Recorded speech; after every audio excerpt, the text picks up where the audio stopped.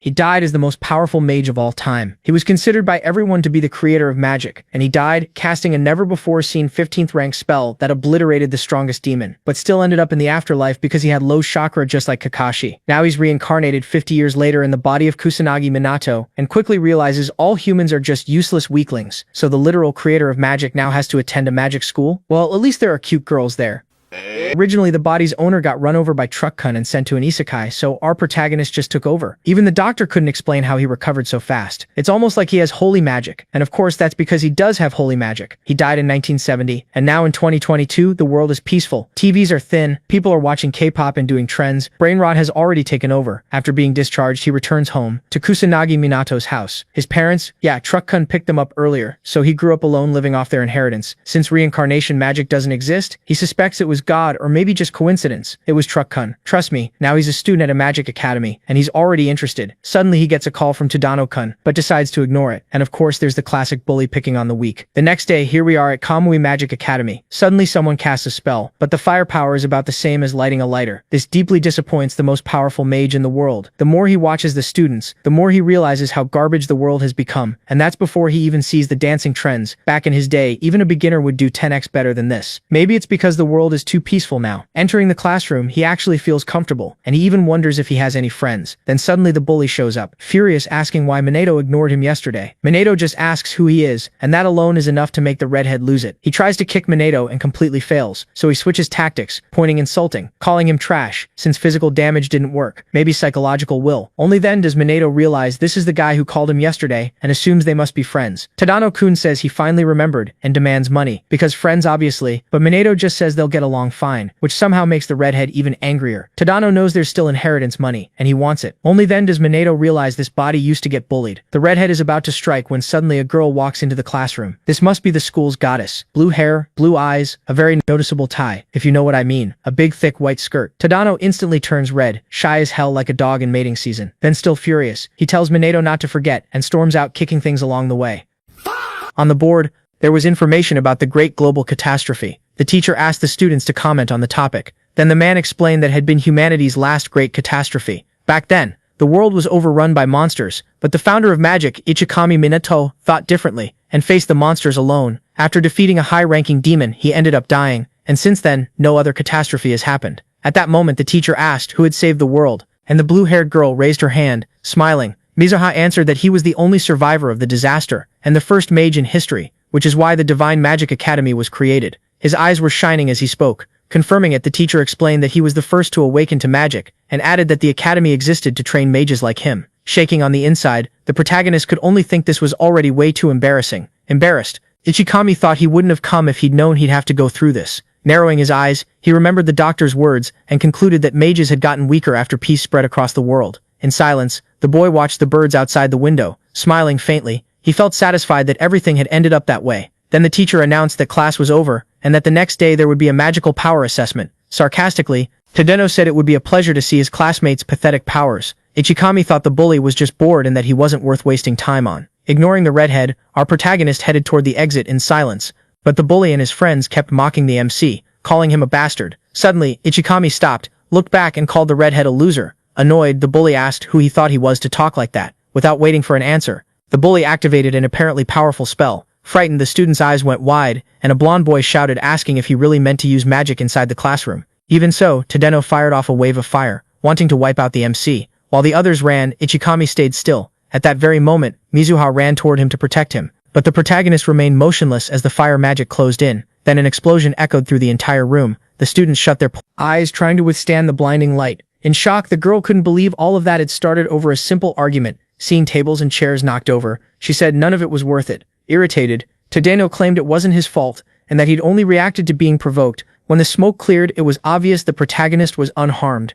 leaving all the students who were there in absolute shock. Then Minato just scratched his head, still trying to understand what had just happened. Tadano's expression cracked in disbelief when he realized his magic hadn't done any damage to the MC. The protagonist thought a first-level attack could be blocked easily, and that he wouldn't even need to use magic. Tadano panicked when he heard the MC say he was only being nice because he was still a kid. With a cold look, Ichikima said that bad people like him needed to be set straight, leaving both the redhead and his goons in shock. Soon, an insane aura suddenly rose up from the protagonist. A flash of light filled the room. Noticing bluish particles in the air, the students realized they couldn't move. Confused, Mika tried to figure out what kind of magic that was. At that moment, the redhead couldn't stop trembling as the protagonist with that terrifying aura walked toward him. Realizing the MC was going to attack him, the bully froze. Saving the redhead, the teacher showed up, asking what that noise had been and who had used magic in the classroom. The protagonist just looked at him. Letting out a deep sigh, he smiled and said nothing had happened there, suggesting someone might have used magic outside.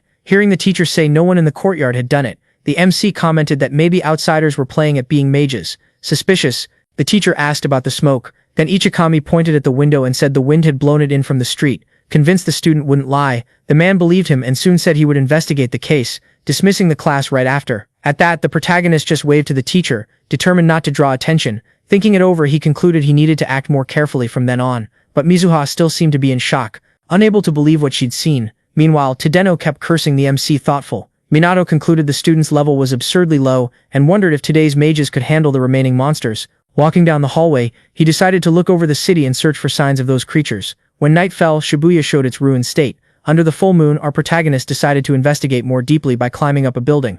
Looking down, he realized how much the old city had changed. Using a magic circle to gain momentum, he sped through the darkness. Even so, the MC didn't feel any supernatural presence and wondered why the police were patrolling the area even with the city in ruins. Soon, the protagonist suddenly sensed a monster approaching. Crouched at the edge of the rooftop, he also felt someone's energy right below. Without hesitating, he used magic to launch himself off the building toward the imminent danger, but he found creatures surrounding a woman who was trembling with fear. Rosnando, the monsters bared their fangs ready to attack, but to the creature's surprise, the protagonist showed up at the scene. Without hesitating, the beast lunged at the boy, but then spikes burst from the ground and pierced the creature's bodies, wiping them all out at once. Minato turned his face back and saw the woman crying. Relieved noticing the badge pinned to her shirt, the MC realized she was a police officer, so he told the girl to be more careful from now on. Embarrassed, she apologized and thanked him. The confused officer watched the stranger vanish right in front of her eyes, wondering who he was and decided he must be an unusual mage. What intrigued her most was realizing he hadn't used any visible spell. At that, the protagonist figured hiding his face had been a great choice, since he still didn't want to draw attention after reincarnating. Keeping calm, he realized the police had gotten so weak they couldn't even handle low-rank monsters. Worried, Minato concluded the mages of that time had lost a lot of strength. Looking up at the sky, he felt happy, realizing that even in that era, people still needed his power. Scanning the city with magic circles, he decided his first step would be to wipe out all the monsters in the area. Later, pointing at a strange device, the teacher announced that there would be a magic power assessment that day. He explained that students needed to measure their energy properly and find out their element, and anyone who wanted to pursue a magic career shouldn't underestimate that. Shocked, the protagonist could hardly believe that machine was needed for something so basic. Minato thought feeling your own power was the foundation of magic. Walking up to the MC, Mizuha asked him to step aside so they could talk. The other students looked surprised when they saw her talking to him. Soon the blue-haired girl introduced herself as the second daughter of an aristocratic family of mages. Confused, the boy asked what that was supposed to mean. Then Mizuha was stunned to realize he didn't know her family led the 4 aristocratic houses of elemental mages. Imagining someone wearing fancy clothes, the young man thought that concept didn't even exist in his time, and that he didn't even know her last name. Noticing Mizuha's blue aura, he concluded her power was way too low for someone from such a famous family. Confused, the girl wondered why the MC didn't seem impressed. Gritting his teeth, Tadano got annoyed seeing an outcast talking to Mizuha. Then Ichikami asked what business a noble lady wanted to discuss. With him closing her eyes and putting a hand to her chest, Mizuha tried to keep up her aristocratic composure. She thought she needed to understand why the protagonist had withstood a magic attack without getting hurt. Already out of patience, she said she wanted to talk about the incident from the day before, but the teacher cut her off, telling them to proceed to the assessment, which made the protagonist smile. Glad he'd gotten out of it, Mizuha only managed a small smile, believing she'd soon understand his power level. Gathering energy in his hand, Tadano declared it was his turn. Then, without hesitating, the redhead touched the big crystal. A flame appeared inside it. The system voice announced his power level was 1000 and his element was fire, and the bully celebrated when he realized he'd improved. Thoughtful, the protagonist concluded the number scale was still the same as 50 years ago. When she was called, Mizuha stepped forward, wrapped in a blue aura. She placed her hand on the crystal. Drops of water started forming inside the crystal. Right after that, the system voice announced her magic power level was 2000 and her element was water, leaving the students and even the teacher in shock. Confident, Tadano commented those were the highest scores of the year, which meant a strong chance of becoming standout mages. At that moment, the blue-haired girl showed up, proud of her result. Then their classmates praised both of them for their power. Stunned, the protagonist could barely believe that such a basic level in his time was considered the highest among everyone. Smiling, Mizuha thought that was the true power of her bloodline. Turning his face away, Ichikami found it hard to look at her smug expression. Hearing his name being called, the MC got worried. As the protagonist walked toward the device, The students exchanged looks and someone commented that he was always among the worst. The redhead added that the kid did well on written tests but came up short in practice. And snickering, Tadano thought his classmate would embarrass himself in front of Mizuha. Curious, the girl wanted to find out fast what the MC's magic level was, thinking there was no way it could beat hers. At that moment, Minato stopped in front of the machine. Tense, he wondered if he should draw attention again or just cheat. Meanwhile, he could feel his classmate's stares. Taking a deep breath, he put his hand on the crystal. In that same instant, a multicolored energy spread all around. With a slight smile, the protagonist decided to let his power out to test whether the device could measure the magic of the great progenitor of magic. In front of them, a ridiculous amount of energy started building up. Right after that, a light shot up and lit up the whole castle. Some students felt that insane pressure. Confused, Mizuha asked what was going on, and her eyes went wide when she saw the numbers changing way too fast. Then a crack appeared in the crystal, and a pillar of light blasted from the castle up into the sky. The device was putting out a crazy amount of energy, and all of a sudden a deafening explosion echoed through the room.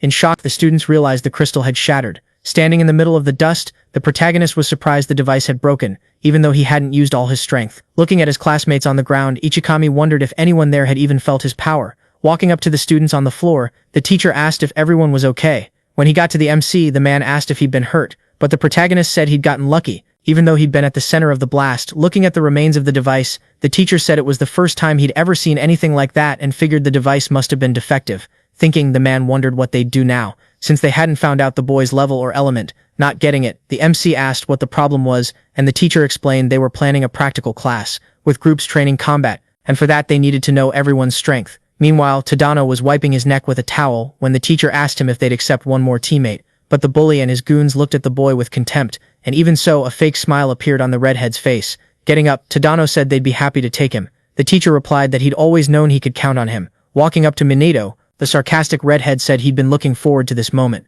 Meanwhile, the old city of Shibuya was still in ruins. Monsters still occupied areas destroyed by the Great Catastrophe. Now abandoned, the region was patrolled by police and mages who wiped out those creatures, and the students would have to help them. According to him, most of the monsters had already been eliminated, so there wasn't much to worry about. Among the other students, the protagonist was surprised to learn the academy held real battles. In silence, he wondered if those students would be able to take down even a single group of monsters, even working together. Looking around, he realized it was the same place he'd been the night before and believed he'd wiped out all the creatures, but he could still feel traces of magic there. There were no signs of a new catastrophe, and even so, those monsters kept showing up, confident. A girl invited her classmate to compete, leaving Minato surprised by the group's recklessness, since the class involved real combat. Letting out a sigh, Mizuha turned and looked at him suspiciously. Then the teacher waved his hand and suggested starting the practical class, asking everyone to work as a team. At that moment, someone called the MC. Meanwhile, the protagonist leaned against the wall of a ruined house with a smug, malicious grin. Tadano said no one was going to interrupt them, saying there'd be no mercy this time. Ichikami just took a deep breath and pulled himself together. Calmly, Minato said that if something bothered him he could just ignore it, but getting irritated, the redhead yelled that no one had given him the floor, furious.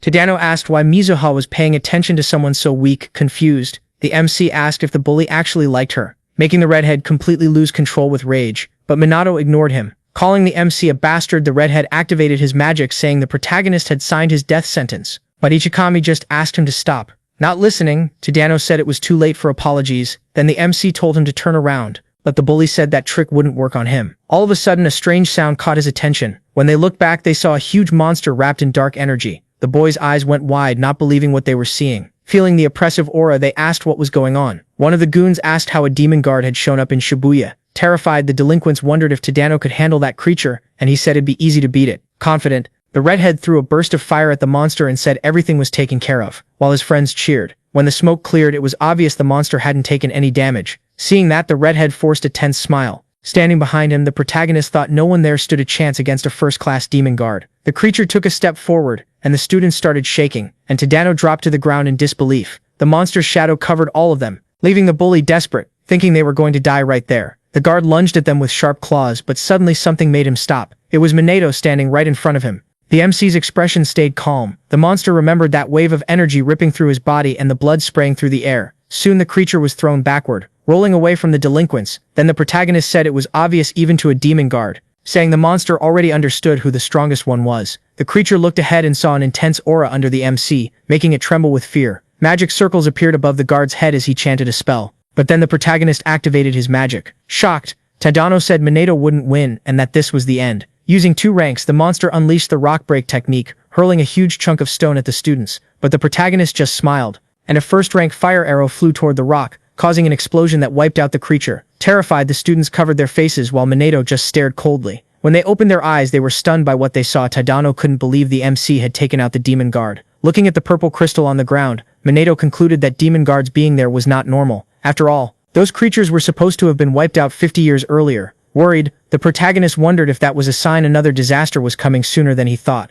Those creatures were attacking ordinary people, so the MC decided that even if a new disaster showed up, he'd do everything he could to save as many people as possible. Meanwhile, the bully, pissed off and eaten up with jealousy, couldn't accept that his classmate had killed the demon guard. At that moment, we see Mizuha was hidden away, watching everything that happened without hesitating. She was the first to use magic, summoning water discs that sliced off the magic beast's legs. Seeing that, her companions were speechless, since they expected exactly that from her. Annoyed, the girl wondered how anyone could be surprised by such a basic level of magic. Even so, she crossed her arms arrogantly, only worried about the civilians and deep down believing she really did have talent. Then we see the group of bullies next to the protagonist. Tadano spread his arms, trying to get attention. Curious, Mizuha waved to her friends and said she needed to step away for a moment. Noticing the bullies moving around the corner, she realized they were messing with her classmate. Determined, she decided she couldn't allow that. When she peeked again, her eyes went wide. Faced with the demon guard, she immediately hid. In that moment, the girl felt her heart start racing. Realizing she couldn't take him on alone, her fingers started trembling. Even so, she rushed forward, determined to help as a member of an aristocratic family. Holding her hand out in front, she told her classmates to run. Then a wave of fire swept past her, making her cover her face right after, because of a huge explosion. But all she could see was fire. That's when she realized the one who cast that magic was the protagonist. Confused, Mizuha tried to understand what had just happened. Remembering how he used to walk around with his head down and seeing how confident he was now, she thought he looked like a different person. Noticing his serious expression, she realized he hadn't even chanted a spell and still beat a first-class demon guard. A monster's level is defined by how many crystals it has, which also determines its rank in the hierarchy. Demons are organized in a clearly defined hierarchy. At the bottom are the magic beasts, which have a single crystal on their forehead. Above them are the magic guardians, identified by an extra crystal in their chest. Next come the demons that carry one crystal in their chest and two on their shoulders. Right after that come the supreme demons, who have 4 crystals across their bodies. On the next level are those who have 5 stones, and at the absolute top of the hierarchy is the demon god, who had 6 crystals. Each creature has a fixed number of active levels, and that should be basic knowledge for any modern mage. Watching from the corner, Mizuha thought that to defeat a demon guard you'd need at least the 3rd level. But then she sees Minato walking toward the beast, and the guy says she's got a weird hobby, peeking out with her hand braced on the wall. Mizuha asked how he'd figured it out. Then the MC said it'd be weird if a mage didn't notice. For a moment the two of them just stared at each other in silence. Closing his eyes, Minato asked if she couldn't feel the magical power, leaving the girl in shock. Chasing after him, Mizuha told him to stop and demanded an explanation. Next we see Minato on top of a building. Relieved he managed to ditch the girl, looking around he decided to check if there were any monsters nearby. Soon 5 sources of dark energy popped up in his senses. There were no demon guards, but plenty of magical beasts were still in the area. Sizing things up, Minato doubted the students could handle it, even considering Tadano's level. Determined to cut down the threat near Shibuya Station, he cast his magic and second-level projectiles spread across the city. When they felt that massive amount of energy in action, the students were stunned. Surrounded by the magical beasts, they quickly realized they couldn't take on that many enemies at once. In the middle of the chaos, a monster attacked a girl, but it was instantly killed by a wave of energy that appeared before it could hurt her. As the projectiles hit different spots, Minato figured everything was under control. The creatures started dropping one after another, taking the pressure off the students. Watching the outcome, the protagonist realized he'd overdone it, and that almost all the monsters had been wiped out. In the end, he admitted he should have held back more, since it was only supposed to be a lesson. Right after that, the guy rose above the city, and looking around confirmed there was no one nearby. Then he landed in an alley, next to the corpse of a magical beast, thinking he didn't need to hide that much power, but drawing attention would only bring trouble. A little later, the teacher and the students examined the dead monster, and the man stood up, surprised to notice there was still a huge pack there.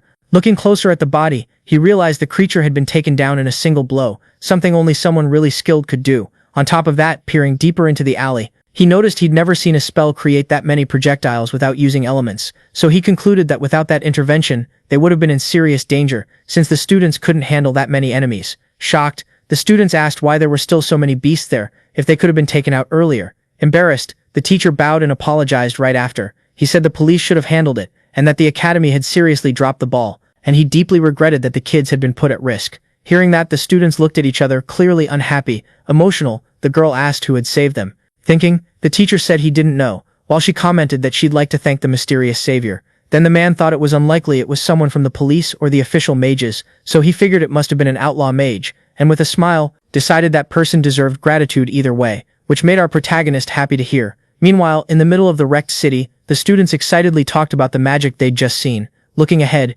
Minato realized no one had gotten hurt. Tadano, though, was seething with rage. Even so, the MC felt relieved seeing that even the bully and his goons hadn't been hurt. Meanwhile, a suspicious Mizuha remembered that her classmate had beaten a first-class demon guard. Remembering her own shocked expression, she wondered if that absurd amount of magic had come from him too. Then, recalling the moment she stared up at the sky in disbelief, she concluded no one could use fire magic and non-elemental magic at the same time. After all, no student could have both types, so Mizuha decided that couldn't be true. In her mind, the non-elemental magic could only have come from someone else. Even so, watching her classmate, the girl kept wondering who he was to defeat a demon guard. At that moment, the blonde boy suggested those laser-like beams had been the protagonist's doing too. Tadano shot back, saying that was impossible, and the student protested, reminding him that the class outcast had just beaten a demon guard. Annoyed, the bully told his classmate to shut up and said he'd finish him if he didn't listen. Sure, something was off. The redhead insisted that no one that quiet could be that strong and accused the MC of hiding something. Meanwhile, the goons were weirded out by the bully's explosive reaction. Consumed by rage, Tadano declared the protagonist was cheating and promised to expose him. After class, Ichikami was walking through the city when he was surrounded by academy students. Then the redhead showed up, blocking every way out, and started taunting him. Keeping calm, the protagonist suggested they should be training magic instead of wasting time there. That answer only made the bully even more irritated, and he went back to accusing him of lying. Realizing arguing wouldn't help, the protagonist tried to leave, but Tadano stopped him and commented that at least he hadn't run away. Then the MC replied that he had no reason to run. Then the redhead said he couldn't act like he was invincible and lunged at the main guy, who just stood there watching without using magic. The group attacked him too. Sure, the MC wouldn't be able to react, but their attacks weren't doing anything to the kid, because a magic barrier activated on its own to protect him, while the attackers thought he was already finished, before the violence could keep going. Mizuha stepped in and made it clear that this was bullying. She questioned the attitude of students from a magic academy and suggested they leave after arguing with the bully about his behavior. She grabbed the MC's hand and led him away, leaving Tadano stunned when he saw the two of them walking off together. Even so, the bully went back to blaming the guy for everything. Driven by desperation, the redhead decided to use magic outside of school, determined to get rid of Minato, leaving the girl panicking at the attacker's reaction. Soon Tadano and his goons recklessly attacked the MC, who just stared without reacting while his friend ran toward him, trying to protect him, but it was too late, and they were quickly swallowed by the flames. But to everyone's surprise, the girl wasn't hit. Convinced he'd managed to take out the MC, the redhead said that even he wouldn't be able to withstand that much firepower. But with everyone in shock in the middle of the smoke, the protagonist said he'd ignored it all because it was childish. However, he said things had gone too far, and that only discipline could fix that kind of behavior. Finally, he said it was time for punishment. Hearing that, Tadano couldn't believe it when he realized he was still alive. Right after that, Minato said the redhead had put not only him, but the girl too, in danger. Furious, the bully yelled that it was their fault, because they never should have looked down on him. With another reckless burst, Tadano activated his magic and shouted that he'd keep attacking until the protagonist was eliminated. In response, the MC just raised his index finger. At that, a small magic circle appeared in front of him. Then the delinquents started laughing, mocking how small the spell was and asking if he was serious. Certain of it, they shouted that this time Minato would really die, and fired waves of flame at him. But calmly, the MC just activated a magic drain from the small circle at the tip of his finger. Long vines sprang out and shot forward fast. In seconds, the branches wrapped around the delinquents, who looked confused and suddenly couldn't feel their legs. Right after that, the circle and the vines glowed, making the boys drop unconscious to the ground. By draining only a small amount of magic, the protagonist restrained Tadano and hoped it would teach the bullies a lesson. Mizuha's eyes went wide, trying to figure out what kind of magic that was, and why everyone had passed out. When Minato got ready to leave, the girl stood up and asked him to wait. Curious, she wanted to know what kind of magic he'd used. She asked what exactly the spell did, and whether the MC had already mastered magic before that day. Finally, she asked who the protagonist really was. The boy looked away, thinking about how complicated it would be to explain all that, but Minato only replied that she should have asked a different question. Making the girl feel awkward, she thanked him for saving her, but she insisted he answer her. But when she realized the boy had vanished, she got annoyed, wondering where he'd gone. Night had already fallen, and the full moon lit up the old city of Shibuya. Minato appeared floating inside a magic circle, and once he steadied himself, quickly realized something was wrong. The magic beasts and the demon guard that had been defeated before were there again, like they'd come back. Minato realized that even though he could act alone in Shibuya, the threat was spreading through the city beyond the police's control. Remembering the policewoman shaking in front of Tadano's summon reinforced his impression that the current generation of mages was really weak. That's when he accepted an uncomfortable truth. He wouldn't be able to defeat all the demons in Japan by himself. he needed to act with urgency and strategy, so the MC decided to clear the areas little by little, avoiding drawing attention. Minato heard a man casually remark that he'd drunk too much that day, not noticing the danger creeping up behind him. Before the creature could attack, the protagonist stepped in, knocking the monster away and disappearing right after. The man, scared and confused, ended up convincing himself it had all just been his imagination. Watching from a distance, Minato confirmed the civilian hadn't noticed anything. Satisfied, he used his magic to keep going, but at that moment, someone was recording everything on a phone. Smiling, the blonde guy thought he'd made the perfect video to blow up online. On the screen, the recording preview appeared along with an impressed comment. The next day, the students were standing in front of the principal's desk, worried and irritated. The teacher said he'd received reports about magic being used outside the school, and if it was true, it couldn't be ignored. Among the students, the protagonist and Mizuha stayed calm, and both were asked to explain what had really happened. Furious, the redhead immediately pointed at the MC, accusing him and claiming he hadn't used magic, saying Minato had started the fight, leaving the protagonist shocked, not understanding how someone could lie so easily. Watching the teacher and the principal waiting for an explanation, the MC realized he wouldn't be able to stay silent. But before he could speak, someone said it was all a lie, leaving everyone in shock. Overcome with anger, Mizuha shouted that the bully and his friends had intimidated the MC and used magic first. Curious, the teacher asked if that meant Minato had fought using magic too. The student said it was self-defense and that her friend hadn't done anything wrong, leaving our protagonist stunned by what his new friend was saying. Tadano tried to protest, but the girl cut him off and told him to be quiet. Furious, Mizuha said the provocation made no sense and asked the bully if he wasn't ashamed to blame an innocent person. Then the redhead snapped back, saying the MC didn't fit the academy's standards and should be expelled. Right after that, she shot back firmly, saying the one who didn't belong there was him. The guy bragged about having the best results in the course and said no one but him would be able to face her. When he pushed the argument further,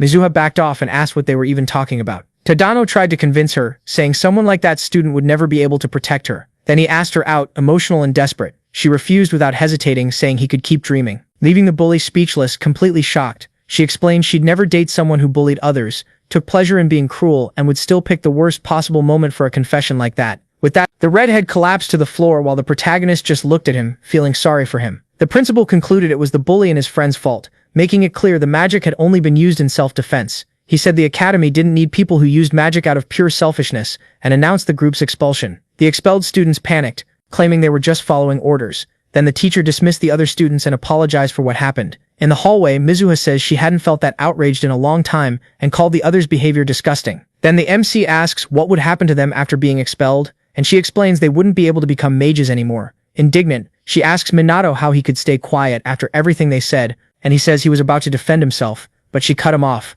leaving the girl confused. Remembering other times he'd gotten Mizuha's help, he realizes she'd always been by his side when he needed it. Without thinking too much, the MC compliments her, which makes her visibly embarrassed before she asks him to never say something like that again. Alone, the protagonist reflects on his reincarnation into the body of a dead boy and wonders if it was all caused by bullying or just an accident. In the end, he accepts he'll never know the truth but believes the people responsible have already paid for what they did. Later, the academy administration discusses an incident involving magic off campus and confirms no one was hurt. It turns out Mizuha was involved, but it's handled calmly, since her father still plans to invest in the academy. Among the students, the rumors only grow, and many talk about Ichikami's insane strength. Some even doubt whether he might be stronger than veteran mages. Because of that, a decision is made to find out what the MC's real power level is. Meanwhile, Ichikami thinks about how long that apparent peace in the world is going to last. The students watch a weird video of a hooded mage, but he doesn't pay it much attention. Minato is called by the teacher, sparking everyone else's curiosity. Soon after, the teacher announces a new magic evaluation for those who had failed before. Curious, Mizuha believes that this time she'll find out what the MC is capable of. Soon all the students are shocked when they see something. It was Ruka who showed up to watch the test up close, making it clear she wants to judge Ichikami with her own eyes, making Mizuha even more curious about her presence. Afraid of repeating the previous disaster, Minato decides to control his mana extremely carefully when he touches the crystal. But the numbers rise quickly, and he stops at just the right moment. After getting what he wanted, the teacher walks up to him and asks if he's okay, so the guy says he's going to announce the results, and declares the evaluation a success, even though he reveals that Ichikami has no magical elements, leaving Mizuha and the others in disbelief. And when they announce the MC's mana is only 100, the students start making comments about him being the weakest one there. At that moment, Ryujin wonders if that was the same guy they said had beaten up several delinquents all by himself. Disappointed, Ruka tells the guy they should leave, saying she didn't find what she was looking for. Meanwhile, two students keep mocking the MC for being the weakest one there. Then the teacher tries to encourage Minato, saying he shouldn't worry because how much magical power someone has doesn't mean everything. Still, Mizuha finds the result weird, because she knows his real strength is way higher than that. Ichikami pretends to be exhausted, but inside he's happy he hid his true power and got exactly the result he planned. While fixing his uniform, Minato thought controlling his own power was way more tiring than it looked. After walking a bit alongside Mizuha, the boy asked why she was in the evaluation area. Before she could answer, someone blocked their path and told them to stop. It was Ruka and Ryujin. With little patience, Minato asked who they were. Ruka stepped forward and introduced herself, followed by Ryujin. With the same lack of interest, Minato asked what they wanted. Then the girl walked up and said she had zero interest in him. Hearing that, Mizuha flinched. Then Ruka turns to her little sister and asks if she really couldn't handle criminals on her own. With no answer, she said she'd also heard Mizuha was saved by a young guy with only 100 points of strength. Wardly Mizuha confirmed the information was true.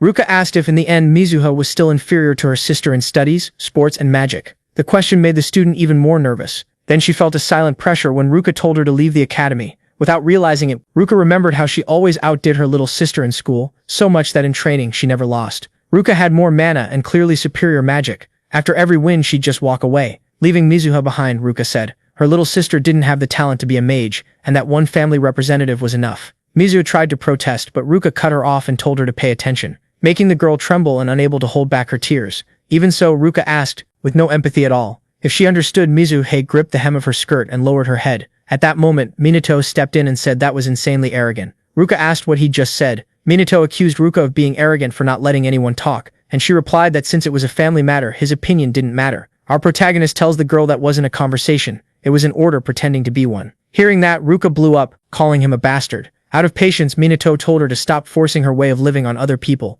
The MC says there was no basis for that, and Ruka replied that Mizuha had no talent and had never managed to beat her. Suffering in silence, the little sister ended up agreeing. She remembered when she used to say, full of confidence, that she was talented. Back then, she believed she had everything she needed. Now, Mizuha could only lower her head and cry because she'd never surpassed her sister. Suddenly, Minato says his friend would win. The girl reacted in surprise, not understanding what she'd just heard. Confused, Ruka asks the MC if he's saying his sister would beat her. Confident, Minato tells the girl that maybe it wouldn't be there or now, but it would happen in the future. Then Ruka suggested a duel 2 weeks from then. Smiling, Minato asked if it would be a 2-on-2 magic fight. All smug, Ruka asks the protagonist if he's going to run away after talking so much crap. Playing along, the MC says he'll be there for the duel. Minato stood his ground and said he was ready to fight, and after that he asked Mizuha what she would do. Leaving the girl clearly nervous, Mizuha hesitated for a moment, and suddenly shouted that she'd take part. Happy, Minato says then it was all decided. Then the MC said that if they won, Ruka shouldn't meddle in other people's lives anymore. But mocking him, Ruka replied that if she won, her little sister would leave the academy. Soon she and Ryujin leave the place.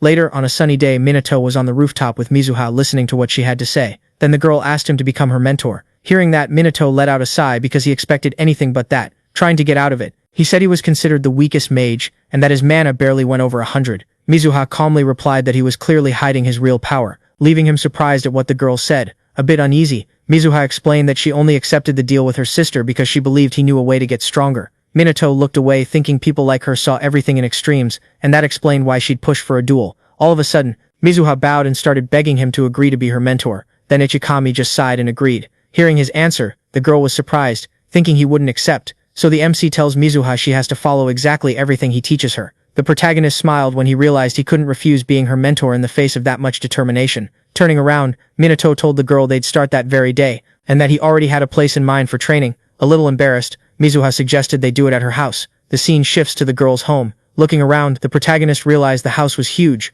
While warming up, Mizuha thought it was the first time she'd brought a boy there. Right after that, the girl quickly turned her face away, trying to convince herself there was nothing weird about it. Then Minato stopped looking around and said it was time to start, calling her Yuika. Confused, Mizuha asked why he was calling her by her name. A bit puzzled, he explained that since everyone in the family had the same last name, he preferred to call her that. Hearing that, Mizuha looked down, and even though the protagonist suggested calling her something else, she refused right away. So he smiled and decided to start the training. The MC stepped closer and asked Mizuha to explain what magical power was, and she answered that it was the inner energy used to manipulate magic. After hearing the girl's explanation, Mizuha asked if intent could increase magical power. Still smiling, Mizuha said that was impossible, since the limit was set at birth and stopped growing with age. When she finished, she asked with a bit of pride if her explanation hadn't been perfect. Indifferently, Mizuha replied that all of that was wrong. Then Mizuha, almost in tears, asked how that could be possible. At that moment, the protagonist thought he couldn't believe the level of ignorance modern mages had. He explained to Mizuha that magical power also existed in nature, and that besides spells, intent could increase mana. Shocked, the girl started yelling, saying that couldn't be true.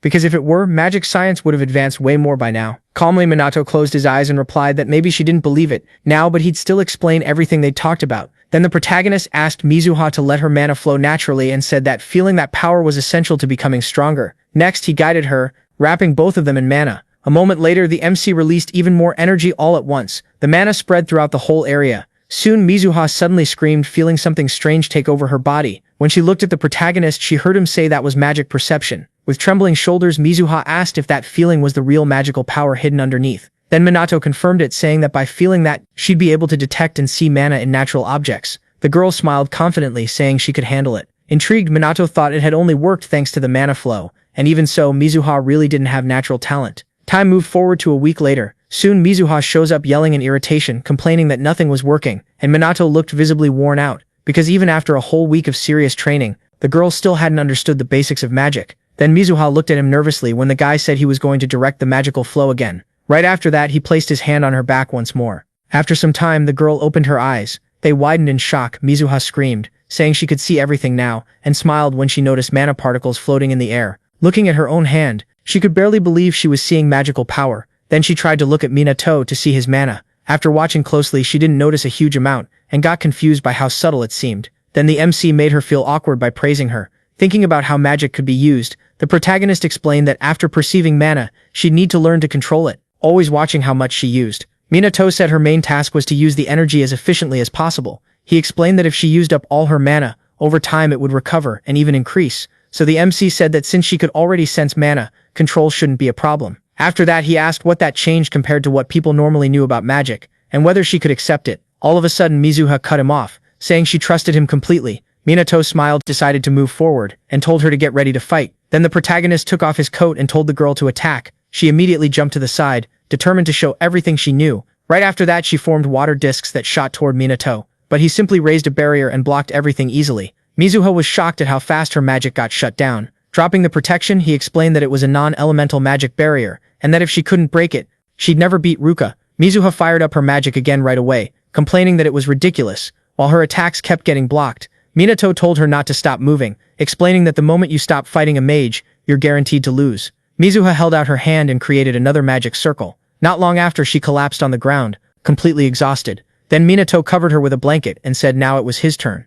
Then the protagonist explained that if she learned to control mana, she wouldn't need to chant spells. Next, he created fire magic and showed how Mizuha herself used magic. Right after that, he repeated the same spell, but his way Mizuha watched and assumed his mana was dispersing. Then the MC confirmed it and explained that once you master control, you can use magic without spells, leaving the girl totally stunned by that. So the protagonist suggested she shorten her spells, and explained that once she mastered mana control, she could ditch them completely. Mizuha looked thoughtful, and asked if that would really make her stronger. He turned right away and said yes, that's exactly how it works, adding that they should start by freaking her out. Then Minato held out his hand and told her to act like she was on the verge of death, leaving the girl panicking when she saw the state he was in.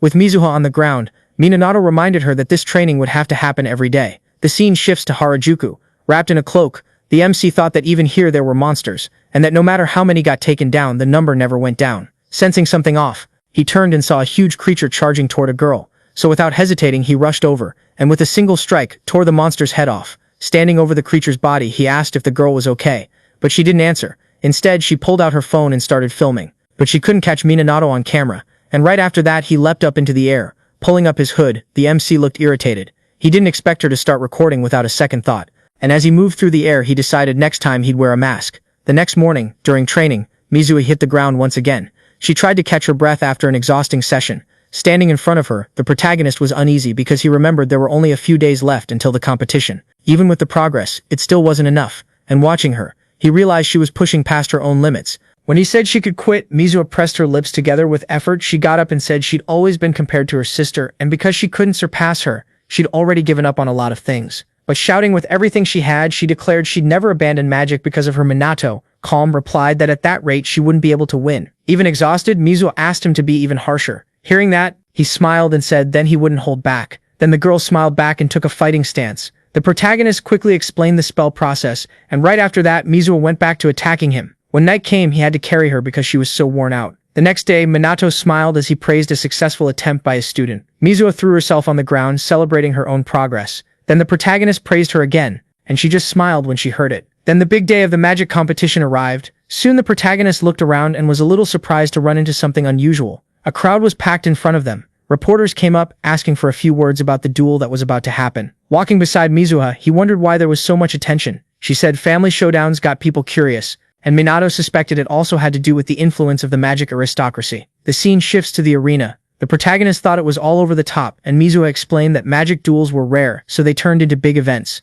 Hearing that, he just shot her an indignant look. When their names were called, Mizuha jumped up and then started trembling with nerves. The protagonist just smiled and told her to do her best. Surprised by his words, the girl stared at him and then smiled. Then Mizuha walked confidently to the arena. As she moved forward, she thought Minato was amazing. Soon, she was face to face with her sister Ruka. Slightly irritated, looked surprised to see the younger one hadn't run away. Mizuha frowned as she faced her opponent. Keeping calm, Ruka asked if she really thought she could win. After that, she crossed her arms, waiting for an answer. Then Mizuha got annoyed and said with conviction that she was sure she'd win. But Ruka answered with nothing but a sarcastic smile. Sensing her sister's strength, Mizuha tensed up. Even scared of the gap in power, she smiled and decided not to back down. Soon they announced the start of the magic duel. As soon as the fight began, both of them got ready. Mizuha stepped back and formed a magic circle. Ruka moved too, starting to chant a spell. Watching the fight, Minato thought Ruka had even the simplest tactics down, while Mizuha had gotten carried away and forgotten them. Then the two of them pointed their magic circles at each other. Mizuha quickly fired a water disc, and Ruka answered with the same spell. The attacks collided. Kicking off the clash, Mizuha defended against the attack, and was surprised to realize she'd managed to match the magical power, something she hadn't expected to pull off right then. Ruka, visibly irritated, told her sister that compared to what had happened before, this could be considered a success. Unexpectedly, Mizuha got fired up by that and couldn't hide her happiness. Noticing her reaction, Ruka arrogantly asked what she was so pleased about. Then she said it wasn't a compliment, just a comparison. As she went back to shaping magic, she decided to raise the level of her attack, and Mizuha immediately responded, forming the same kind of spell. A moment later, Ruka released a second-level water blast. The droplets shot forward at high speed, hit Mizuha head-on, and forced her to defend at her limit. But unfortunately, she got thrown out of the arena right at the MC's feet. Watching her lying there, he thought that if this were a contest of spell reading, Mizuha would have won, but in raw power the opponent was clearly superior. Walking up to the edge of the arena, Ruka called Minato insensitive, saying he hadn't even helped the girl. Then the protagonist replied, there was no need to interfere, leaving the girl confused. Mizuha, shaking all over, started to get up with difficulty. Ruka, worried, called her an idiot, and reminded her she'd just been hit by second-level magic. Confident, Mizuha lifted her gaze and said she wouldn't lose to her. Then she held out her hand and shouted that she could fail at anything else, because all she had was magic, but in that she wouldn't give in, and she formed a magic circle, while reciting an unbelievably short spell. Ruko did the same, again using second-level magic. The two forces started colliding in the center of the arena. Mizuha's body wouldn't stop trembling, but she had no intention of giving up. Even so, not even her willpower was enough to keep her from collapsing to the ground. Not long after, with all her arrogance, Ruko was declared the winner, while Mizuha stayed on the ground trembling, fully aware of her own defeat. Seeing her like that, Minato concluded that this competition depended on the amount of magic used along with how well you coordinated that power, and that was what decided the result. Next, the MC got irritated when he heard Ruka say that now it was clear Mizuha had no talent. The guy started to stand up, agreeing with those words. Mizuha felt her heart tighten when he said she was clumsy, didn't understand the essence very well, and had performed badly. But then he smiled and added that on the other hand she had perseverance. That shocked her deeply as she stayed sitting on the ground, standing in front of Ruka. The protagonist said that despite the loss, he liked people like Mizuha. With a smile on his face, the MC announced that to everyone around. The girl started crying and began trembling again when she heard those words. Then Minato declared that Mizuha was his student and that he wouldn't let anyone talk badly about her. After that, the girl started crying even harder. Ruka, irritated, said it was a huge honor for someone whose magical power barely even reached 100. Minato got serious and said that Mage would be the one to defeat her. With contempt in her eyes, Ruka replied that this wasn't the first time he talked arrogantly and said she wouldn't be his opponent. Suddenly, Ryujin shows up with a big grin when he realizes it's finally his turn. As he left the field, Ruka told him to end it as fast as possible. Meanwhile, the protagonist was carrying his student in his arms. After sitting her down in the stands, he turned to the arena and, smiling, asked her to watch the fight closely. Mizuha answered, confused, and right after that she noticed the wound on her hand was gone. Along with the pain and the bruises, Minato stepped into the arena, determined to hold back his own power so he wouldn't look like too much to everyone else.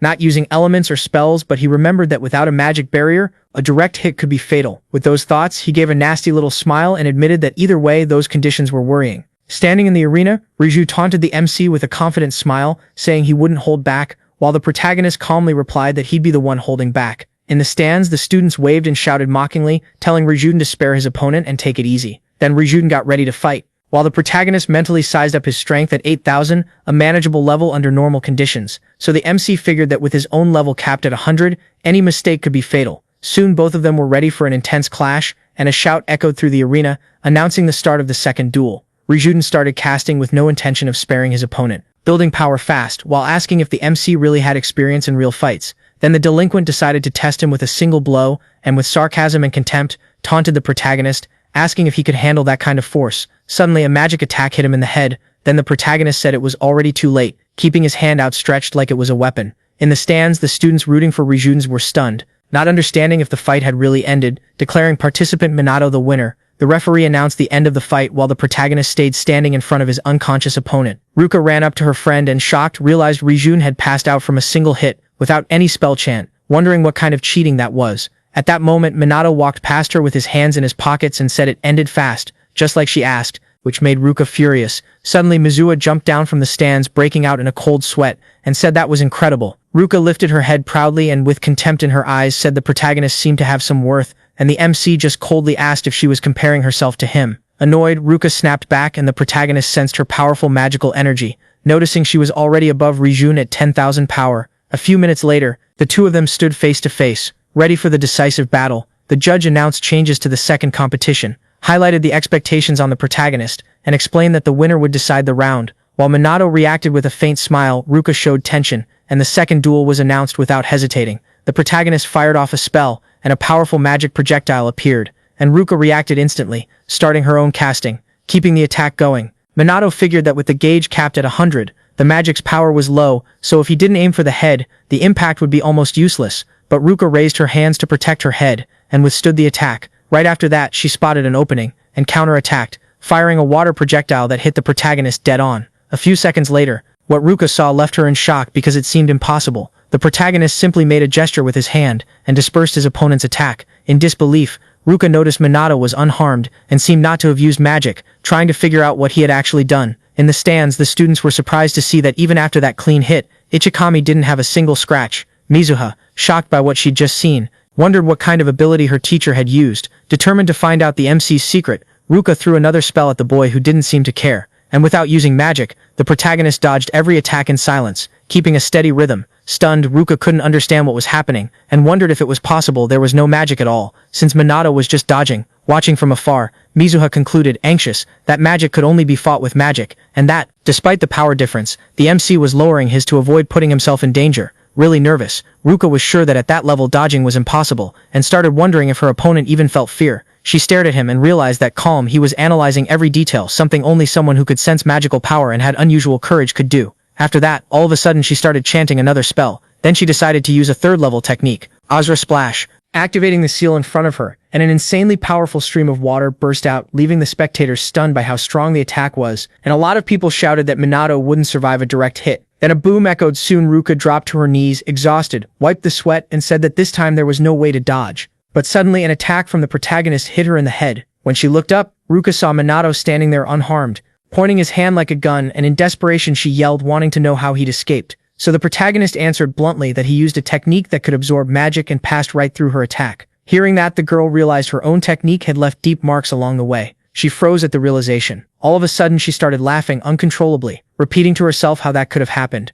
A few minutes later, she calmly admitted that it had been a total defeat. Right after that, the judge announced the victory of contestant Kusanagi Minato. At that moment, the protagonist turned around and saw his student running toward him. With a genuine smile, the MC said they'd won, and Mizuha just answered with a soft smile. Moved, Ruka stood up, promised she wouldn't interfere anymore, and made it clear the protagonist was free to do what he wanted, surprising Mizuha with her attitude. Minato didn't answer right away and just sighed. He casually said Mizuha's injuries were minor, saying Ruka had held back, which made her deny it angrily. Clearly annoyed, Minato said his student had gotten stronger in just 2 weeks, and asked if it wasn't time for her to stop being so overprotective. Hearing that, Mizuha clenched her fist and said she'd get even stronger, strong enough that her sister wouldn't have to worry anymore. Given everything, Ruka said she believed in her little sister. Happy with the results, the protagonist just watched as the two of them made up. All of a sudden, the MC felt a terrible, overwhelmingly powerful presence. A strange magic manifested, making everyone realize something was wrong. Then a cold drop of sweat ran down Minato's face at that feeling. Drawing everyone's attention to the phenomenon in the sky, the protagonist concluded in his thoughts that this was a disaster.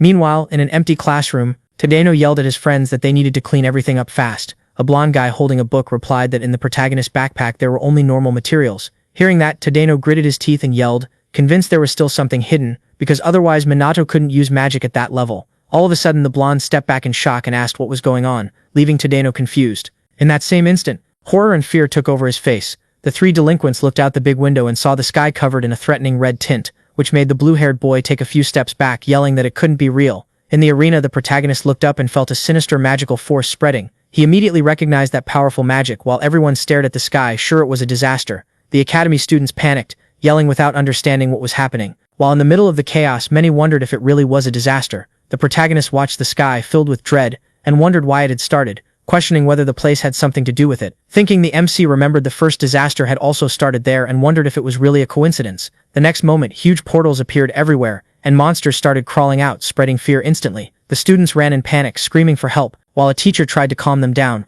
All of a sudden, a bright light appeared, and soon we see it was coming from the protagonist's magic power, and he managed to protect some of the students. A green magic seal appeared in front of his mouth, and the MC shouted for everyone to calm down. The students were in shock watching Minato. Calmly he explained that at the start of the disaster only small monsters would appear, and that everything would be fine if everyone acted carefully. The MC ordered an evacuation to the gym, warning that splitting up or being alone was dangerous, and pointed at the sisters, saying they should take shelter too, and Mizuha asked what her mentor would do. Minato replied that he was going to rescue anyone still in the building, and the shocked teacher asked if he was really going alone, calling it reckless. Ryujin jumped into the conversation and said he'd help too, saying that if it was like the protagonist had explained, there wouldn't be any problems, while the teacher stayed worked up. After hesitating, the man let Ryujin go, and the boy teased Minato by asking if he planned to die, but the protagonist just gestured that he didn't care. Then he walked up to his student and smiling said he'd be back soon, while Mizuha stared at him and told him to be careful. Suddenly, Ryujin shot forward yelling that he'd go first. Confident, he thought running 100 meters in 10 seconds would be easy, and wondered if the protagonist could keep up with him, but when he looked to the side he was shocked to see Minato running right next to him, with magic seals activated on his feet. Then the protagonist looked at him and said he'd go first. Next, Ryujin remarked that his classmate's speed was impressive. At that moment he sped up and shouted that nothing was decided, saying he wanted to see the protagonist's real strength while they saved everyone. Minato looked at the school building and sensed dozens of magical power signatures, figuring there might be people without magic in there. Right. After that he jumped up to rooftop level and noticing an open window saw magical beasts pinning students down in the hallway and in the classroom. Without hesitating, Minato flew in through the opening. Once inside, Minato unleashed magic and kept fighting the monsters without stopping. The students panicked. The protagonist decided to push deeper into the building, and soon a monster tried to attack him from behind. But Minato coldly just raised his hand, activated a magic seal on his back, and erased the creature without hesitation. A few minutes later, Ryujin ran up to the place shouting and asking how things were going. When he entered the room, he saw the protagonist standing in the middle, hands on his hips, surrounded by the bodies of the defeated monsters.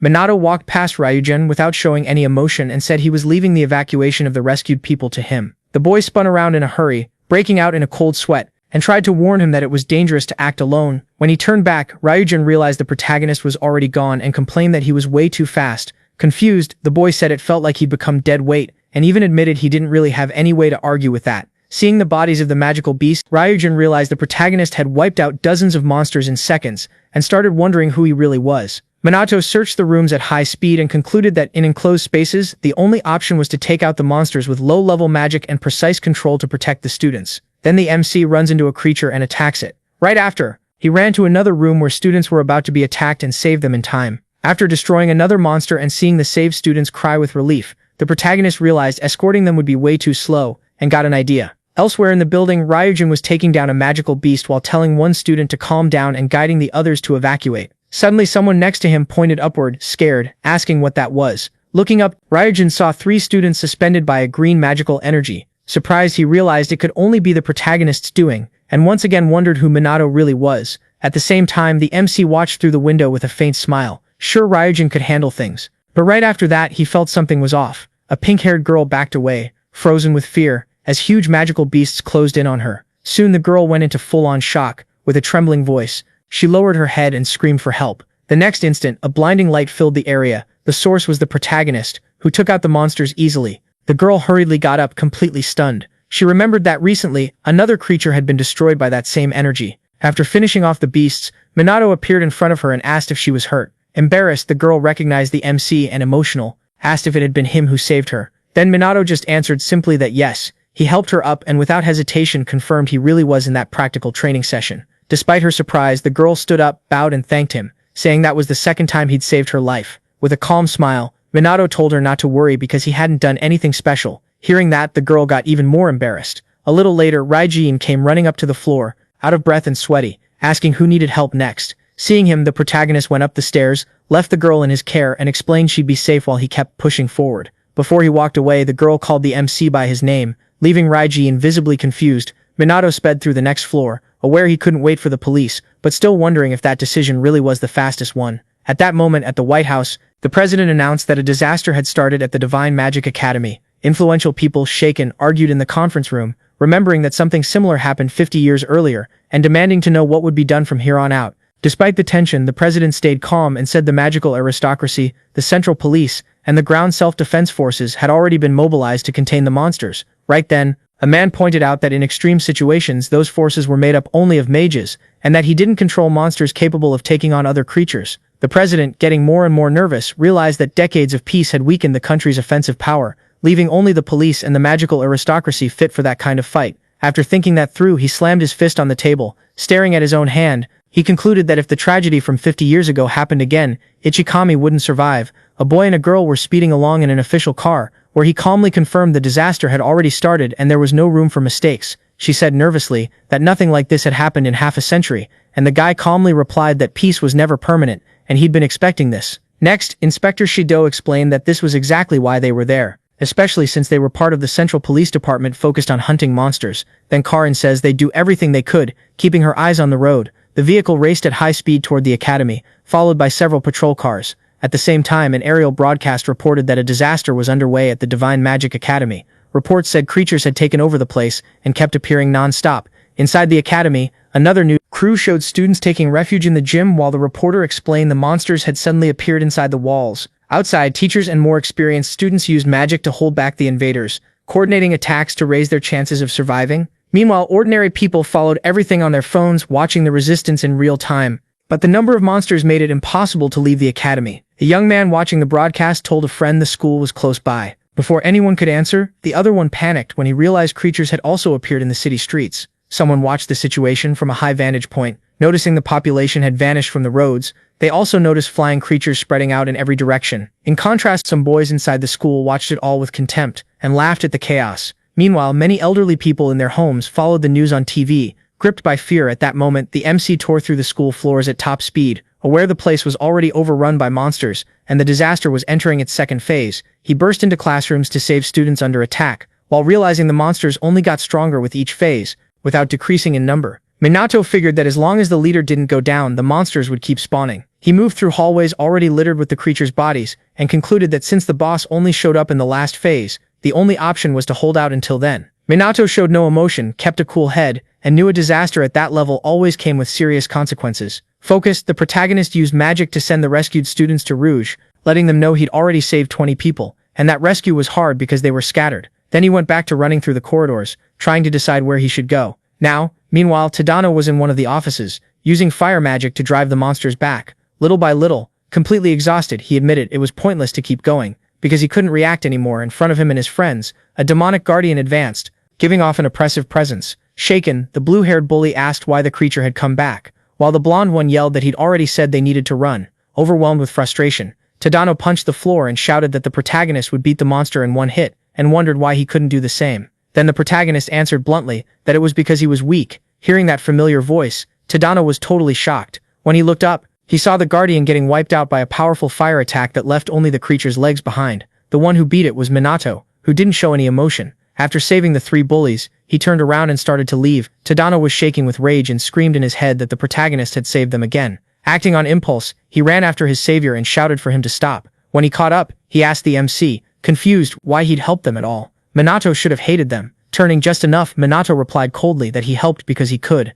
Nothing more than that. Hearing the answer, Tadano started trembling, lowered his head and barely holding it together, asked if that really was the only reason. All of a sudden the bully lost control and yelled for the protagonist to stop pretending. Full of hate, the redhead accused Minato of being mediocre and barely able to use magic, and after a brief pause, asked when the MC had gotten so strong. After another short silence, the protagonist glanced to the side and said that Kusanagi Minato had died in a car accident and been reborn with another guy's soul. Hearing that, Tadano shouted that if death really made someone stronger, then he should be superior, not useless like Minato. At that moment, the protagonist cut the bully off, stepped closer, and asked if the redhead really thought he was strong. He also said that a sense of superiority fools you easily and makes you think you're strong, and staring the bully down made it clear Tadano wasn't even considering fighting him right then. The MC finished by saying that this sense of superiority fools you and makes you think you're strong, and staring the bully down made it clear Tadano wasn't even thinking about fighting him. After that, he walked past the redhead and kept going, ignoring him. In shock, the bully collapsed. Out of control, he admitted to himself that he knew what he'd been running from, and recognized that his strength had barely improved since middle school. Then Tadano remembered how he and his two friends bullied other students and admitted he only did it to vent his own frustration.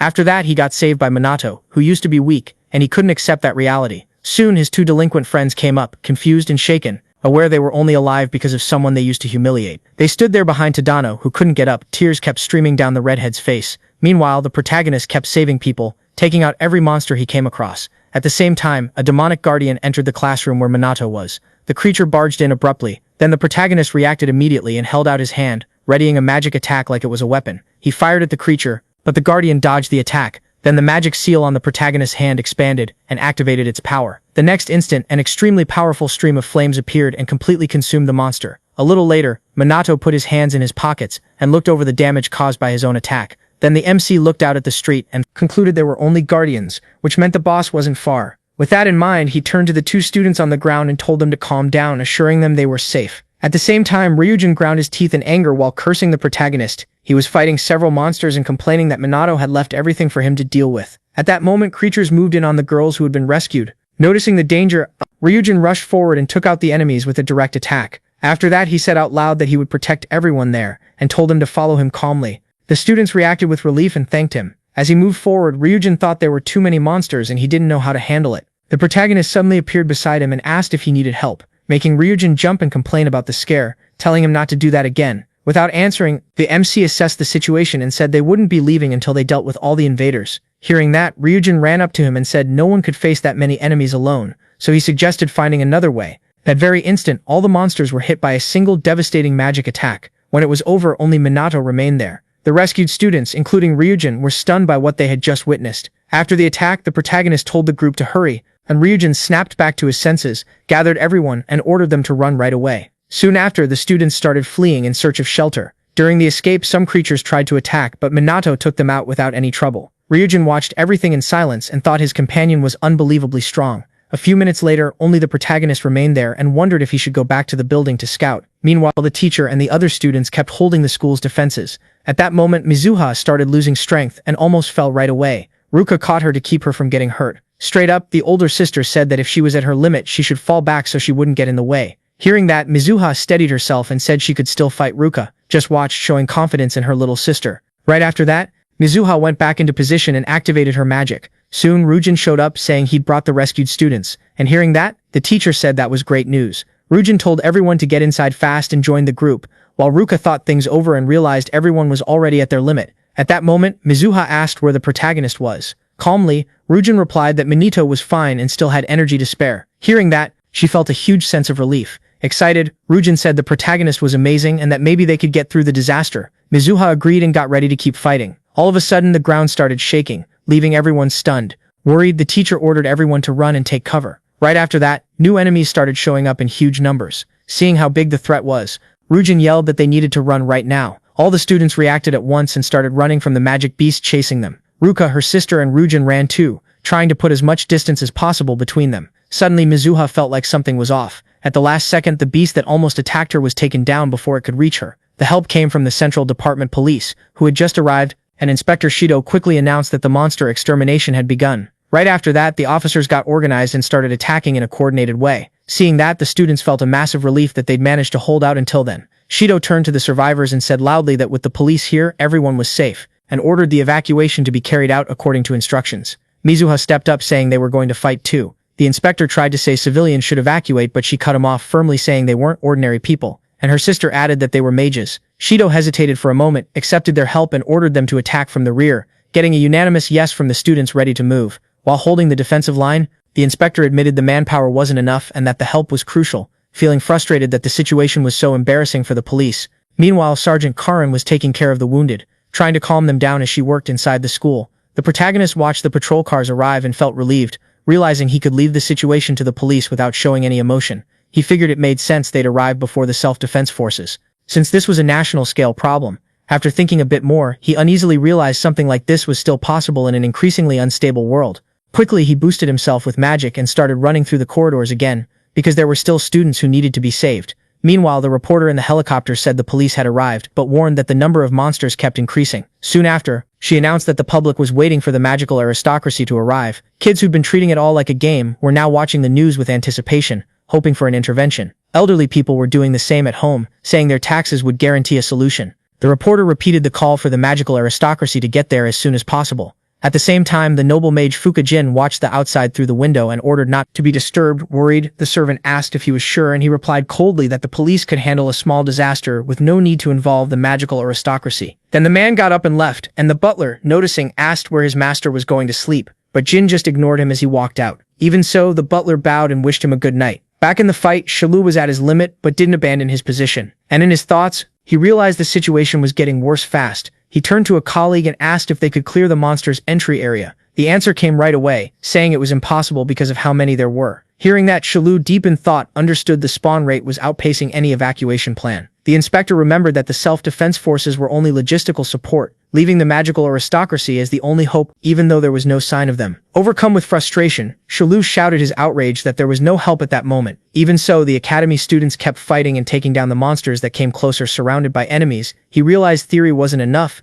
and started wondering if everyone would hold out when the boss finally showed up. The hordes pushed forward with the clear intent to destroy everything, when a beam of magical energy struck the ground from the sky. Right after that, an overwhelming presence spread out, announcing the arrival of the demon boss. The impact was immediate, and Shalu felt fear take over as sweat poured down uncontrollably. In his thoughts, the inspector wondered if that creature really was the boss. Ruka could feel how heavy things had gotten too, and she knew this was a rare kind of enemy, something only the magical aristocracy could really handle. Mizuhi, on the other hand, was shaking when she realized they'd need high-level spells, something nobody there could pull off. Then the leader charged in without hesitating and fired off several spells at once, all aimed straight at the group. Mizuhi realized the danger way too late and froze. At the last second, Ruka stepped in front of her sister and tried to block the attack with water magic. It softened part of the impact, but it wasn't enough. Without thinking twice, she shielded her little sister with her own body. The blast hit Ruka, and she screamed in pain as she went down. When Mizuhi managed to look again, she saw her sister was badly hurt and panicked, even weak.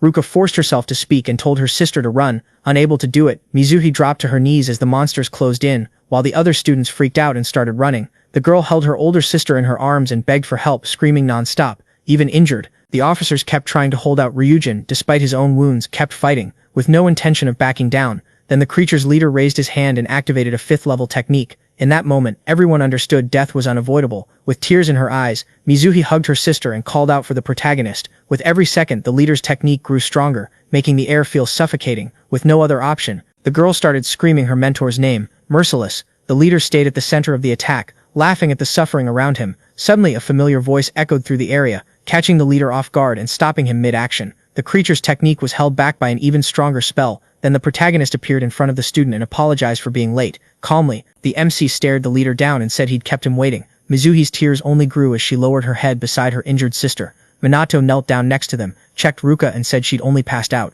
Even so, the girl's condition was still worrying. Around them, many students were hurt from the earlier attacks. Seeing how many victims there were, the protagonist's anger rose. He stood up sharply and turned his attention to the leader, and Mizuhi called out to him, surprised by his attitude. Then he answered firmly that he would win that fight. Hearing that, hope returned to the girl's eyes. Right then, a healing technique activated over the injured Mizuhi, realized her sister's wounds were disappearing. Noticing she was healed too, she took a moment to understand what had happened. Little by little, the students who'd been hit started getting up. Stunned, Karen watched everything from a distance, recognized the advanced level of the magic being used, and wondered who could cast something like that. She looked around, saw Shido on the ground and ran to him. Exhausted, he said, with a tired smile, that his mana was gone, but for some reason he was still holding on. Before he could finish, Karen screamed in despair. The inspector struggled to his feet, rubbed his face and admitted he didn't understand the situation either. Even so, looking at her, he gathered what little strength he had left and said they needed to protect the citizens. Then Karen grabbed the inspector's arm and shouted that it was reckless, but Shido shouted back that they had to fight, because giving up meant everyone would die. At that moment the sergeant started trembling and the tears came uncontrollably, and with her voice breaking she said it was all pointless now.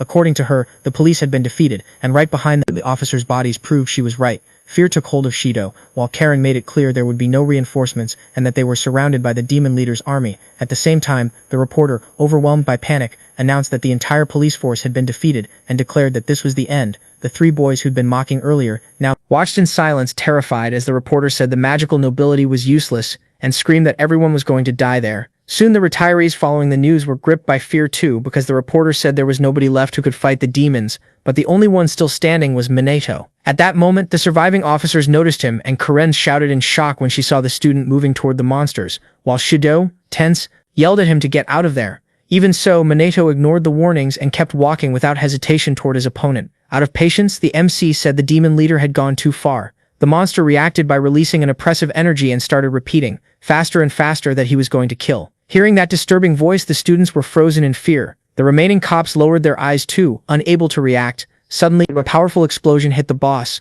The attack came from the protagonist, who ordered him to shut up. When the energy faded, the monster roared and unleashed even more power. Magic seals appeared around the remaining beasts, and then streams of dark energy spread in every direction. Faced with that, the protagonist stayed calm and decided not to show any tension so he wouldn't scare the others. The next moment, a wave of energy surged toward him. Even Inspector Shido thought he'd been hit. However, magical barriers appeared around the students and absorbed the attack. Those protections were created by the protagonist himself, who spread his arms and used a huge part of his strength to defend everyone. At the same time, non-stop attacks slammed into the demonic boss, making the monster scream in pain as it got hit again and again. Seeing that, Shido was completely stunned and couldn't react. He could only wonder who that student really was. Meanwhile, the reporter was broadcasting the fight, shocked, suggesting they move closer. Right then, a water magic attack destroyed the camera. The strike came from Mizushi, who in her thoughts realized her mentor had always been hiding his true power. Minato didn't slow down and kept attacking the enemy without stopping. Seeing that, the three students started shouting, confident they'd be saved. Suddenly, three magical beasts appeared in front of them,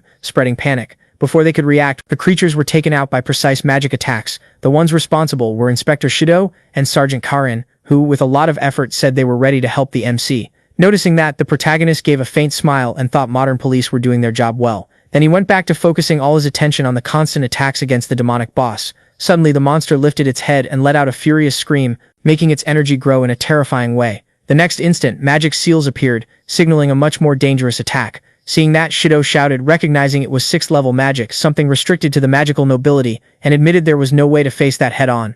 Without hesitating, the boss activated the 6th level skill called Dragon Flame. The students were terrified, while the reporter and the cameraman clung to each other. Overwhelmed by fear, Karen instinctively shielded a smaller girl while Shido spread his arms, trying to protect whoever he could reach, even knowing it would be useless. The power of that magic was way too much for any normal protection, making the remaining students stumble back, crying and drained. Hugging one of the students, Karen prayed silently that everyone would survive. Watching the scene, Shido thought that no matter how strong the protagonist was, there was no obvious way out. The only one who believed in the MC's potential without a shred of doubt was Mizuha, who looked at her mentor without fear and thought to herself that he would win. Minato raised his head and stared at the enemy coldly, realizing that despite being huge, the demon was slow, and concluding that using 6th level magic had been reckless. After that assessment, he held out his hand and realized that 2nd level magic alone wouldn't be enough, and at the same time decided he didn't want to draw too much attention. Right after, a powerful energy wrapped around him, and 4 magic seals appeared in front of him. The MC activated magical synthesis, and used the 4th level technique, Serpent Storm. Seeing that, his student was blown away, because she'd always believed in Minato. Soon the energy quickly transformed into a creature made of water. Shido was stunned and wondered if that was really magical synthesis. At the same time, Dragon Flame took the form of a creature of fire. Then the two forces collided head-on, kicking off a brutal clash. The water serpent surged forward with precision and grabbed its opponent by the neck. At that moment, the boss started repeating the word kill non-stop, powering up the attack even more. Even so, Minato just let out a heavy sigh. In a single move, the water serpent destroyed the fire one. Right after, it lunged at the demon and swallowed it whole. And just like that, it was over. Calmly, the protagonist thought the enemy had lost control from the very beginning. All that was left was the sign of its defeat. So Minato reflected that he'd expected a longer fight, but the boss was weaker than he looked. A little later, the surroundings returned to normal, and the threat completely disappeared. Then the MC thought that with the boss defeated, the catastrophe had finally ended, and in that moment, he concluded he could finally relax. At that moment, the students are in shock, wondering if they're really safe, and if Minato really defeated the demonic boss. But soon, everyone gets up celebrating the victory. Even the reporter and her assistant hug when they finally feel safe. Karen comforts a student, saying everything's okay now, and that the disaster is finally over, while Shido stares at Kusanagi without looking away and says that's impossible. He asks how a mere student could stop the disaster all by himself, since not even nobles with 6th level magic could beat the demon boss. Then the inspector collapses to the ground because his legs give out from overload. Minato walks up to his student, telling her everything's been taken care of. She smiles and says she always believed in him. Really emotional, Mizuha thanks her mentor, happy. The MC welcomes Yuke. Then both of them are caught off guard. A bunch of students surround him with praise and gratitude, but the protagonist gets annoyed and tells them to back off. Then the MC regrets standing out, just like in his past life, and hopes he won't have to live an annoying life from now on. Watching her mentor, the girl notices how irritated he got with all that attention. The academy announces the end of the disaster and confirms there were no deaths despite the injuries, and refuses to reveal details about the student who defeated the demon boss alone. His classmates show the news to Kusanagi, who gets irritated by the savior fame while they say that's normal. The MC also gets promoted to Class S, and his old classmates feel uncomfortable, realizing they can't talk to him the same way anymore.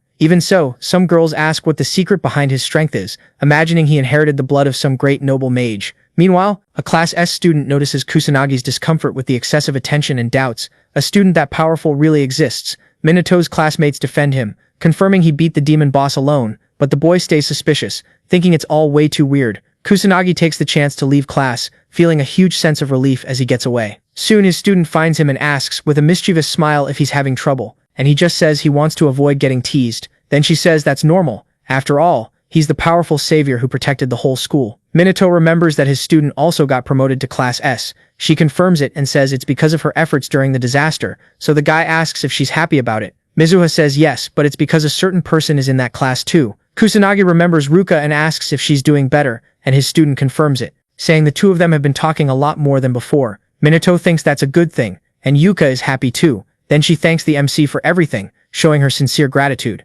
Without warning, Kusanagi gives her a light pat on the head, making her blush and ask why, and then the protagonist explains he doesn't want her thanking him all the time. Mizuha just smiles. At a conference, a man ends a video call with other countries. They know getting support for the next disaster will be hard, since everyone's overloaded with measures and plans. They talk about the news of the student who defeated the demon boss, pointing out how strange the case is, and the fact that even the police department got beaten. Then they conclude it might have been a misunderstanding, hope other nations doubt it too, and order the noble mages to return to start preparations for the next disaster. On the school rooftop, the pairs of friends meet up. The four of them look at each other in silence for a few moments. Then Ruka says she has something she'd like to ask Kusanagi. Determined, the girl asks him to accept her as his disciple. After some time in silence in the room, Ruka starts talking about the disaster. Kusanagi managed to defeat the demon captain and stop the whole thing. She's surprised to learn he used level 4 magic, stronger than what many living mages can use. As unlikely as it is, Ruka believes Uchika, because she always knew her sister never lied. She says her sister had always been a well-behaved kid since childhood and didn't like disobeying.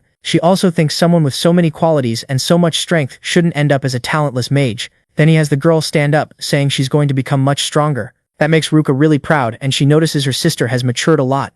Kusanagi's strength surpasses that of many students, and maybe even her father's. With that idea in mind, she asks her friend to help her with something. If things keep going like this, she'll become a high-class mage and needs help to become even stronger. Right now, she's apologizing for insulting her friend and seriously underestimating him. You know your request sounds really selfish, but you've got to swallow your pride to do it. Luckily, the boy is easygoing and agrees to take her on as his disciple from now on. That leaves the girl surprised because she didn't think it would work out since she did a lot of horrible things to Kusanagi, but he's already forgiven the girl, accepted her apology, and there's nothing more to say. In that case, her big tough friend agrees too and doesn't see any problem with teaching. That surprises the girl and she realizes he's that kind of kind-hearted person. While watching the two of them talking, she concludes the hero is a mystery. That same afternoon, in a conference room at the police division, Shido and his friend Sanada are there from the police division for beast countermeasures. The two of them show their gratitude and thank him a lot because without the MC's help, the civilians would have been wiped out. But the boy says they've thanked him enough and he doesn't need any more, and asks what they want. Even though the investigation into the calamity is over, there's still something that's caught the detective's attention. The blonde guy asks if the hero awakened his ability after getting into a traffic accident. Some people even say he became a totally different person after that brutal accident. They say his personality changed, and the magic in his body became insanely strong enough to defeat a demon captain. That annoys the girl, who wants to understand where they're going with all this talk. The man decides to rephrase his question and wants to know if the MC knows some guy called the Black Mage. This mage defeated beasts and helped a bunch of people in the middle of the night while wearing a cloak. When they ask what that has to do with their friend, they answer that the two are pretty similar. Not just in size, but they also seem to be the same age. Their powers are considerable, and there's nobody that age who could use that much magic. Not to mention the time period when he started acting at night. They remind him it's illegal to use magic in the city without permission, and if it's a student, the school will take action. However, since this case has gotten a lot of publicity in the last few days, the police are forced to take action. Expulsion won't be enough, and if he confesses to the crimes, they might try to reduce the sentence. So the detective lays his cards on the table and asks if the MC is the Black Mage. Without stuttering or getting scared, he says he's not who they're accusing him of being. With that simple statement, the blonde guy believes him and realizes the two aren't the same person. With that, they thank him for the meeting and start to leave. As he walks out, he reflects that the MC isn't an ordinary student and definitely has something different about him. His detective friend is sure Kusanagi is the mage because of a bunch of similarities. Even so, she can't tell anyone about his real identity, because the MC is a good person. On one side, the blonde guy wants to find out more about the secret identity, and on the other, the girl wants to hide it. Then the teacher starts introducing the students who are joining her S class from today on. The class gets curious to learn more about the boy who defeated the big demonic villain. On the other side, the girls also want to know more about the blue-haired girl. Out of patience, the teacher asks everyone to sit down so class can finally start. All of this was really exhausting for the MC, who didn't want to stand out at all. Right now, a very pretty red-headed girl wants a bit of the protagonist's attention. Check E21. Once again, the hero ends up on the rooftop to have a private talk with someone. When she thought she'd be doing solo training, the girl notices Minato is in the same place too. Looking closer, she sees he's with a pretty girl. In a sweet way, she asks if her classmate remembers her. The guy remembers that he saved this girl's life during the Calamity incident in the past. He also remembers that during combat classes she was attacked by monsters, and someone helped her using magic. The pieces start falling into place for Kusanagi, as he remembers that's why the girl thanks him for being saved twice, even if it was the right thing to do. With her cheeks red, she compliments the MC, thinking he's really cool. Today, the girl can't hear the conversation very well, and gets curious about what they're talking about. Surprisingly, the redhead admits she likes the protagonist, and wants to go on a date with him. That surprises the girl and the protagonist too, since he wasn't expecting a confession like that. Even if she doesn't have many good points, she promises she'll do her best for him. She begs for them to start dating from now on. Coldly, the MC thanks her but apologizes, totally killing the girl's vibe. He explains he doesn't have time to start dating someone and that he has something to do first. So the girl thanks him for being honest and says she can give up on the protagonist now. Even so, as she walks away, you can tell she's crying without letting anyone see. Then Yuika gets found out, and they ask her to stop hiding against the wall. Her mana control is so bad it looks like it's spread all over the rooftop, so it's really easy to notice. The girl explains she was there by chance and didn't mean to listen in on purpose. Still, she asks why her friend turned down dating, since the girl was really pretty. It's revealed he doesn't plan on dating anyone, which leaves her confused. Even though physically they're in the same school year, he thinks their ages are very different. Somehow, his friend feels relieved hearing that, and she doesn't understand why. Even in the hallways and on the school stairs, she keeps thinking about how her friend doesn't plan to date. The MC tells her to focus a bit more on mana control training and practice more. Her plan is to give it her all and get strong enough that the protagonist notices her. At night, the number of monsters still hasn't gone down, even though the calamity is over. A girl is running from an evil sorcerer while screaming for help. Right then, the masked guy shows up in the middle of the chaos to save the day again. With a quick move, he yanks the man by the arm and punches him in the stomach. Then he activates the yellow ritual, which sends him flying really far away. The thug was nothing but an amateur, and his fighting skills were terrible. The girl thanks him and seems to already know the reputation of the great black mage. With zero patience, the MC vanishes like magic, leaving everyone behind.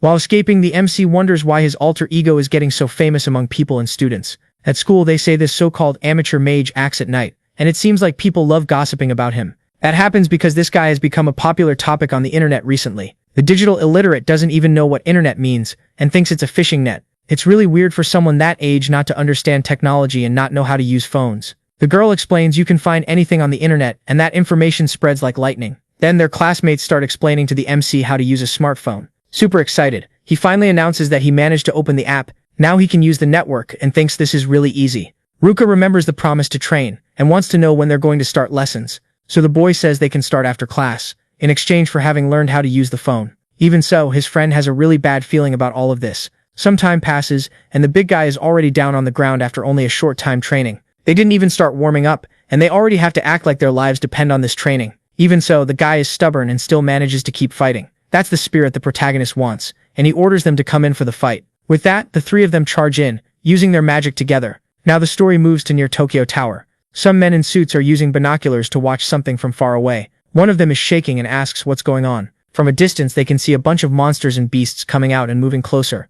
Trimmy 22. After the training, the trio looks pretty tired and like they've given up. Even so, it was a surprise move, and they hit back with all their strength. That strategy is useless, since the hero is really strong and can counter all of them. Taking advantage of that opening, the girl shows up from behind, trying to attack him from the back. With his high speed, the protagonist manages to dodge the strike, surprising her. On top of that, he shoots magic at her forehead to end the fight again. With everyone defeated, it's time for a break to rest. The look on the protagonist's face shows he thinks he fooled everyone about his identity. But the girl thinks there's a reason he doesn't reveal things, and figures it's better not to dig any deeper. Also, he thinks the three of them are really easy to fool and way too dumb. Heading back home, the friends say the training was really good and that the big guy is pretty tough. But it leaves him really hungry, and he needs to go back home to cook something. This surprises the MC, since he didn't think a big guy like that would know how to cook well. Back at his place, the boy gets surrounded by kids who come to play next to him. The cook walks up with plates in his hands and apologizes for the little brats. But that's not a problem for the protagonist, who shoos everyone away using his levitation magic.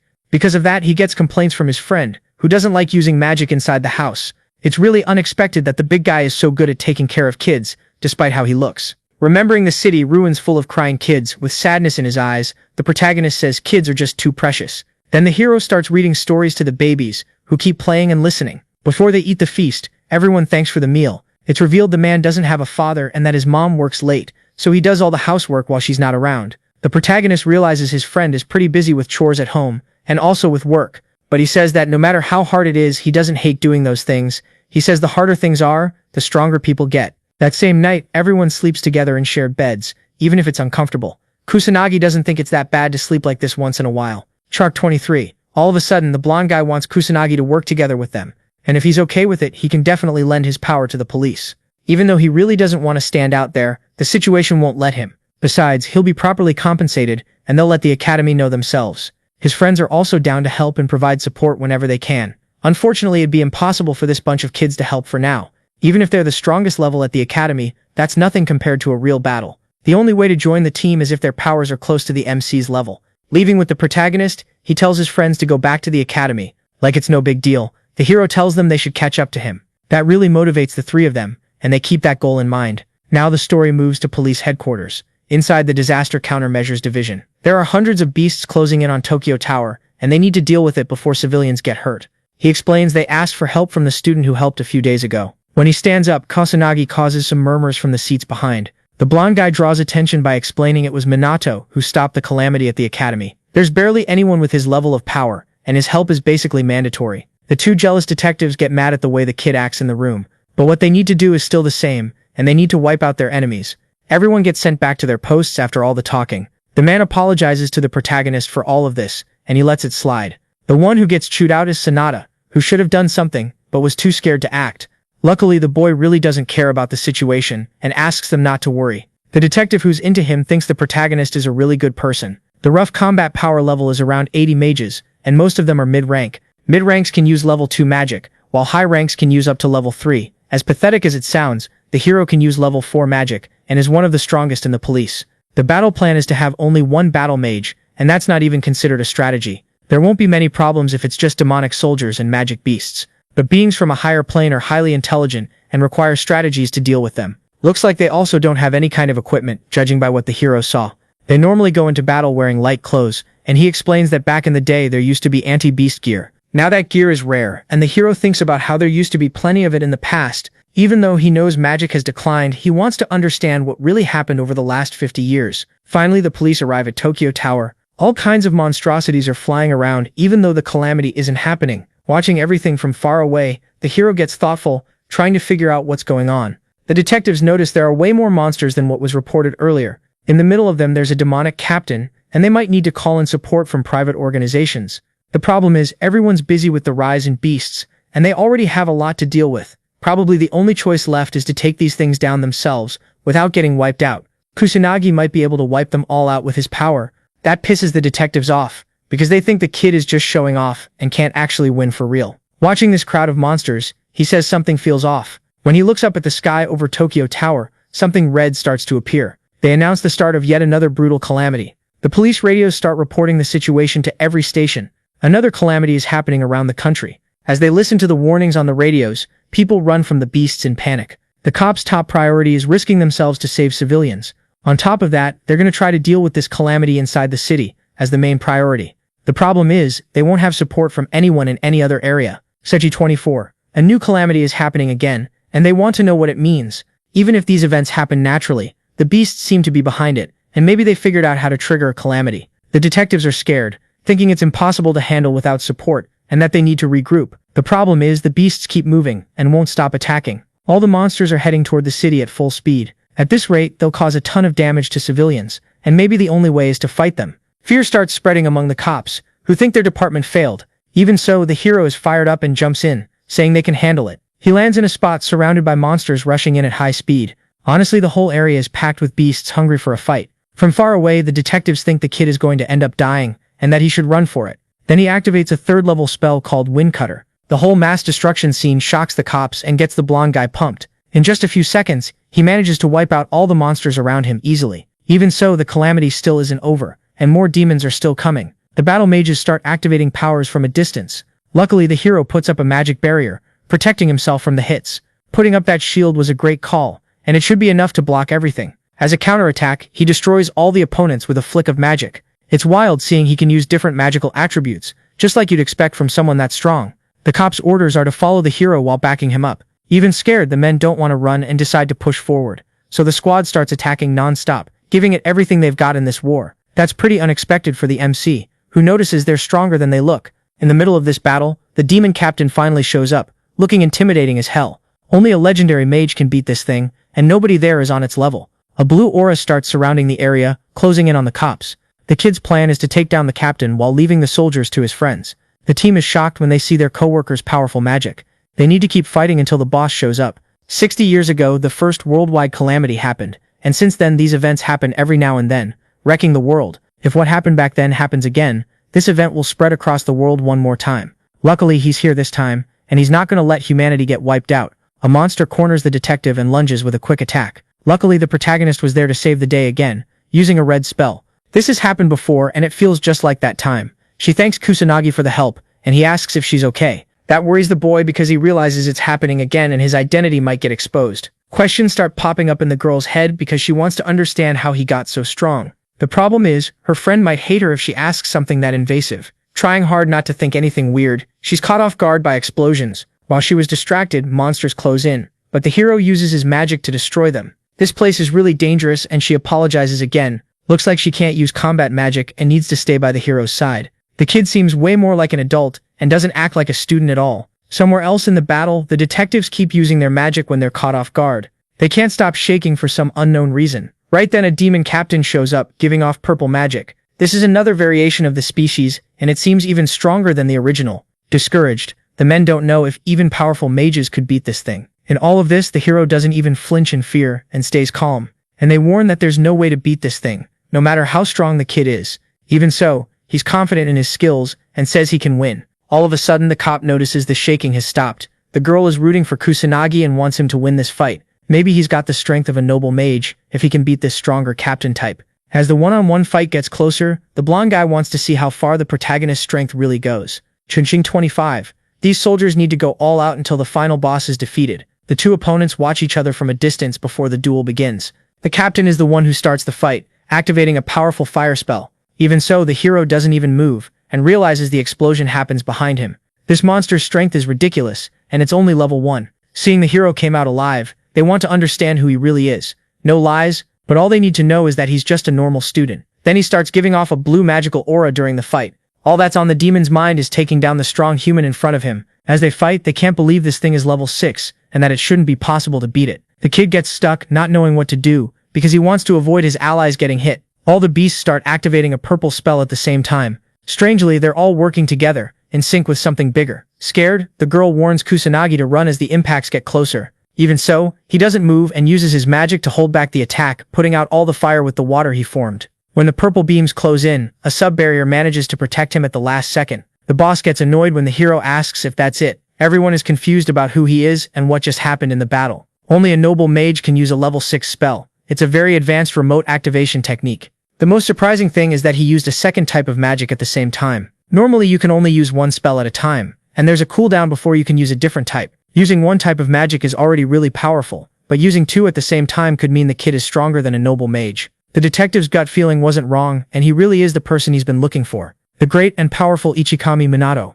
When the monster gets closer, the hero thinks the place is way too crowded and wants to move to another spot. Activating his level 1 skill, he easily throws the captain really far away. Then the battle moves to the skies, where nobody can get close. He does that so he won't get help from anyone, and can fight alone. Now that he's away from everyone, he's happy, because he doesn't have to hold back his power. He can easily dodge the attacks the big beast throws at him. He takes a hit that sends him flying back, but activates a spell that keeps him in the air. Once again, the monster tries to throw its fire magic at the protagonist, who watches it all without fear. A huge fireball forms, and the boss hurls it at the protagonist with a purple aura. This time, he lands the hit and watches the opponent fall to the ground, while he floats in the sky. But that wasn't even close to enough to defeat the protagonist, who gets up brushing off the dirt. Shocked, the beast wonders how that's possible, since that blow could take down anyone. Back on the battlefield, the MC thinks the best call is to go in for hand-to-hand combat. He closes in while winding up a powerful punch toward the demonic enemy. He also knows his enemy won't be able to land an attack on him. His punch is so strong it sends the demon captain flying dozens of meters away. When it gets back up after the hit, the beast can't believe a simple human punch is that effective. Furious, it asks who the person in front of it really is. In a fighting stance, the kid says he can't rely on magic alone, and that he's going to show some other tricks. This is the moment to show his own technique. Shock 26. On the battlefield, the hero is giving off several colorful auras, with a smile on his face. Even his enemy is impressed by such huge, vivid magical power. That power brings a sense of calm, and the cops feel like there's something above them. Up in the sky, the MC focuses to use his powers as effectively as possible. Even so, the demon says the enemy can attack, and that human attacks are useless against them. He wants to see if that's true, so he moves toward the big beast. He manages to land a clean hit right in the enemy's chest, using all his magic. In the fight, the boy seems to be doing really well, and lands several solid blows on the captain. The blonde guy is impressed since he didn't know the MC could stand out in hand-to-hand combat. After all, everyone knows human punches are basically useless against those evil beasts. Badly hurt, the enemy can't understand how the attacks were so effective. Normal attacks and weapons are useless against beasts, but things change when you use a huge amount of magic. Attacking while covering yourself in aura is a mix of martial arts and magical power. This fighting style is called magical martial arts. The captain still can't believe a mere human is managing to beat him. Furious, he charges in, yelling that he won't accept something like this. That was the chance the MC needed to unleash an attack so powerful it blew a hole through the beast's body. All the other beasts see their captain lifeless, lying on the ground after being defeated. Because of the protagonist's help, the calamity finally stops and the detectives feel proud. There's still a problem, and they need to take out the enemies left on the battlefield. At that moment, the boy thinks the rest of the work can be left to the police. The funny thing is, it had been a long time since he'd used that fighting style, and he was rusty. When he comes down to the ground, he notices the whole detective team standing right in front of him. They thank him for the job well done, and for managing to defeat the boss behind this calamity. Because of that, they all salute Mr. Kusanagi together. From that day on, these events happened around the world, and thanks to the police and the mages, they managed to stop the worst from happening. Online, a lot of criticism was aimed at the government and the police, who let the public down. As people's anxiety kept growing, someone brought up the black mage. People are happy to know there's a hooded guy out there to save them and defeat the beasts. In the classroom, people are curious about how the last calamity was stopped, and what kind of power the MC used. All that chatter really annoys the boy, since he doesn't like standing out. In today's class, the teacher also wants to talk about the event that recently happened at Tokyo Tower. She says there's a very experienced student in the room, looking straight at Kusanagi. At that moment, the police show up in the classroom, asking to come in. The detective says she got permission from the principal to do what she needs to do. Once again, they need to borrow the protagonist's power to solve problems. That annoys the boy, because he knows this kind of thing can make the police look unreliable. On top of that, it's uncomfortable noticing all the students staring right at him. With no choice, he has to understand what he's getting dragged into, and they explain he'll be rewarded for it. Besides calamities and beasts popping up around the world, illegal mages and organizations are getting more active every day. The police don't have as many people anymore, and need the protagonist's help since he's the strongest. Next time, the boy wants to be contacted by phone to avoid all this mess in the classroom. The woman explains they want the protagonist to defeat the beasts that are showing up in a nearby area. They were going to go together by car, but it's already too late, and there won't be enough time. So the hero uses his magic to go ahead first, at high speed. You can see the city is completely destroyed and in ruins. Two kids are alone in the middle of the wreckage, and the older brother swears to protect the younger one. Chapter 27. A monstrous four-legged beast appears in front of the boys, roaring in anger. At that moment, the boys' plan is to run so they won't get attacked. But unfortunately, they fall to the ground, tripping over some rocks. The beast takes the chance to attack and bite down on its next meal. Luckily, the hero shows up at just the right moment to save the kids with his powers. As he comes up to the boys, he praises them both and says they did really well. Then he hands back the boy's doll that had fallen earlier. Running off to the next fight, he says that toy will protect them. Seeing the man leave with his powers, the younger kid feels really fired up. You can tell the battle in this city is way more of a mess than the one that happened at the academy before. Unlike Shibuya, this place has lots of obstacles and people to save. With so many civilians running around, it'll be hard to use magic bullets without hitting someone. It's possible to tell beast magic apart from human magic, but you can't detect humans with no magic. The only way to save everyone is to patrol the area carefully. Right now, the detective's focus is taking down all the beasts, while the firefighters rescue the public. Then the man notices Kusanagi's presence. He was with them during the last calamity. The protagonist is there as police backup and asks how things are going. They still need to save half the civilians, but they can't reach the other side. Hearing that, the kid's plan is to check that other side of the city, which is impossible to access. The worrying part is there are reports of illegal mages in that area. There's no reason to worry about the protagonist, since they know his true power. Another officer doesn't get who this young guy is who managed to wipe out all the beasts in an instant. Maybe he showed up in the fight to save everyone during this chaotic time. Level 6 powers are being used in the city to destroy the evil creatures.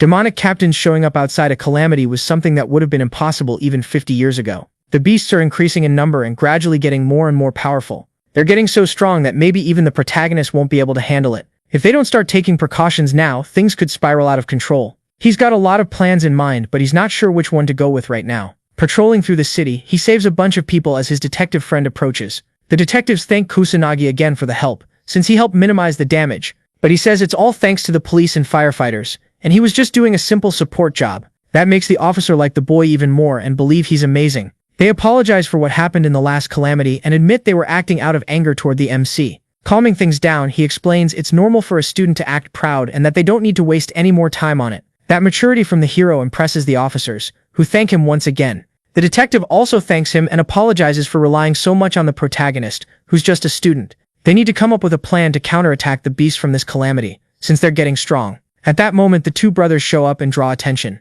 They thank him for the help earlier, making the MC happy they're safe. The younger kid asks if Kusanagi is the great mage, and his brother apologizes for that. Looking at the doll in the kid's hand, the MC says yes, he's that mage, hyping the kid up even more. He says he already knew it. In the past, the MC is confused by the idea of them making dolls of him, saying nobody would want to buy that. His friend says those items matter to kids who need support in their hearts. The nerd says this kind of thing will go down in history for the next 100 years, and asks permission to do it. In the present, the MC understands what his friend meant, but he knows dolls don't have the power to save anyone. The real great mage is the one who's truly needed in times like this. Now the story moves to somewhere in the capital. People are talking about what they know about the Black Mage. Kuroya Kuto is the president of the mage guild called the Black Rebellion. An illegal mage who isn't part of his guild must mean he's against him. In a threatening tone, he asks his henchmen if he's right. The orders are to find out the hooded guy's real identity. On top of that, he doesn't care if they use military force to do it. The guild manager shows up and asks if they can eliminate him if he refuses. Honestly, these people are even worse and want to torture the MC before taking him down. That gets the manager even more pumped to do the job. Chapter 28, the girl wants to know how much power Kusanagi has. Her friend wants to know too and starts theorizing how high the numbers go. It's revealed his power level is 990,000. That leaves the trio confused, thinking that amount of power is over the top. After all, the great mage Minato is known for having only 1 million power. 1 million is considered the highest limit of magical power, and it's basically common knowledge. That makes the hero curious about how far his magical powers go, so he looks it up online. After messing with his phone for a while, he forgets how to use it and gives up because it's too complicated. Suddenly, he gets a call from someone. The person apologizes for the sudden call, but asks if the MC has any free time. Shido wants to know if the hero's friends are there too, and asks him to put the call on speaker. The MC is so digitally illiterate he can't even turn on that feature and asks his friend for help. Because of the rise in monsters, the police decided to set up a specialized anti-monster unit. It'll be called the Special Magic Team, and they want Kusanagi to be the captain of that specialized unit. That kind of title is something a lot of mages want, and even Minato wouldn't turn it down. But surprisingly and totally against expectations, the protagonist refuses the position. Before dropping the subject, Shido wants to explain what he's thinking. He says there are too many problems, and the police can't handle them all, and in the current situation, they can't defeat the monsters on their own. The hero figures that's happening because mage's overall level is low right now. The heads of the noble mage families haven't come back from their meeting on another continent, leaving only someone named Fuka. When he stops to think about it, the protagonist realizes he's never met his friend's parents. On top of that, he recommends the 3 friends from the academy join this specialized unit too. He'll handle all the problems and negotiations so the boy can focus on leading the mages. He begs him to take the position, because he's the only person they can truly rely on. After hearing all that, the MC ends up agreeing to become the captain. That really fires up the blonde guy who didn't expect his proposal to actually be accepted. His friends agree too, and they've got no reason to turn down something this good. He has a few worries about the position, but he thinks it'll be fine if he can train a few mages. The newspaper reports that criticism toward the noble mage families has been growing. Besides abandoning their duties because of the disaster at the school, they're also slow at taking out the monsters. In a very luxurious room, the butler comes in saying he received documents from the Metropolitan Police. The man reads about this so-called special magic unit and thinks they're just useless people doing pointless stuff. but maybe it'll be enough to shut the public up. Arrogantly, he tells the butler to call his idiot son to his room. The story now moves to the meeting to form this special team. They explain there were candidates but applications weren't submitted, and if they get good results, more will definitely come. You could already tell that would be the case, since a team led by a student could cause problems. Then the detective hands something directly to the protagonist. It's a temporary mage badge to put on their clothes. It's for showing when needed, and it's temporary because none of them are qualified mages yet. With that, the student treatment is over, and everything will be left to the captain. The boy thinks about how it's been a long time since he led people. In front of them, he introduces himself, says he'll be the captain of this unit, and says he wants to promise something. His promise is that he'll make all of them stronger even than the noble mages. That shocks everyone in the room since noble mages are insanely powerful. Seeing that nobody believed him, the MC decides to prove it. So he asks if there's any power measuring device at the station. In that power measurement room, the first ones to take the test are Ruka and Ryuji. They both fire their power into the machine, which apparently absorbs it. Before, their magic power was 10,000 and 8,000 respectively, but now it must have gone up. The girl is stunned when she sees the numbers on the screen hit 30,000. The same happens with the big guy who hits 28,000, an increase of 20,000 power. That amazes the police who realize those levels are high-rank mage territory. But the MC says it's way too early to be surprised and asks his friend to measure her power too. Chap 29. The girl gets nervous, thinking about what'll happen if the power gap between her and her sister is too big. Even though she's worked really hard, she's still just an ordinary person and she's scared of the results. But she decides she won't run away anymore. No matter what happens in the end, letting all her power out, she refuses to fool herself one more time in her life. The detectives are impressed and curious to see the result. The number shown is an incredible 26,000, and according to the stats, she should be around 2,000. According to the protagonist, it's possible to raise magic power like that, but she shoots back that actually, you need talent. The only thing you really need is to work hard and never give up. He pats his friend on the head, saying he's really proud and that she did a good job. Her sister is happy seeing that, and the pair get praised too. That's what you'd expect from Ruka, since that kind of thing is normal in the Mizuha family. Even so, the protagonist insists on praising her for the good work she did. He says he always knew his buddy was something else, and that he doesn't know fear because he's brave. His friend gets kinda annoyed and says she's not a kid. That scares everyone for a second, but they're relieved she wasn't actually mad. It's the first time this girl's ever gotten a pat on the head, and not even her dad used to do that. Someone shows up saying they've been looking for them for a while and wants to welcome them. The detective didn't know he was coming today, but suddenly changed his mind. This is Mr. Shopla, a noble mage from the Fuka family. They had no choice but to ask a noble for approval, and they were forced to enlist everyone. This family ignored the requests when the school went into disaster mode, and would rather keep quiet. Chubby doesn't get why Japan's magical leadership team is made up of just students.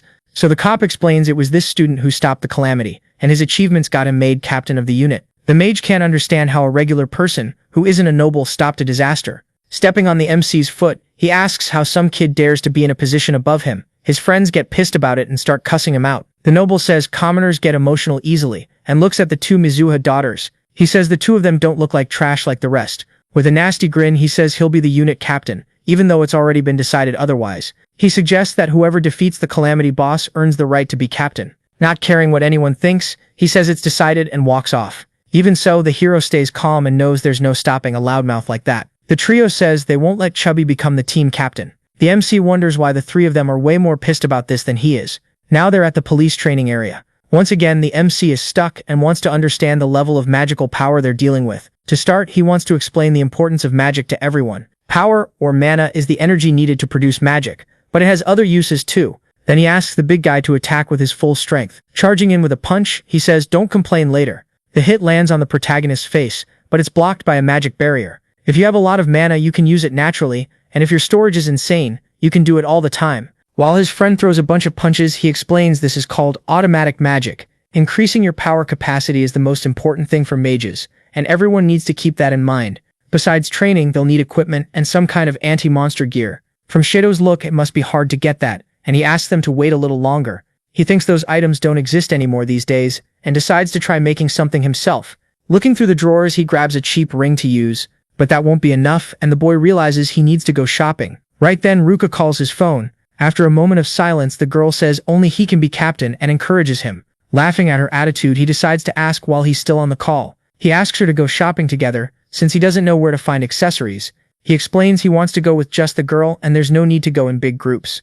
That makes the girl a little shy. Excited about the shopping day, the boy wants to know what she thinks about it. She's 30. After a while, the girl says she doesn't mind going shopping with the MC. It could save his life, and they decide to meet at the station the next day. With that, he should be able to buy rings for all the members, and he wonders if he should start making anti-monster gear. Using his magic on the cheap jewelry, he thinks it might work somehow. Just then, dinner is ready, and the girl goes to call her sister, but she doesn't answer. When she goes into the room, she realizes the girl is picking out clothes at this hour. Seeing the room totally messy with clothes everywhere, she tells her the food's ready. It's the first time she's seen her sister excited about something, and she wonders if she's going on a date. The next day, the protagonist is already at the agreed station, waiting for his classmate. The girl needs to hide her magic so Minato won't notice it, and she can't get too close. She blames herself for spying on her friend and her sister at a time like this. All of a sudden, Ruka shows up looking really pretty, drawing everyone's attention on the street. When he gets there, he asks if he made his friend wait too long. He explains he just got there. The guys on the street get jealous of the MC, thinking he's the girl's boyfriend. That also annoys Yuika, who doesn't believe the two of them are on a date. It's explained that the protagonist came there to buy some rings. He needs them as kind of a gift, and actually wants several. That freaks the girl out, and she says Japan doesn't support polygamy. If they need to buy in bulk, cheap rings are better, and she knows the right place. So they go to a few shops to look for those items, while being watched from afar. It's really hard to find the exact ring the protagonist wants in that market. Even when they find a cool ring, something feels off. The girl gets uncomfortable when she notices their faces are way too close. The saleswoman says she can give a nice discount if the ring is a gift for his girlfriend. That embarrasses the MC, and he gets cut off by Ruka, who says she's not his girlfriend. The saleswoman wasn't expecting that answer, and gets embarrassed. Awkwardly, she tells them to feel free to look around the store. Taking a short break, the MC says he's exhausted from walking around somewhere so packed with people. It's so hard to find what he's looking for that he thinks about changing his requirements. All of a sudden, the witch says she's not good at showing affection. She says her friend knows what she's like and how her personality works. She says she can't even interact well with her own sister, and that she's caused a lot of suffering. She says her friend would be better off shopping with her sister, that he should go with her, and that now she wants to go home. But the boy cuts in and says he knows that's not true. He explains that the girl looked up where the shops were beforehand and worked really hard to choose which ones they'd visit, and he wants her to know she really is a huge help. That moves Ruka, and she gets shy, not knowing what to say. From far away, the spy realizes she's never seen her sister like that. Taking off her disguise, she wonders what she's even doing there, and decides to go home. Finally, after a long time searching, they find some decent rings to buy. The protagonist buys 5 of each, needed for the team members. The witch knows their friends will be excited to get a carefully chosen gift. These items are needed as equipment and will definitely make the squad happy. Finally, Ruka understands why the whole shopping thing was such a big deal. So the protagonist thanks his friend for the help, saying she was really useful. Like an honorable man, he decides to repay her somehow. Then he shows a pretty ring as a gift. In a romantic way, he takes his friend's hand and puts the ring on her finger. It's the first special ring he made, and he asks her to take good care of the equipment. When she gets the gift, the girl gets embarrassed and decides to leave. It was time to explain how the anti-monster equipment worked, but he decides to leave it for another time. Walking through the streets, the girl looks at the ring on her finger. Holding it close to her heart, she gets embarrassed and shy. Chalk 31. Now it's time to put the equipment into each team member's hands. The detectives are impressed by the magical reaction and realize it's a kind of anti-monster equipment. If they're infused with magic, they can be used. This item, when infused with magical power, lets you use level 1 wind magic. That impresses the blonde guy, who doesn't understand how the protagonist did it all by himself. That's because blacksmiths capable of making items like that are basically non-existent in today's world. He says the boy never stops impressing him with what he does. Yuki also gets curious about her older sister's ring. She notices her sister is wearing an item she wasn't wearing before and figures she got it on the date. She gets restless, thinking about what exactly happened after she left. The team needs a good way to get around and can't rely on cars that aren't fast enough. Shido remembers they always showed up late to battle scenes with the police vehicles. With this equipment, anyone can use wind magic to cut down travel distance. But they have to remember it's a basic spell and shouldn't be used to attack anyone. Air magic involves flight and acceleration and needs to start with a jump. Her friend is the first one who manages to float without any trouble and gets praised. It's nothing to her since she's trained manipulation magic forever. The guilt of spying on her friends weighs on the girl's heart. At that moment, the MC asks if she knows Ichikami Minato, and she says he's the person she admires most. His power level was around 1,000,000, and he could use long-range spells, but he died fighting the demon god. After that, there weren't many mages left, and the nobles and the Mizo family helped bring things back. Back then, there were no records about the remaining magic, so they had to rebuild the research from scratch. The death rate among mages was high, but there should still be some books stored away. The protagonist remembers hiding several in different places, getting ready for the future. One problem is that modern magic knowledge is shallow and full of mistakes, and the magic level is low. He wonders if it's just coincidence, or if someone is behind all of it. The girl wants to know if her friend is okay, and says she's there to listen, even if she's not that reliable. He says that just her feelings are already enough, and that she's helping a lot. There's still the black mage problem, and considering the chance of getting the girl involved, it's better not to bring it up. And if she ends up finding out the MC is the admired Minato, she might even pass out. She believes she's still not reliable, but that will change if she gets stronger. Her plan is to keep giving it her all. A week goes by and the unit captain is training everyone. The detective casts a level 2 holy spell. Shido casts a powerful level 3 lightning spell. The big guy casts a level 4 earth spell, making rocks rain down. The sisters also cast level 4 spells with their water manipulation. The MC is happy because everyone's level went up, and Sonata can already use offensive strikes too. Besides that, what intrigues the boy most is the sisters' compatibility, which is impressive. Their powers are strong enough to open huge holes in the ground, which gets the blue-haired girl excited. Everyone's doing a good job, but they shouldn't get cocky just because their level went up. So he asks his friend to use a level 4 spell against him. The girl gets ready to throw a powerful attack using her blue aura. As a counter, the protagonist casts a level 1 wood spell. With his huge power, the level 1 spell easily cancels out his friend's level 4. It's explained that level raises the limit of magic you can use, but it doesn't mean it'll be stronger. Attributes matter a lot, and water is way weaker than earth. They shouldn't get stuck on the idea of level and need to understand magical power to become stronger. Also, they're teammates, and if they combine their powers, they can become stronger. That fires up the group and they feel motivated to train. Right then, the chubby guy shows up complaining that it's way too complicated for a commoner. Since the calamity still hasn't come, he's bored, not training, and not fighting monsters. He thinks all of this is way too complicated and would rather let the police handle these problems.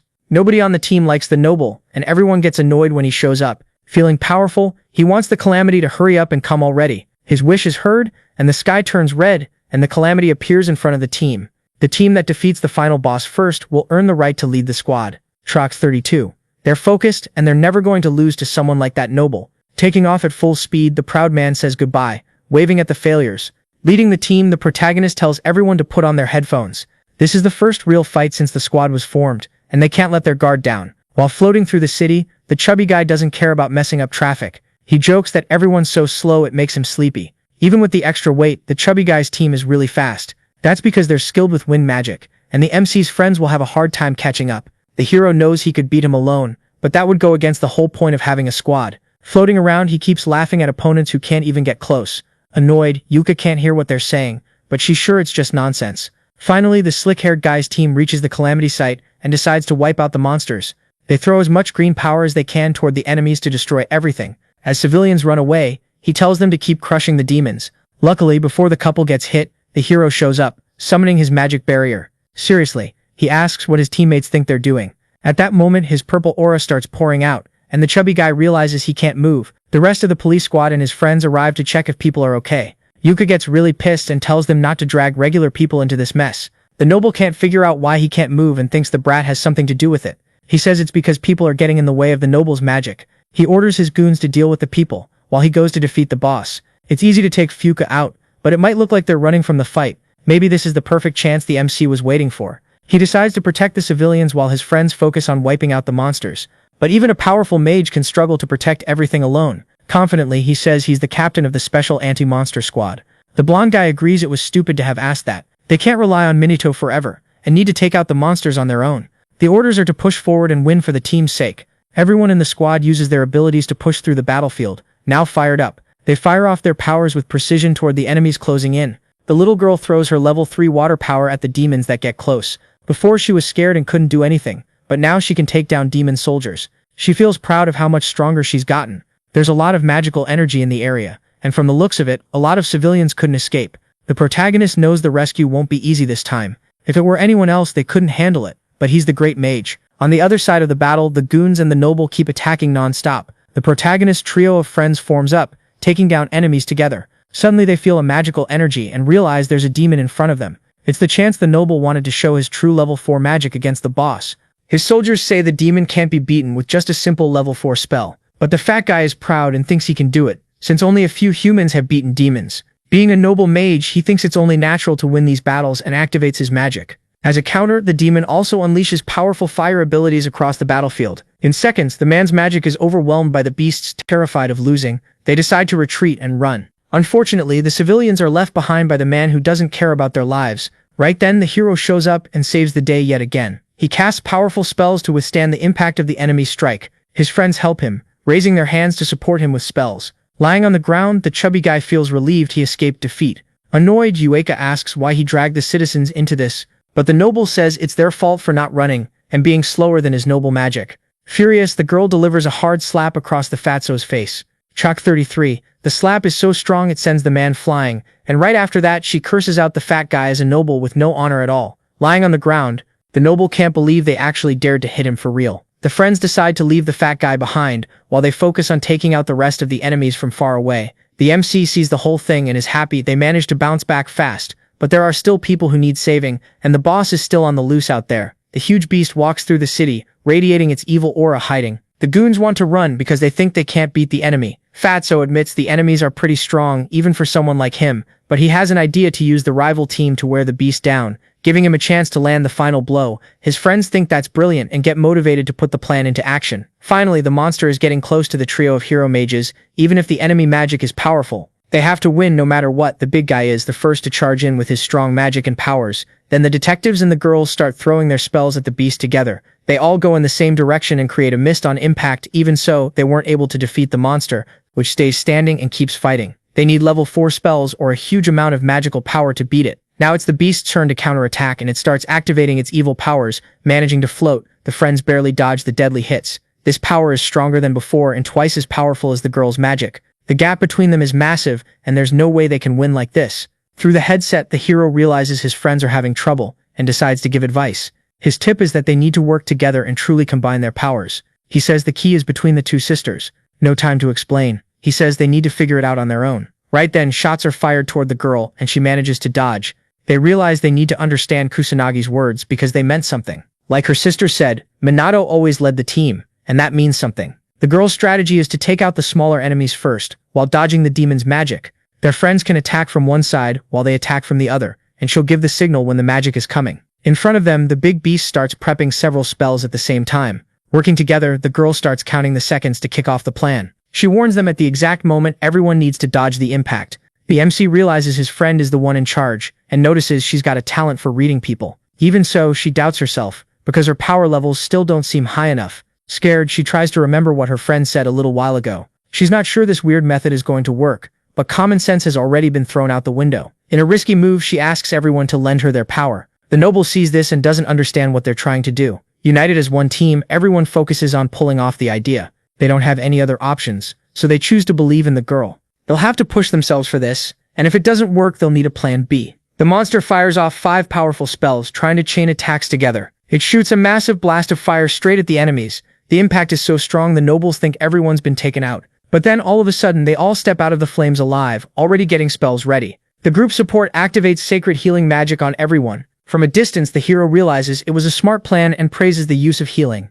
Now it's the two sisters' turn, and they get ready to cast their magic together. This is the right plan because their individual power is weak, but combining is the answer. Together they manage to form a level 6 spell called Water Torrent. The attack is launched at the monster, and it gets flooded by the force of it. That shocks the detectives, who didn't believe they could pull off level 6 magic. Even so, the monster is still alive, and the battle isn't over. This is the chance the chubby guy wanted to land the finishing blow. But suddenly his body's strength starts to run out. The hero arrives at just the right moment and casts a powerful spell. The team realizes the beast has stopped moving, and is one step from the end. The sky finally clears, and the enemy is defeated, stopping the calamity. Out of energy, the girls collapse to the ground. All of a sudden, their mana is completely drained, and they can't even move. Even so, they're happy they managed to save the day together. Track 34. Everyone gets congratulated by the protagonist, who praises the good work stopping the incident. This was the team's first official mission, and they did really well. Just from watching, he can tell everyone's getting stronger, especially Yuka, whose growth is incredible. Her instructions were on point, and combining the spells was a good call. She even says she didn't know anything about it, and only just learned the name of that technique. When he realizes she didn't know it before, the protagonist can't figure out how she pulled it off. It's explained that it was all thanks to the advice the MC gave, and the rest was intuition. The hero thinks the girl might be even more extraordinary than he expected. Still, she did great, and she was especially good in that role. The harmony between the two sisters played a big part in the mission. Turning on the TV, the general explains the team was created to strengthen the response to the rise in demons. One of the reporters says the leader is a student who stopped the calamity at the academy, and asks if that's true. The one who answers is Shidu, who introduces himself on TV. He confirms the squad leader really is a student, just like people have been saying. That shocks the press, who can't believe a minor can hold that position, but it's explained that he has enough power to surpass even the nobles' magic. During the calamity at the academy, not even the nobles showed up to help, leaving the police and citizens in a tough spot. But the hero appeared right then and saved everyone's lives.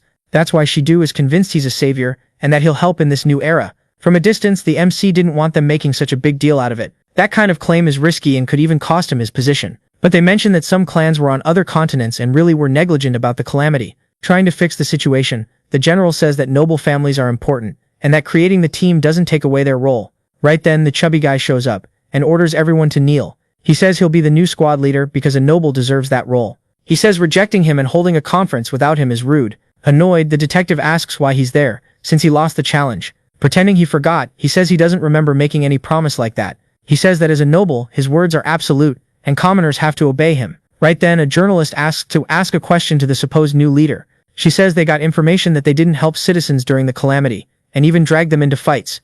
That puts him in a tough spot, but he lies and says it didn't happen. Other journalists say they got the same information, and have videos and images. The uproar starts, because those families are supposed to protect citizens, not put them in danger. Irritated, the noble tells everyone to shut up, and says it's people's fault for standing in front of his magic. The detective asks everyone to realize he's corrupt. He says what they need are heroes who actually want to protect the people without acting selfishly. He says they don't need nobles who don't protect their citizens. Defeated, the three of them run off, saying the detectives will pay and regret it. Watching everything on TV, the protagonist feels proud of the friend who stood up for him. On the tablet, the girls notice there are videos all over the internet about the calamity. The noble mages are getting the most criticism, especially the chubby guy. The internet is a scary place for the MC, who realizes how fast everything spreads.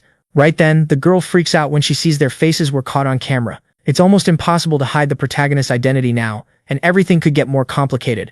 A week later, in the meeting room, he asks what the point of all this is. He gets freaked out by so many people sitting in the room's chairs, probably because of the press conference. The number of volunteers went up, because he acted out of control on TV. He says he'll reward the MC for it. He really wanted to train young mages, but he didn't want to stand out at all. But his friend shows up to hype him up, saying the world can't take its eyes off the handsome guy now. Unfortunately, that really bothers him, since he doesn't want to draw attention. At night, someone is tied to a chair in a creepy place. The person who captured him wants to know everything this poor guy knows. The psycho wants all the information about the black mage. He says it's a young guy who can cast insane spells, and that's all he knows. Angry, the lunatic lunges with knives, screaming, because he thinks there's more than that. Crying, the man remembers that the police are doing shifts at the Magic Academy to find out who this mage is. One rumor is that this person is a student, and there's nothing else to say. With no way to help more, the hostage asks to be let go. But like a madman, his captor kills him in seconds, getting pissed when the blood stains his expensive suit. In a fit of madness, he wipes his clothes while yelling filth. Excited by the idea of the fear a student might feel, he tells the black mage to wait for his arrival. Chapter 35. Putting the hood back on, the protagonist arrives in Shinjuku. Floating, he sees some people walking by and filming around. When he notices a monster lying on the ground, he sees signs that the black mage was there. The MC thought the hype around him had already died down, but even so, they're still looking for him. Patrols have increased and seem to deal with monsters and disasters more efficiently now. Maybe they don't need the black mage's help as much anymore. Suddenly, he sees some thugs collecting a debt of 10 million yen. The man in the suit says he only borrowed 200,000 while trying to shield himself from the beating. They say that's what the interest is for, and that the rate is high. Right then, the protagonist jumps in to save the man who was almost killed, creating a magic barrier that holds up against the hits. Annoyed, the thieves think the kid in front of them is trying to play hero. In the blink of an eye, they're completely beaten up and too weak to react. With so many problems, the police don't have time to deal with illegal mages. Rumors say crime syndicates are after the black mage. That sparks the protagonist's curiosity, and he wants to know more about this organization. The thugs say they don't know much, but they say the name is Black Rebellion. The MC promises to let them go if they tell him what they know. The Rebellion is an organization of mages that stays out of the public eye, involved in all kinds of crimes. They're gangs kind of like the Yakuza or the Mafia, with connections in the media and politics. There's a branch in Kabukicho, and the two of them hope they'll get a chance to get into it. After saying that, they end up getting beaten up by the protagonist one more time. Even so, he thinks about how Sonata had already mentioned the rise in illegal mage activity. Dealing with monsters and disasters can be left to Minato Kusanagi Academy, while the black mage handles the underworld. Now he decides it's time to wipe out the Kabukicho branch. That branch is located in an area packed with nightclubs and drunk people. As he walks around, people offer him fancy rooms in red light houses at a discount. Modern entertainment districts are really lively and even kind of overwhelm the protagonist. Everywhere you can feel magic, and it's impossible to tell who belongs to the organization. Maybe he should start by arresting a few people and asking questions. Maybe he should start by detaining people who are doing shady stuff around there. In a dark alley, men sell weird things and get annoyed by the protagonist's presence. Once again, he takes the men down without even breaking a sweat. Then one of the thugs tells him where the organization's members are gathering, in exchange for being let go. Knocking the man down, he hopes what he heard is true. With the info, he arrives at a bar called Western. Inside, some rough-looking guys are waiting for their buddies. The bartender asks what the customer wants. Handing over money, the girl asks for some hush-hush information. She wants to know the Black Rebellion's hideout, but they say that's the wrong question, and that she should be asking something else. The right question is what's going to happen to her next, and a few men step closer. They already knew someone was snooping around their business, but they didn't expect it to be such a pretty woman. Looks like the girl got fed bad info and walked right into this mess. Using their powers, they're ordered to capture her, but keep her alive. Skillfully, she manages to hold out and dodge the magical attacks. Her plan is to find a way to escape the fight, but unfortunately she gets hit by a fire spell and slammed to the ground. The thugs say they don't care about tough girls, imagining doing messed up things to her. About to be defeated, she apologizes to some people for not managing to solve anything. The moment a man comes over to do something sketchy, the MC walks in. Ignoring the commotion, he walks up to the counter. He asks the bartender if the members of that underworld organization are there. A thug comes up behind him and asks if he knows the mess he's in. The guy tries to attack while talking trash, but our boy drops him with one punch. The thug goes flying, slams into the wall, tries to stand, then blacks out. The other thugs and the girl just stare. The purple-haired woman is stunned. No normal person hits that hard, and she has no idea how he did it. She wonders if it was magic, but she never saw him cast anything. Kusanagi is at least glad the intel led him to some low-level mage thugs in this western club. He found plenty of weak mage punks here. Kusanagi calls them pathetic for jumping one woman. The thugs get scared, but they still think their numbers give them a shot. One thug tells everyone to rush him at once since he's alone. They fire off several flame attacks, and our boy tries to just dodge. The purple-haired woman doubts he can win against so many enemies, especially indoors. She figures he can't use big spells here and yells for him to run. Right before they hit him, he finally loses patience. He slips past every attack and closes the gap fast. Then he gets in close and starts throwing punches. In seconds, our boy beats them down one by one and knocks them all out. The woman is speechless. He moved so fast, she couldn't even follow what happened. She wonders again if that was some kind of magic. One thug breaks down crying and demands to know who he is. Kusanagi says he's the Black Mage, the man who will wipe out Black Rebellion. He knocks out the last thug and walks over to the girl. She's still shocked by how easily he crushed everyone, and wonders if he's some elite or legendary mage. When Kusanagi gets closer, she realizes he looks like a high school student. She says his eyes stand out. He gets a little worried and asks if she's hurt. She says she's fine and not injured. He then walks over to the bartender hiding behind the counter. Kusanagi demands info on Black Rebellion, but the bartender refuses. He's scared they'll kill him for talking, so our boy smashes the table with one punch to scare him. He asks again and says, this is the bartender's last chance. Terrified, the man decides to talk. He says Black Rebellion's main base is in Tokyo, with branches all over, even outside Kabukicho. He's heard the Kabukicho branch boss is someone no one should cross. The leader is a mage with huge underworld influence. Some even say he pulls Japan's strings from the shadows. Kusanagi asks about the branch location, but the bartender swears he doesn't know. Small fry like him only get trash jobs and no real info. Kusanagi is disappointed and back to square one, so he decides to hunt down more illegal mages for clues. As he turns to leave, the woman stops him and thanks him for saving her. She says she can't imagine what would have happened if he hadn't shown up. He tells her not to worry since he was just passing by, but also says this happened because she put herself in danger. She calls him harsh, and he says she's right. He's only harsh with adults. She guesses he's going after Black Rebellion and asks what he plans to do when he finds them. With a cold look, he says he'll destroy them. She sees he means it, but still doubts he can wipe out the whole gang alone, no matter how strong he is. Since she can't do it alone either, she makes him an offer. She asks him to join her. She says she's a detective with good connections and access to useful info, even if she lacks his strength. She's also shocked the Black Mage is way stronger than the rumors said, and thinks teaming up with him could help her reach her goal. Kusanagi gets it and asks if she wants his power in exchange for her intel. She says exactly, and calls it the perfect deal. She holds out her hand and asks for his help. He knows he needs information, but he still wonders if he can trust her. Then he figures it's fine. If things go bad, he can just ditch her. He accepts and shakes her hand. She introduces herself as Leona, while our boy simply says he's a Black Mage. She says that name's kind of hard and asks why he doesn't use something shorter. He tells her to call him whatever she wants, so she picks Chrono, and he goes with it. He asks why the thugs were after her, and she says she was trying to find Black Rebellion's hideout. He calls her stupid for being so reckless. She says they're both chasing the same thing, but he reminds her he can actually protect himself. She admits she has plenty of weak spots. Still, she says she had no other choice because nobody dares go against Black Rebellion. These days, rogue mages do whatever they want in Kabukicho because the police are too busy dealing with the calamities. Kusanagi remembers Sanada telling him that before. Now he sees how rough Leona's situation really is. Trying to stay calm, Leona reveals that rogue mages attacked her younger brother. After their parents died, she had to raise him by herself. She worked hard to give him a decent life. She knows she couldn't spend much time with him and that he was probably lonely, but he never complained. Then one day, burglars suddenly broke into their home. Her brother saw them, so they tried to kill him. Her face changes, and he asks if her brother lived. She says he survived, but he's been unconscious ever since. Kusanagi knows even sacred magic can't wake someone from a coma. Frustrated, she says the doctors still don't know when he'll wake up. He's only 9, and she believes he deserved a normal life. Leona says the men behind it were Black Rebellion lackeys. She tracked them down and arrested them, but she won't be satisfied until the whole gang is gone. When he asks if this is just revenge, she says no. She wants to fix things so nobody else suffers like they did. She knows she isn't strong enough, but believes he can stand against Black Rebellion. Kusanagi thinks she's probably telling the truth.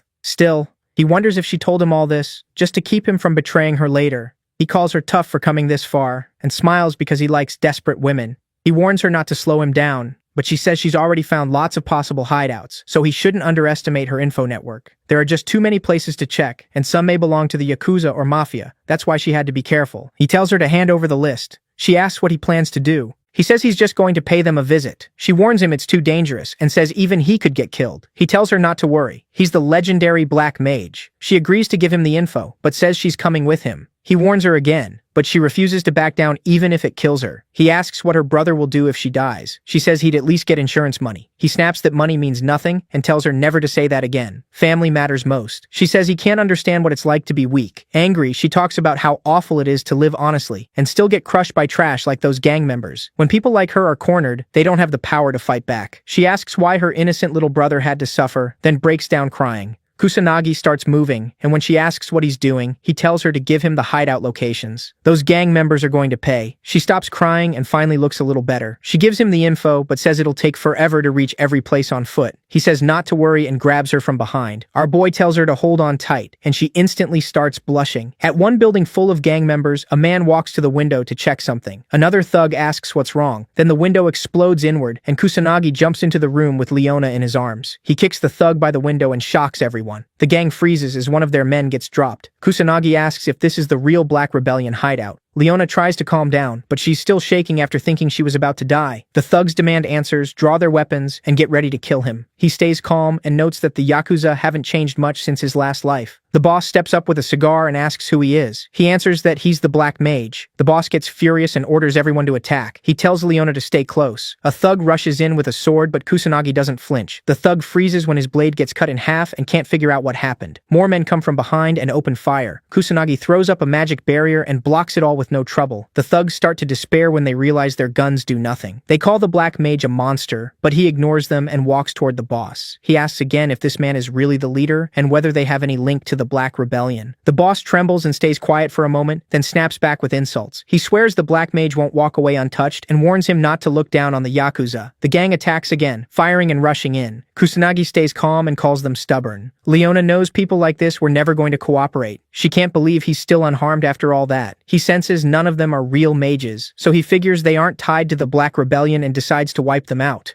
The boss says he's picked the wrong enemies, but Kusanagi cuts him off and steps in with a kick that sends them flying. One strike is enough to crush the whole group. The Yakuza finally surrender. Leona is stunned by how fast it ended. Kusanagi is annoyed they learn nothing, so he moves on to the next place. Leona finally sees how powerful the Black Mage is and starts believing he really can destroy the Black Rebellion. He picks her up in his arms. She tenses up, knowing they're leaving the same way again. He jumps out the window with her. She screams and begs him to stop, but he keeps going. At the next hideout, they crash in through another window. Kusanagi drops the whole gang in seconds, and they bow and beg for mercy. Back outside, he wonders why they always choose to attack and calls the Yakuza idiots. Leona agrees, but says gang members were never going to listen anyway. She begs him to stop entering through windows every time. Sneaking up on the Yakuza is one thing, but she's sick of all the flying. He says rules don't matter with Yakuza. She calls that nonsense, so he agrees to do it properly this time. At the next place, they knock on the door, and a bald man asks who they are. Kusanagi says he's here to ask about the Black Rebellion. The bald man shuts the door and tells them to get lost. Annoyed, Kusanagi blasts the door open with a kick. The gang inside panics, wondering if one guy is really raiding them. They demand to know what clan he's from, but Kusanagi repeats that he only wants information on the Black Rebellion. The bald man loses patience and swings first. Kusanagi had hoped they could settle this peacefully for once, but with no other choice, he strikes back and easily drops the bald man. The others are left stunned. Ignoring the small fry, Kusanagi looks for the boss. A man named Ushiro steps forward and says he's the leader. He asks why Kusanagi barged in, and Kusanagi immediately asks if they have ties to the Black Rebellion. Ushiro understands, but his men see it as disrespect and pull out their weapons against our boy. Ushiro orders them to stand down. When they protest, he tells them they can't handle someone like Kusanagi. Then he answers plainly. His group has nothing to do with a pathetic outfit like the Black Rebellion. He says honor matters to his clan. Kusanagi asks where the Black Rebellion hideout is, and Ushiro asks if he'll leave after getting the answer. Kusanagi says he will. Leona and Kusanagi sit across from Ushiro while his men surround them. She's nervous about being dragged into this. Ushiro introduces himself, Kusanagi gives the name Chrono, and Leona does the same. Ushiro points at a map and says the Black Rebellion hideout should be around that area. He adds that that's all he knows. Kusanagi checks the spot and sees it matches Leona's lead. He realizes they would have found it eventually if they kept searching for it, and admits she's more reliable than he expected. He asks Ushiro if he's sure about giving up that kind of information to an outsider from the same world. Ushiro says they're not allies. They're enemies. He says his clan isn't low enough to prey on decent people. Kusanagi wonders why they attacked him at first, but Ushiro says he didn't exactly look respectable while storming Yakuza offices. Ushiro adds that his clan has rules, so they shouldn't be compared to trash like the Black Rebellion. Kusanagi is surprised to meet a Yakuza like him in this era. Since he got what he came for, Kusanagi leaves as promised. Before he goes, Ushiro asks if he's really planning to face the Black Rebellion, and warns that powerful people in the country back them. Kusanagi lifts Leona and tells him he's faced people like that before, then flies off with her in his arms. Ushiro watches him go and praises his nerve. He thinks the kid might really bring down the Black Rebellion. At a warehouse, a group of men meets to trade a special weapon. One lackey checks it and says it's the real deal. The red-haired man tells his crew to hand over the money, and the men in black suits take it. One of them shakes hands with the red-haired buyer to seal the deal. The suited man says Japan is amazing for treating criminals so kindly, and the other agrees it's the best country. While they're laughing, Kusanagi crashes in through the window with Leona in his arms. Everyone is stunned, but they instantly draw magic circles and guns. Kusanagi realizes he's finally found the group he was after. Using magic perception, he sees all the Black Rebellion members are mages, and even the Mafia side has a few mages too. Leona ducks behind a container and starts recording with her phone. The red-haired man asks who Kusanagi is. Tired of hearing that question, he says he's the Black Mage, and he's here to destroy the Black Rebellion. That only confuses them more. Then they burst out laughing. Sure, a kid can't wipe them out alone. Kusanagi ignores them and hurls a huge fire spell. Several men are blown away. He makes it clear he's serious about crushing the whole gang. Enraged, they fire back with wave after wave of magic. Kusanagi blocks everything with his barrier. He knows they won't use anything above level 2 or they'd wreck the warehouse. He considers attack spells, but with this many enemies, that won't be enough. The lackeys are shocked their magic did nothing, and even the bullets are useless.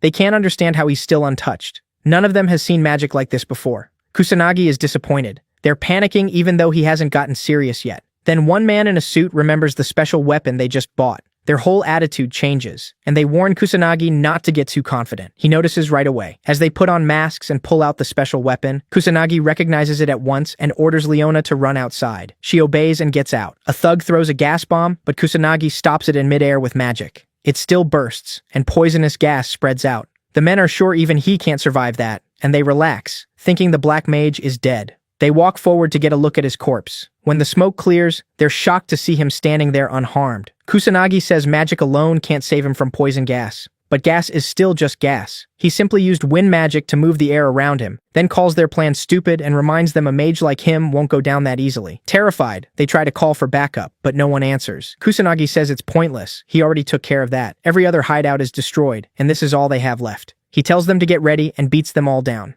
Satisfied, he wipes out Kabukicho's Black Rebellion. Then he goes to find Leona, but he suddenly senses someone behind him. A man steps from the shadows, holding Leona hostage. He's impressed Kusanagi beat everyone alone, and with a cruel smile, says he wants to negotiate with the Black Mage. After finishing off the Black Rebellion members and dealing with the poison gas, Kusanagi heads for the warehouse exit to check on Leona, only to find an enemy mage holding her hostage. The man demands a negotiation if Kusanagi wants her back. Kusanagi quickly judges the distance and realizes he can't reach her in time with combat magic unless he finds an opening. He starts preparing a level 1 spell to make the attacker drop his knife, but the man notices and warns him not to try anything if he cares about Leona's life. Kusanagi is surprised his opponent sensed the spell and admits the man is skilled. From what he can tell, the man is hiding his full strength, but his magic power is around 40,000, clearly a high-level mage. Leona starts apologizing to Kusanagi, calling him Chrono too, but he calmly tells her he'll save her. Annoyed that Minato isn't reacting, the man warns he'll kill Leona for real if Minato keeps taking him lightly. After a few more tense words, Minato calms things down and agrees not to move suddenly. Pleased, the hostage-taker introduces himself as Kaga Shuji, boss of the Black Rebellion's Kabukicho branch. He says he was sent to investigate the Black Mage, either recruit him or kill him.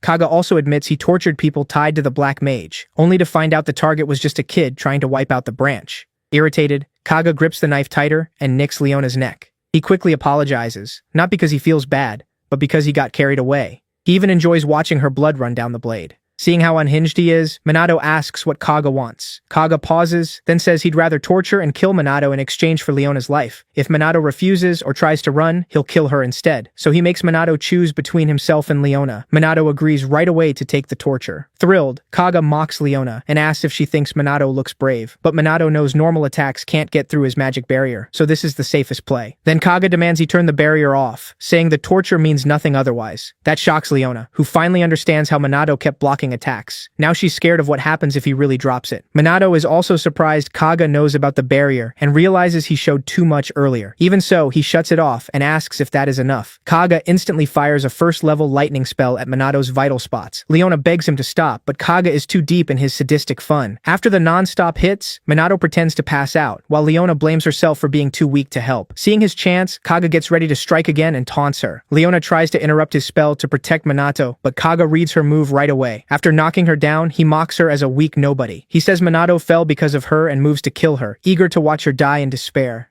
At the last second, Minato jumps up and smashes Kaga with a brutal surprise punch, wrecking his face. Stunned, Leona asks how he lived after dropping his barrier. Minato says he secretly kept a tiny hidden barrier up right before the attack landed, so it only looked like his defense was gone. Leona lets out a nervous laugh and says only Minato would pull something like that. With Kaga down for the moment, Minato heals Leona's cut with light magic and tells her she's safe. Relieved, Leona silently thanks her luck for having the Black Mage on her side. But Kaga gets back up with his face magically restored, furious at their attitude. Minato is impressed he stayed conscious after that speed-enhanced hit and stays ready. Realizing torture won't break Minato, Kaga decides to burn both him and Leona alive. As Kaga builds a strong fire spell, Minato finally sees how dangerous he really is, because Kaga has clearly been holding back, and his magic keeps rising. When the spell formula is finished, Kaga fires a level 4 fire lightning spell, Fire Spark, straight at them. Right before it hits, Leona panics. Sure, Chrono can't stop it. Minato stays calm and only raises his magic barrier when the flames are almost on top of them. To Leona's shock, his first-level defense spell easily wipes out the 4th-level attack. Watching Minato shut the fire down so easily, she feels strangely safe just standing beside him. The more she watches, the more she wants to know who the Black Mage really is. When his attack fails, Kaga laughs and praises Minato's power. He says he knew simple fire magic wouldn't beat him, but he still has more tricks. Leona, still confused, asks why Kaga's magic hasn't faded yet like it should have by now. Minato explains that Kaga is using sustainable magic, feeding the spell over and over to keep it going, like how he uses wind for flight. Leona snaps that this isn't the time for a lesson, but when she warns the barrier might vanish soon, she notices it's still there and wonders why. Minato tells her he can use sustainable magic too, so she doesn't need to worry. That makes Kaga panic. Catching it, Leona boldly tells him to give up while he still can. Kaga pretends to be scared, then drops the act and attacks again. Admitting Minato is strong, he finally shows his real trick, making the fire around Minato's barrier even stronger. Then Leona suddenly feels weak, her body heavy, and she can barely breathe. Kaga explains that by surrounding the barrier with fire,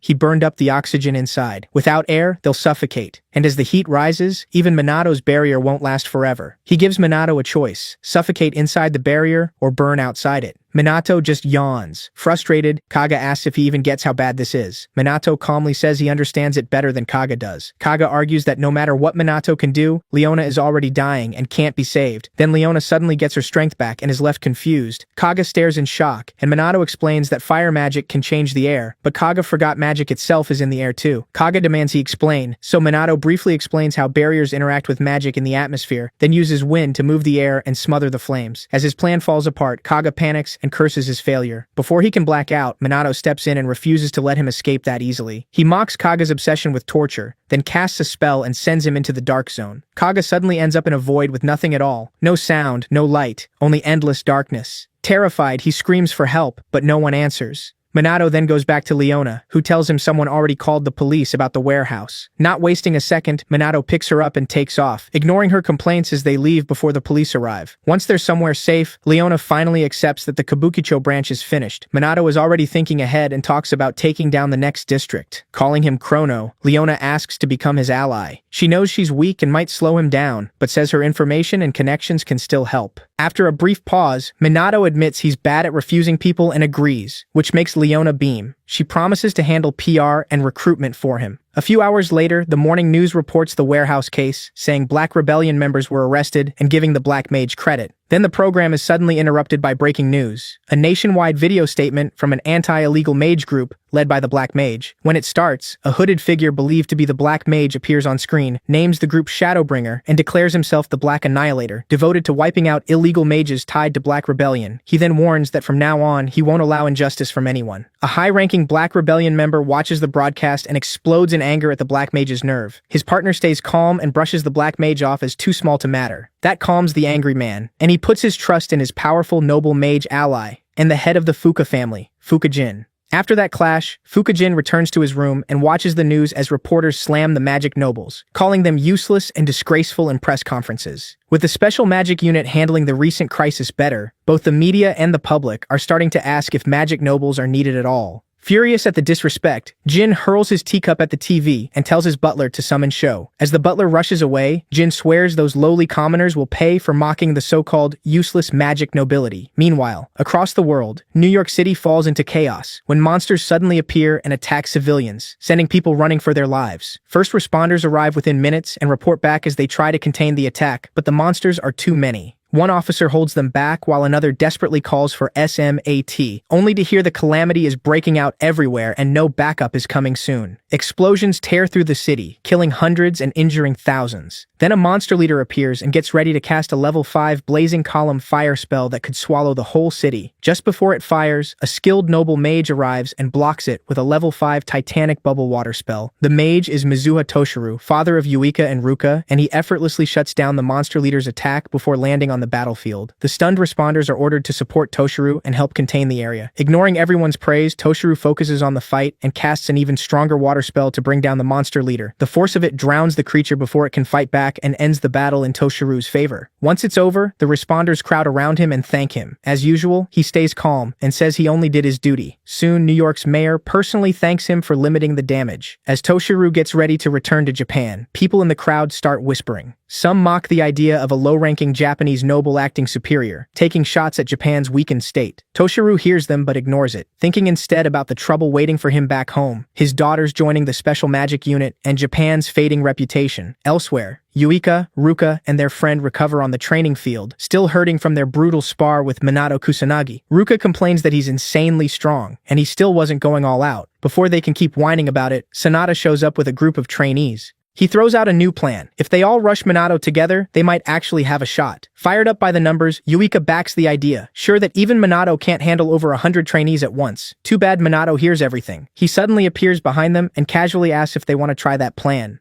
Yuika freezes and quickly denies it, awkwardly claiming they were just talking. Minato isn't amused. He says break time is over and gives them their next task. Beat him with everything they've got. The squad jumps at the chance and attacks all at once, sure their numbers will win this. Minato barely reacts, blocking them with a simple level 1 barrier. When Yuika smugly says that won't hold, he casually raises it to a level 4 high magic barrier, and the trainees are stunned. Still determined, they pour even more power into their attacks, but Minato's barrier takes every hit without trouble. As their frustration grows, they finally realize just how scary strong Minato really is. Then Minato attacks and completely crushes them. When it's over, the trainees are scattered across the field, groaning in total defeat. After training ends, Yuika and Ruka check their phones and instantly go pale. Minato notices and asks what happened. The sisters turn serious and tell him their father is back in Japan. After leaving their father's house, the Mizuha sisters head to the family villa for an important talk. An awkward silence hangs there until Toshiru finally asks about the special magic squad they joined. Yuika confirms they're with the unit, and as the tension builds, Toshiru tells them to explain more about it. Glad he's at least listening, they eagerly talk about how much good the squad does and how great their new friends are. Ruka proudly adds that their magic power and spell levels have improved fast thanks to Minato Kusanagi and the others. Toshiru, interested by all the praise, admits Minato is talented and useful to society. But then, while drinking his tea, he hears one of them compare Minato to him and suggest Minato might rival a magic noble. Toshiru calmly sets his cup down and gives a sudden order. They are to quit the special magic squad right away. Stunned, the sisters demand to know why. Toshiru coolly explains that the noble's reputation is already falling, and that could hurt Japan. He says magic nobles, not the special unit, are the nation's true support. So Minato, just by existing, is making things worse. Because of that, he bans them from seeing him again.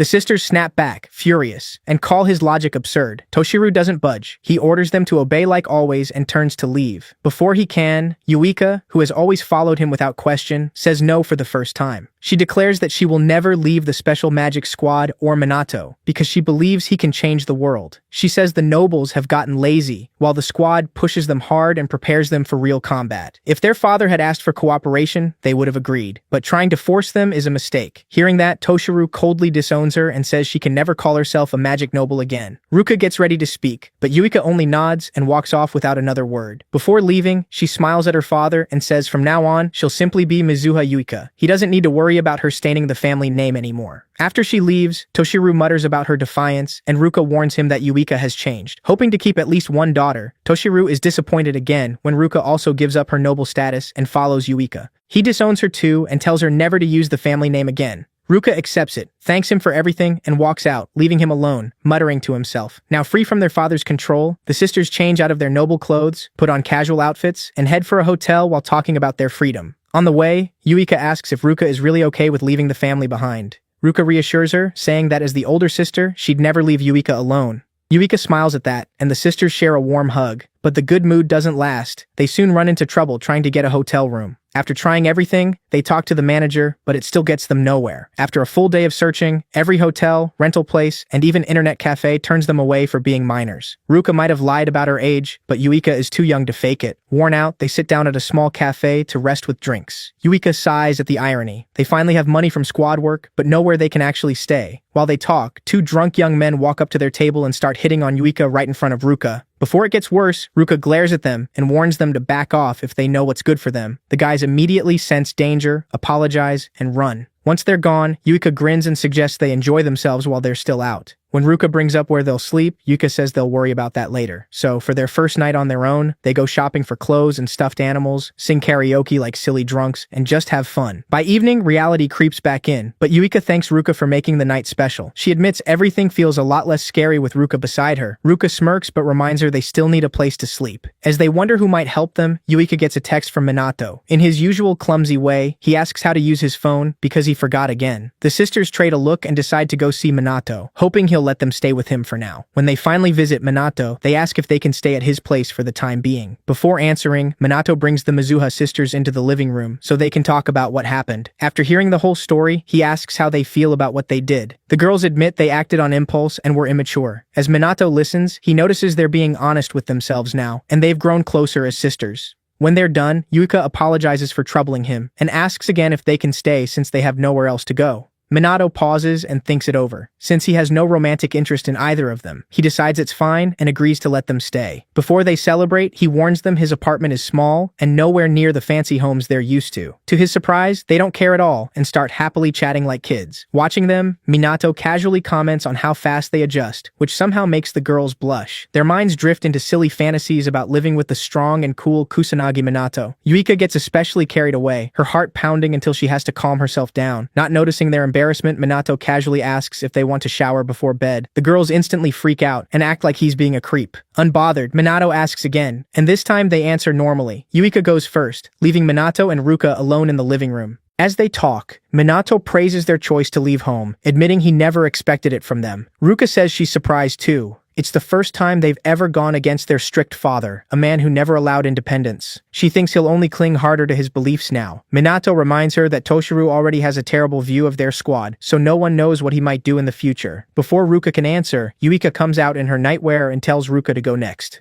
Ruka quickly heads in and enjoys the best bath she's had all day. While she's away, Yuika tells Minato it still feels unreal to be in his home. Minato calmly says this is his first time having guests, but he isn't worried. Yuika sincerely thanks him for letting them stay, and Minato brushes it off as no big deal. She laughs, and when he asks why, she says he's always acted like everything is normal no matter how strange things get. Minato tells her that as long as they're in his squad, they'll always be his friends, and he won't abandon them. That makes Yuika's heart race. But before she can think too much about it, Ruka walks out of the shower looking graceful in her nightwear. Minato gets up to take his turn, leaving the sisters in quiet silence, both trying to process everything. The next day, Minato meets his handler Shido and gets the new training schedule for his unit. After the usual meeting, he tells Shido that Yuika and Ruka are staying with him. The moment Shido realizes Minato is living with two girls, he blows up and asks why Minato seems so calm about it. Completely baffled, he wonders if this is normal for young people now. Determined to teach him some common sense, Shido lectures Minato about how Japan doesn't do polygamy and throws a bunch of half-true ideas about culture and tradition at him. On his way out, Minato thinks about finding a bigger place. 3 people in his apartment is too tight.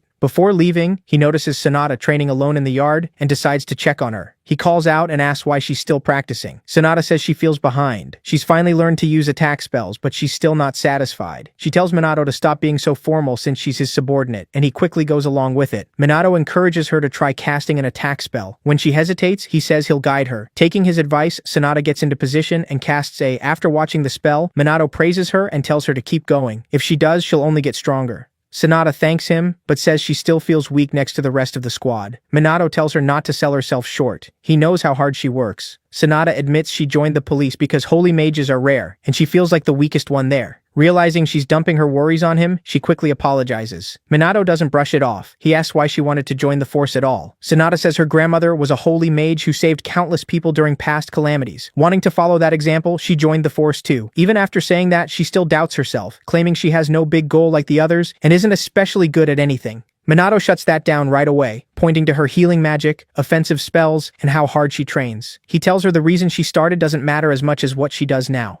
That hits home, and Sonata finally sees her training really is paying off. The moment overwhelms her, and she starts crying with relief. Once she settles down, she calls herself a pathetic adult, but Minato tells her age has nothing to do with it. Thankful for his words, Sonata starts seeing Minato as the one who always pulls her out of her doubts. Later that night, Minato gets ready for his secret mission as the Black Mage. Before leaving, he meets Leona, who says she found information on the rumors around the magic nobles. Interested, Minato asks her to tell him what she learned, but she says he has to put on the Shadowbringer outfit first. After getting brushed off by the Black Mage again, Leona gives her report on illegal mages and shady magic groups. She says the magic nobles are rumored to be tied to crimes like money laundering, collusion, and embezzlement. Some families, especially the Fukas, may even be linked to the Black Rebellion. Minato asks who runs it. Leona says the rumors point to Kuroi Akudo, a former magic noble who was kicked out in disgrace. That makes the nobles linked to the Black Rebellion seem even worse to Minato, but Leona reminds him there's still no hard proof against the Fukas or any noble family. Nobody talks, and good information is hard to get. She thinks anyone who might speak up is being silenced, so she warns Minato to be careful if he looks deeper. When they're done, Minato asks her to send everything to his phone. Asked what he's doing next, he just says he's off to serve justice. Then he jumps off the rooftop, thinking about how to punish the villains. A few hours later, the Black Mage comes home and goes back to being Minato Kusanagi, relaxing with his new roommates, Yuika and Ruka. The 3 quietly focus on their own things. With time to spare, Minato starts looking up Ichikami Minato and the calamities from 50 years ago. Now that he knows how to use a smartphone, he digs through what he can find. Most of Ichikami's history is still the same, but modern mages are described as far weaker, which feels strange. He also finds only vague records on the magic nobles and their bloodlines, with barely anything about their past power or training. Remembering his life as Ichikami, Minato thinks that if his magic tome still existed, mages would never have fallen this far. Yuika points out that books and data on high-level magic training are gone, almost like someone erased them on purpose. Minato guesses the current Mizuha head might know something, but with so little info on the calamities, setting up a meeting won't be easy.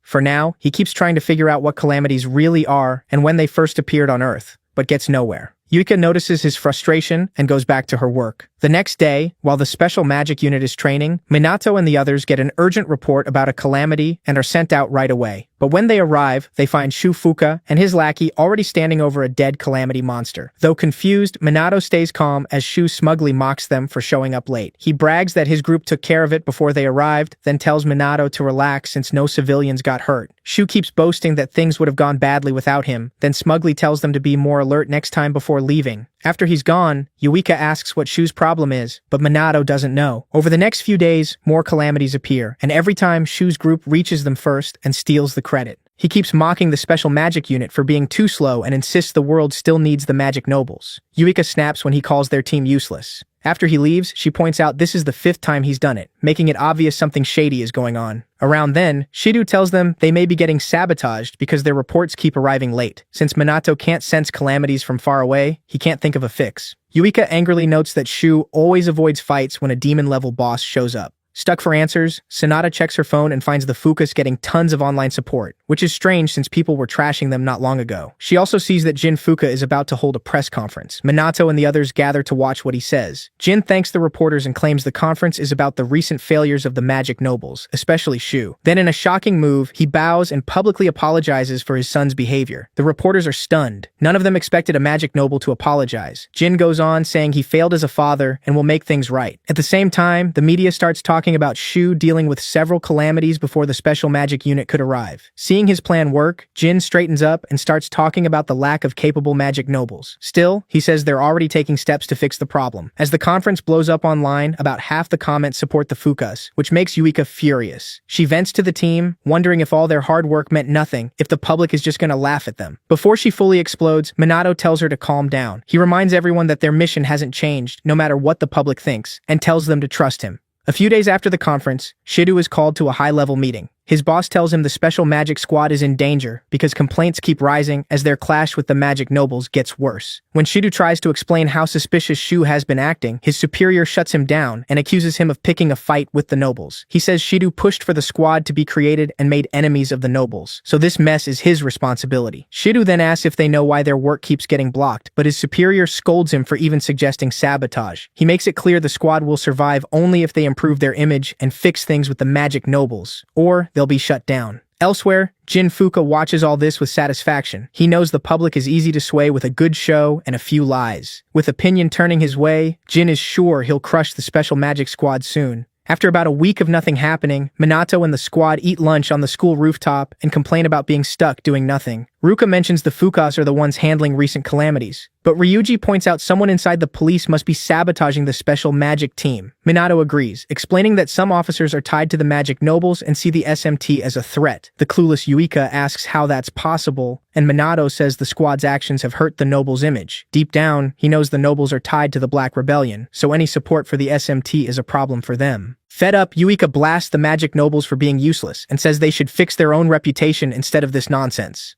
After calming down, she wonders if her father is involved, but Ruka says she doubts it. Minato finishes eating, stands up, and tells everyone they're going to the Mizuho estate to find out themselves. The sisters hesitate since things are bad with their father. Minato says they can stay behind if they want, but in the end, they come along. Soon they reach the Mizuho villa, where two female guards stop them at the gate. Even after they introduce themselves, the guards refuse to let them in. When Yuika and Ruka ask for an exception, the guards say their master banned his disowned daughters from entering. Just as the sisters give up, Minato steps forward, introduces himself as the SMT captain, and says he needs to question Toshiru. The guards tell him to make an appointment, but Minato says he only needs a few answers. Annoyed, he starts thinking about forcing his way in, when Toshiru suddenly shows up. After hearing the situation, he lets them enter. On the way to the meeting room, Minato jokes about how young Toshiru looks, and asks if he's the sister's brother. The girls quickly correct him. Young or not, that's their father. Once they sit down, Toshiru opens by accusing Minato of leading his daughters astray. Minato fires back that blaming someone else for your kids becoming independent is bad parenting. He then asks why Toshiru can't be proud that his daughters are growing up. Toshiru quietly studies him, realizing Minato didn't come here to joke around. So Minato drops the small talk and asks if Toshiru has been pressuring the special magic team. Toshiru denies it, saying magic nobles rarely work together and that Fuka is acting on his own. After commenting on Minato's determination, Toshiru admits he's heard about him as a student with noble-level power and as a hero who stopped several calamities. Still doubtful, he challenges Minato to test that strength. Toshiru releases a huge wave of mana to show his power, and to his surprise, Minato matches it without any effort. The rest of the team, including the sisters, can barely move under the crushing mana. When the pressure fades, Toshiru praises Minato for matching him, but Minato shrugs it off as simple magic control.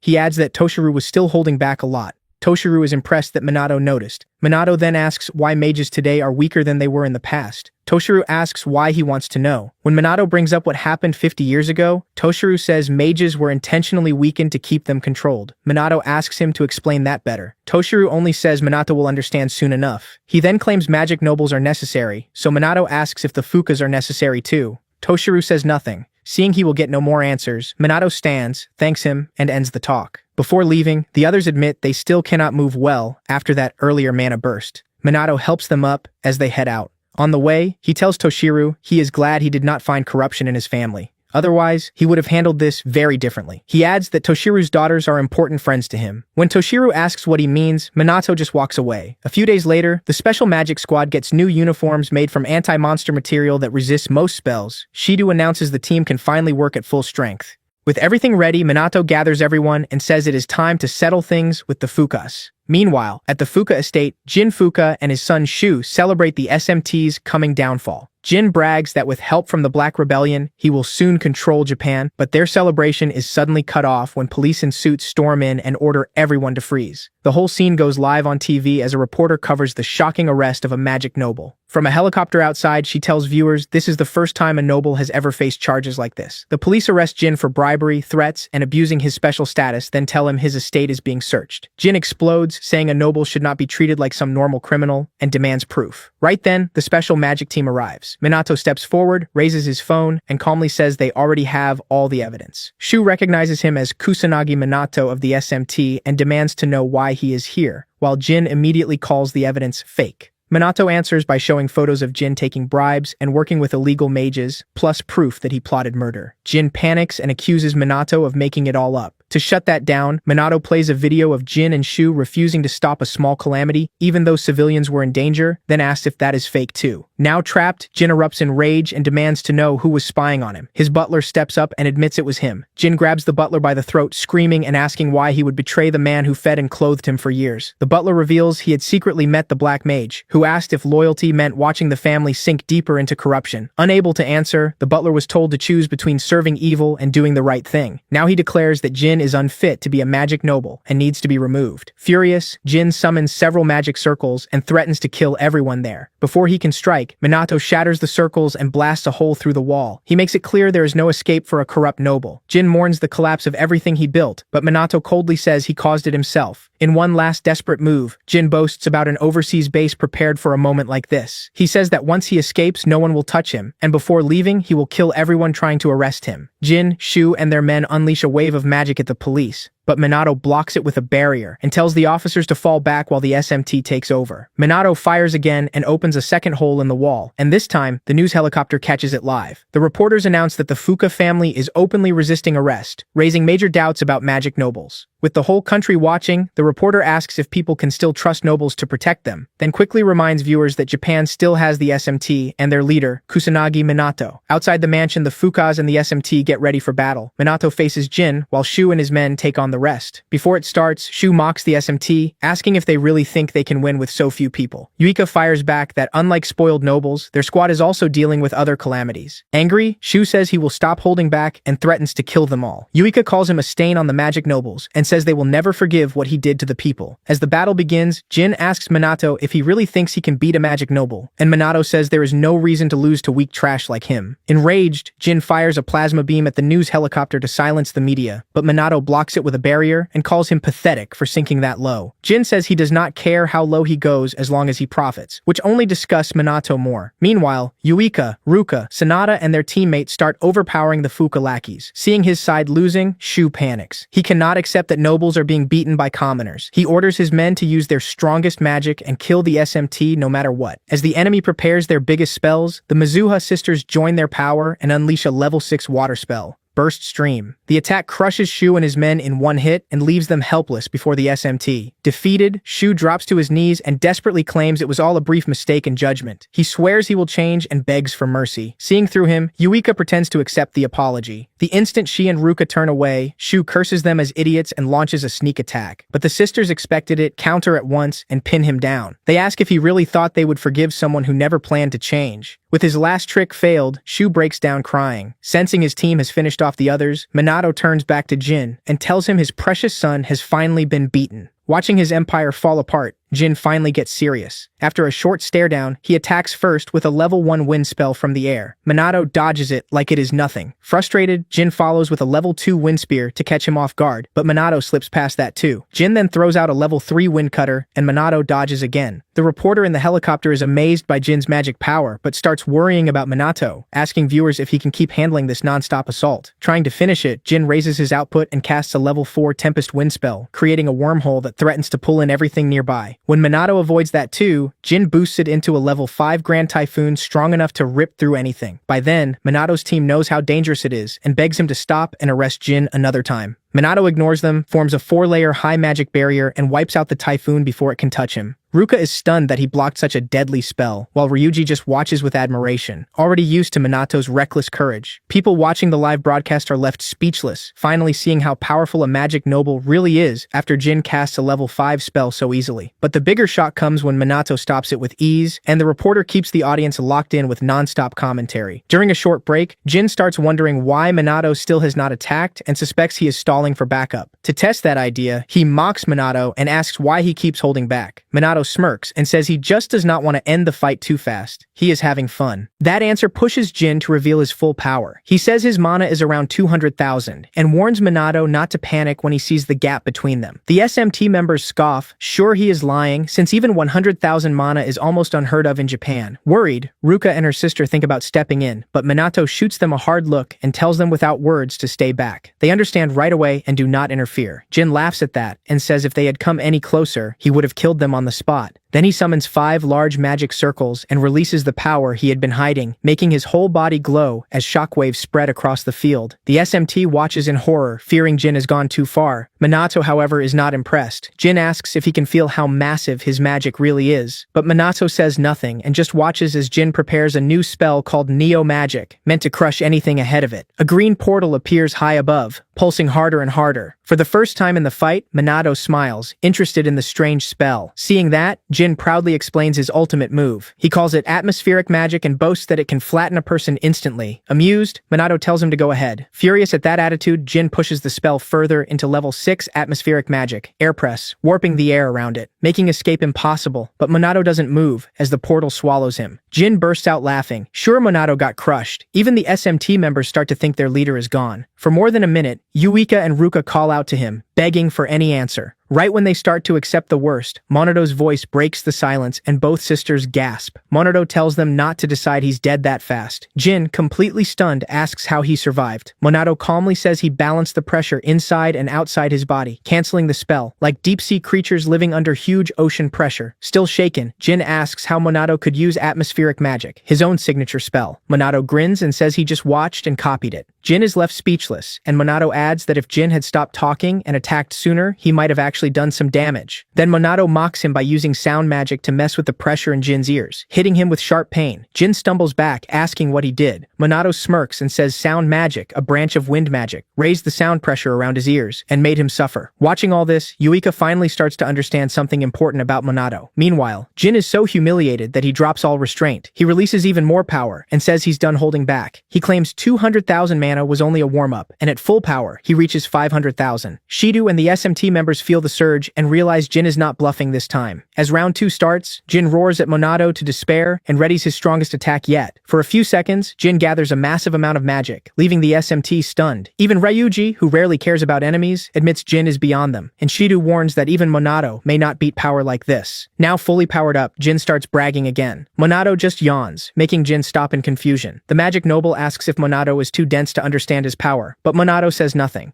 Jin keeps rambling about his ultimate spell before launching a small green atmospheric portal at Monato, who doesn't even react. Annoyed that Monato still isn't impressed, Jin powers up further and summons 6 more green magic circles. Their energy is so intense that even the SMT members get uneasy. This is the first level 7 spell they've seen all year. As the tension rises, Yuka quietly chooses to trust Monato and hopes he beats Jin. With the spell ready, Jin mocks Monato for not attacking while he charged. Now he says, regret won't save him, only despair waits. Annoyed, Monato asks if he's finally going to attack. Instead, Jin keeps talking before at last releasing his strongest move yet, the level 7 atmospheric magic, Plasma Break. The blast is so violent it throws the chopper above off balance, and the SMT members scramble to think of some way to stop it. Desperate, Ruka tells Monato to run, but he stays where he is. Jin gives him one last chance to escape, warning that if he doesn't, his friends will die instead. Monato accepts the challenge without flinching and gets ready to counter. Before Plasma Break can spiral further, he casts a level 4 spell and forms a core amethyst. Jin laughs, asking if he really thinks something that tiny can stop his magic. Monato fires the crystal straight into Plasma Break's core and waits. To everyone's shock, plasma break is erased instantly. Jin and the SMT members freeze in place, unable to understand how his ultimate spell disappeared so easily. Staring in disbelief, Jin demands an explanation. Minato casually says wind magic is weak to earth magic. Since plasma break was a slow spell, the amethyst crystal could shut it down easily. He mocks Jin for not knowing that, and the noble is left rattled. Still confused, Jin asks him to explain more. Minato says the core amethyst is not very strong for attack, but its dense magic can absorb spells of the opposite element, so it can cancel them out even across rank gaps. Still stunned, Jin asks why Minato even knows a crazy spell like that. Minato smirks and says he made it for fun. Hearing that, Jin finally breaks. He can't accept that a spell he spent decades perfecting got beaten by something made on a whim. With the fight basically done, Minato walks forward and tells Jin to get ready for punishment. But before he can act, Jin quickly surrenders, saying he's out of magic and can't move. Minato says he has no interest in beating up someone that pathetic. Instead, he raises a finger to flick Jin's forehead. Jin thinks it's nothing and brushes it off. The instant Minato flicks him, Jin is launched several feet away and blacks out at once. The SMT can only stare, wondering if their leader is even human. With Jin down, the police move in and take him. At the same time, the reporter in the chopper announces that SMT Captain Kusanagi Minato has defeated a magic noble. All across the country, people celebrate and praise Minato. After the battle, the SMT members gather around him and congratulate him for finally beating Fukujin. As the police drag Jin away, Minato feels disappointed by Japan's magic nobles. After all that, they were just frauds. Before Jin disappears, Minato asks what the magic nobles did after Ichikami Minato died 50 years ago. Jin says nothing, so Minato asks if they destroyed the magic tome from that time and demands to know why they would do such a thing. Jin finally replies that commoners could never understand the thoughts of magic nobles. Confused, Minato asks him to explain, but Jin only smirks and tells him to figure it out himself before he's taken away. A few hours later, Minato is made to attend a press conference with Shido and the team chief. Once it starts, he gives a short statement about the fight with Fukujin. His comments spread fast, and his popularity explodes overnight. A few days later, Minato is relaxing on a beach in Hawaii, still wondering how he ended up there. While he thinks, Yuka walks over in a swimsuit and asks what he's thinking about. Before answering, Minato remembers his last meeting with Shido and the team.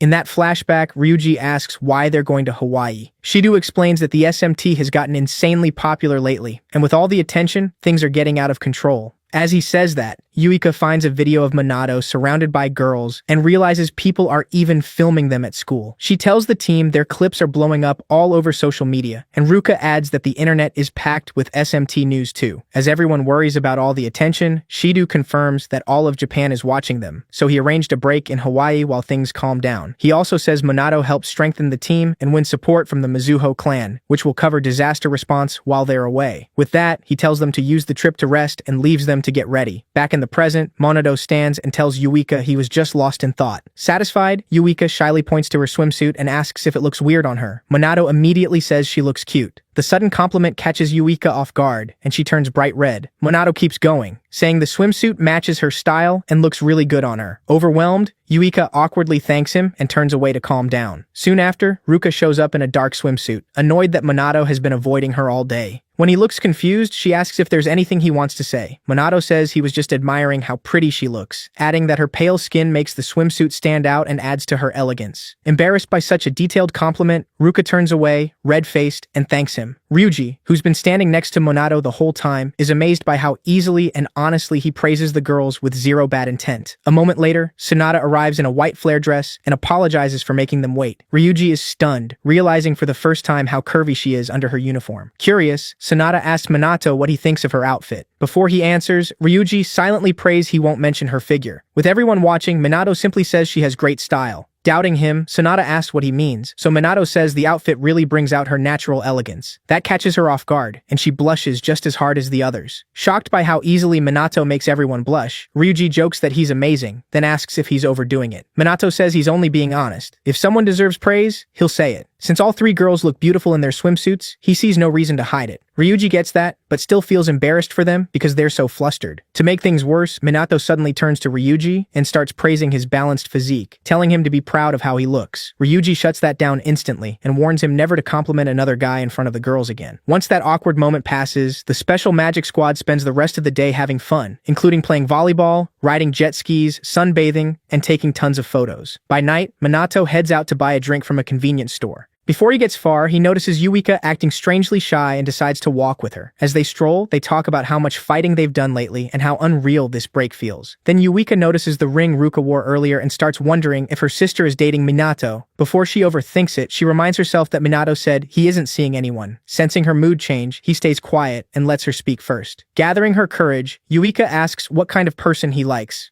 When Minato says he's never really thought about it, she jokingly lists herself Ruka and Sonata as examples and tells him to choose one. After thinking a bit, Minato picks all three, saying each of them is beautiful, hardworking, and admirable. Yuika gets annoyed and says that is not the same as romantic love. Confused, Minato admits he thought love and admiration were almost the same. After thinking it over, he says that if he had to pick one, Yuka is the girl he likes most. Yuika goes still in shock while Minato honestly lists everything he likes about her. Her face turns bright red, and she crouches down from sheer embarrassment. Worried, Minato kneels beside her and asks if she is okay. Still flustered, Yuika quietly says that even if Minato does not mean it romantically, hearing that from him makes her really happy and only proves how deeply in love she is with him. Back in Japan, Shido studies social media and realizes things are getting worse. More people are turning against the magic nobles, and many now want the SMT handling disasters and monster attacks. At the same time, the vigilante Shadowbringer is getting popular, and people online keep arguing about a fight between him and Minato. With all this happening, Shido knows he has a big decision to make. At the Japanese International Airport, a certain plane arrives with two family heads, both clearly annoyed by the chaos that broke out while they were gone. The first is Hinata, head of the Homurai family, and the second is Riku, head of the Kaichi family. As they get off the plane, both complain about the mess waiting for them. About a week later, Minato and the girls return to Japan and go back to normal life. One evening, while Yuika makes dinner, Minato says their vacation ended way too fast. Ruka, sitting next to him, says the SMT and the school both tightened media control, so the paparazzi should finally back off. Just then, Yuika leans out from the kitchen and asks them to bring the plates. Minato quickly helps, and soon the table is covered with food. During dinner, Yuika asks if they are ready for school, starting again tomorrow.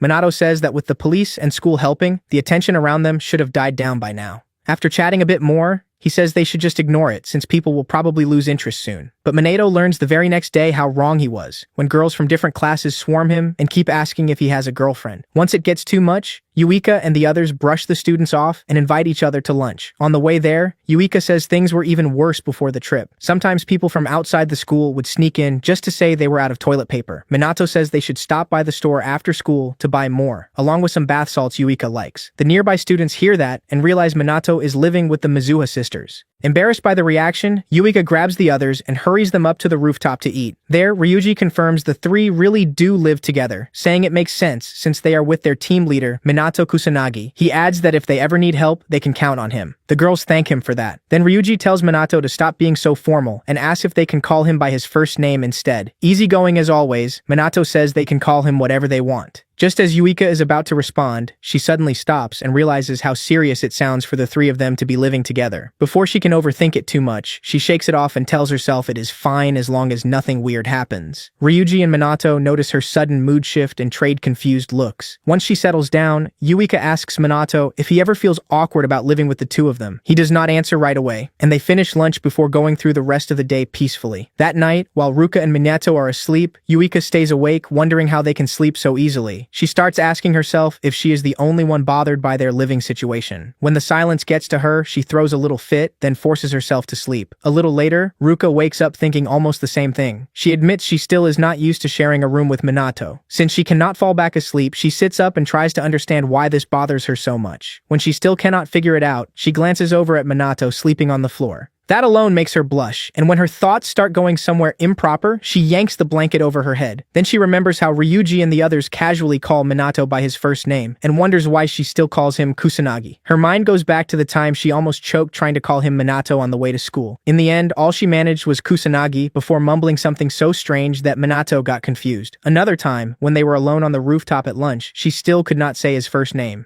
Thinking about all those awkward moments, she cringes and scolds herself for being too scared to do something so simple. The next morning on the way to school, Minato notices Ruka looks down and asks if she feels sick. Ruka says she is fine, but once again calls him Kusanagi. This time, Minato stops her and reminds her they are not strangers. He tells her to quit using his last name and just call him Minato. Blushing hard, Ruka finally works up the courage and says his first name. Elsewhere, the magic nobles meet in secret to talk about how badly their image has fallen. Hinata opens the meeting by blaming the special magic squad for the magic nobles losing support. While she thinks about what to do, Riku asks how she plans to handle Captain Minato Kusanagi. With no clear answer, Hinata turns to Toshiro and asks what he thinks. Toshiro says he only intends to follow their lord's will, which irritates Hinata because of how vague he is. When she pushes him to be clear, Toshiro reveals that Minato does not recognize him. Hinata asks if that means Minato knows nothing about them, and Toshiro says yes. Once Riku learns Minato is unaware of them, he decides to test him. If Minato proves useful, fine. If not, they will kill him without hesitation.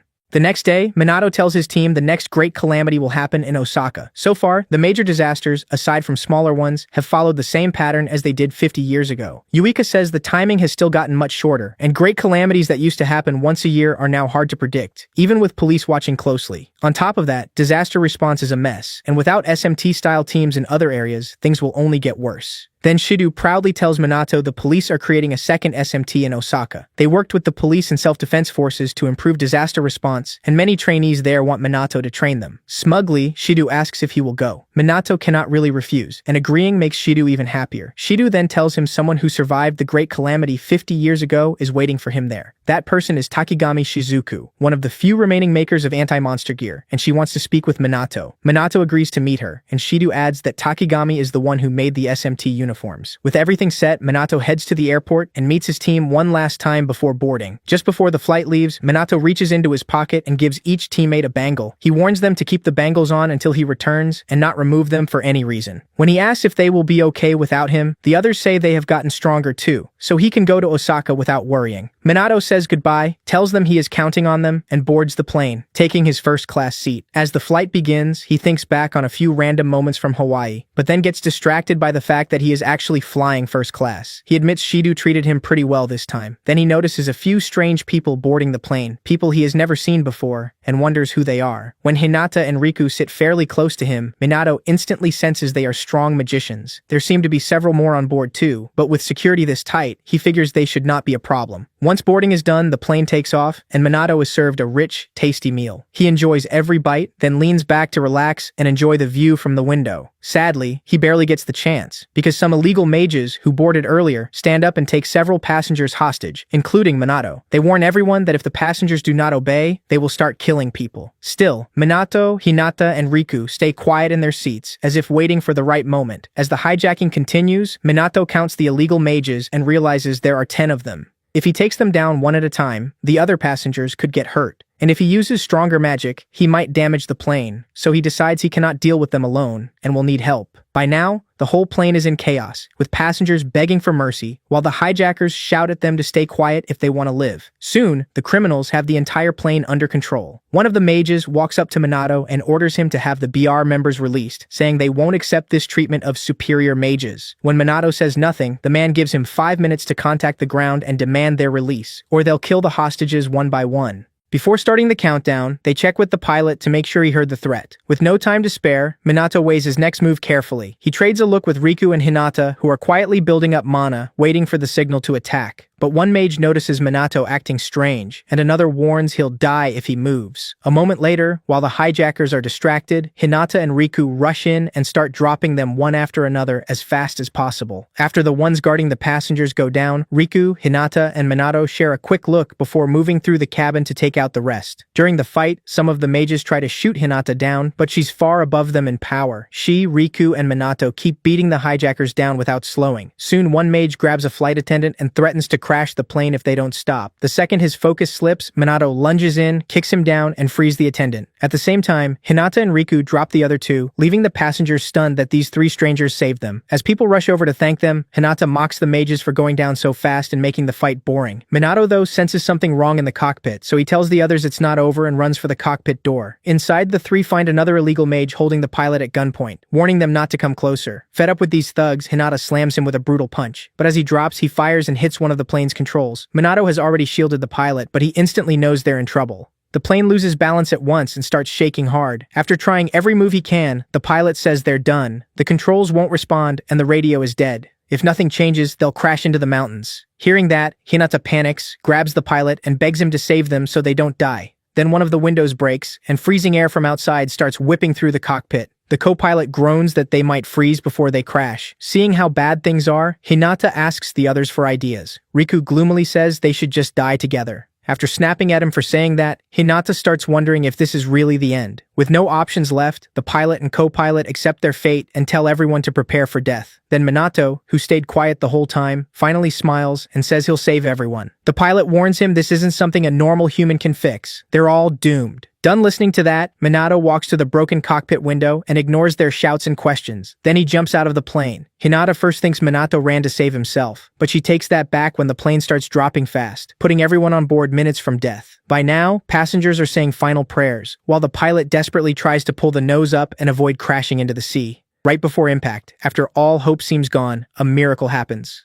The plane steadies itself and starts climbing again. Both pilots stare in shock, wondering what just happened to the plane. Hinata tells them Minato is the one who saved them, and if she's right, he's supporting the whole aircraft by himself. Sure enough, Minato is under the plane, carrying over 230 tons and guiding it toward the nearest airport. He explains that he first made a huge barrier under the plane with void magic, then boosted his body with magical martial arts and used wind magic to steer it toward a safe landing. Since it's his first time holding up a plane, it isn't easy. Even now, the pilot can't believe one person is carrying a 230-ton aircraft thousands of meters in the air. Seeing what Minato can do, the pilot starts viewing him like a monster and takes a deep interest in him. By then, the flight attendants and passengers finally calm down after the pilot says they're safe for now. A father and his little daughter even cry with relief, happy they get to live. But the pilot warns them not to celebrate yet. He's found that the landing gear won't come out either. That means a safe landing now depends completely on Minato. So the pilot lines them up with the nearest runway and points the plane toward it, hoping Minato has a plan for the landing. As the damaged plane nears the runway, Minato, still holding it from below, casts a level 6 void spell, High Magic Wall. He uses the barrier to soften the descent and slow the plane until it stops. Once Minato pulls off the landing, the whole cabin bursts into cheers, with strangers hugging each other. Even the pilot salutes SMT Captain Kusanagi Minato like a soldier. Riku and Hinata just keep staring at him, unimpressed, waiting for their later meeting. As soon as he gets off the plane, reporters swarm him, asking how he saved everyone from the crash. Minato is already irritated after the most stressful flight of his life. Before he snaps, security steps in, pushes the media back, and promises a later press conference. Then they escort Minato to Takigami's home to meet her.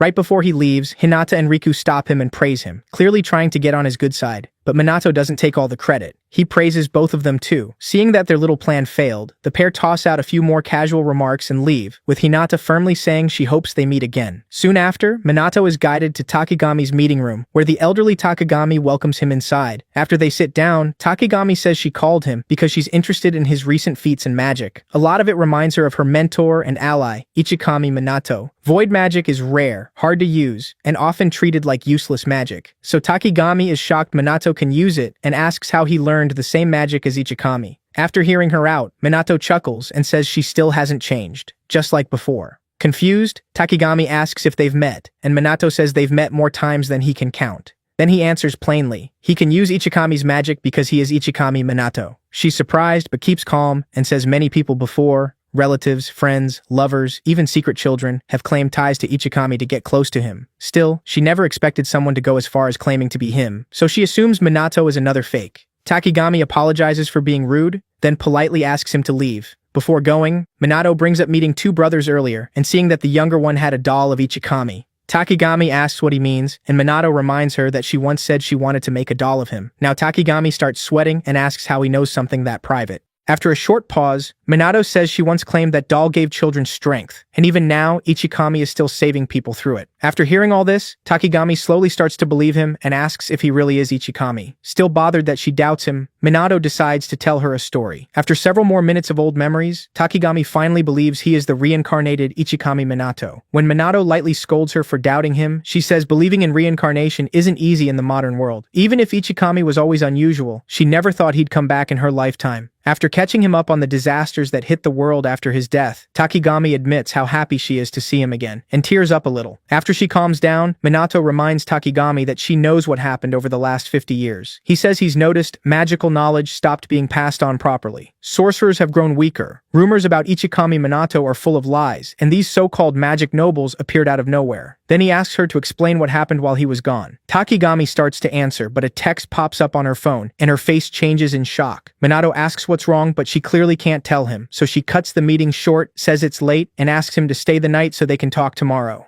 Minato agrees and heads to his room. Around midnight, Riku slips into Minato's room without a sound and slashes at the bed, trying to kill him. But Minato is already standing beside it, mocking him for attacking someone in bed. He doesn't know who it is at first, but once he sees his face, he recognizes Riku. Before Minato can say much, Riku attacks again, and Minato dodges. A second later, Riku kicks him through the window. Minato lands safely in the yard, and Riku is already there waiting. Riku uses level 1 Earth Magic, Rock Break. Minato answers with level 1 Void Magic, Magic Barrier, trying to block the blows. But after a few exchanges, Riku cuts straight through the barrier and forces Minato back, making him get serious. Before round 2 starts, Minato praises the blade and asks if it's anti-magic gear. Riku says nothing. Both of them gather mana and get ready again. Right before they clash, Hinata appears and orders them to stop. Minato says he knew she'd be mixed up in this. Hinata ignores that and tells him not to resist their summons. To make sure he listens, she shows live feeds of her people sneaking up on Minato's friends at their homes and threatens to kill them in their sleep if he refuses. Seeing the trap, Minato stays calm and asks what they want. Hinata introduces herself and Riku, then says their only demand is simple: join them as a magic noble and gain rank, money, power,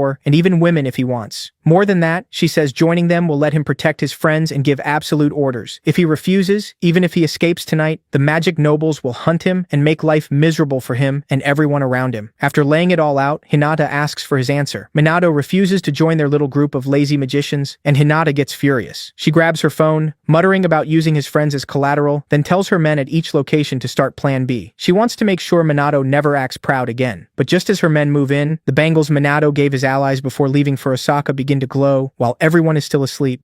They create yellow, magic-made copies of Minato's shape, and Hinata's men panic at the sight. Before they can react, the figures use level 5 high magic drain void magic and wipe them out instantly. A few minutes later, Hinata notices her men have gone silent and tries to contact them. When no one answers, Riku realizes they've all been taken out. Angry, Hinata demands Minato explain what he did, but Minato shoots back that she should have expected this unless she's an idiot. Even though she finds him irritating, Hinata praises how he handled both the hijacking and the hostage trap, saying he passed the first test. Confused, Minato asks if they were behind the hijacking too, but she says no. They'd never use something that stupid just to drag him into their game. Then she tells him it's time for the second test as she and Riku power up for the real round 2. Minato, clearly enjoying this, jokingly asks if he can skip the fight, but Hinata refuses and rushes him with Riku. Hinata opens with a kick at Minato, and he blocks it easily. She springs back to make space and fires a level 4 fire spell Flare. The attack explodes loudly, but Minato comes out untouched. Riku then cuts through the smoke for a sword strike aimed at Minato's neck, but it still misses because Minato blocks it with a small barrier around his neck. He sighs, knowing that would have killed a normal person. Hinata tells him not to get cocky and launches another spell. Level 5 Fire Magic, Blazing Column, at the captain of the SMT. Minato praises the spell, then counters with level 3 Water Magic, Water Splash, and completely wipes it out. Seeing that, Hinata finally understands the rumors that he can cast without chanting. When he cancels her level 5 spell with a level 3 1, she feels like he's making fun of her magic. Riku attacks again, but Minato dodges and tells them to take the battle into the sky. Hinata accepts at once and flies up with her pet fighter, Riku. She admits they underestimated him before, but not anymore. Then both of them unleash their strongest spells. Hinata casts level 7 Fire Magic, Demon's Blaze, while Riku uses level 7 Earth Magic, Comet. After bragging that Minato can't stop her ultimate move, the pair launches both attacks at him together. Minato isn't impressed. He casts level 7 Void Magic, Vanish, which swallows both attacks and erases them completely. Hinata and Riku are left stunned, unable to process what just happened. To spell it out for them, Minato says he broke down and scattered the magical energy to limit damage to the area. Hinata calls that nonsense and says it doesn't count, like he's cheating a real fight. She claims everything so far was meaningless and says now she'll show him her true power. Before she can, the air around them suddenly changes, and all three notice it. Then the sky turns red and Minato realizes the calamity has reached Osaka. To him, with everything else going on, this feels way too perfect to be a coincidence.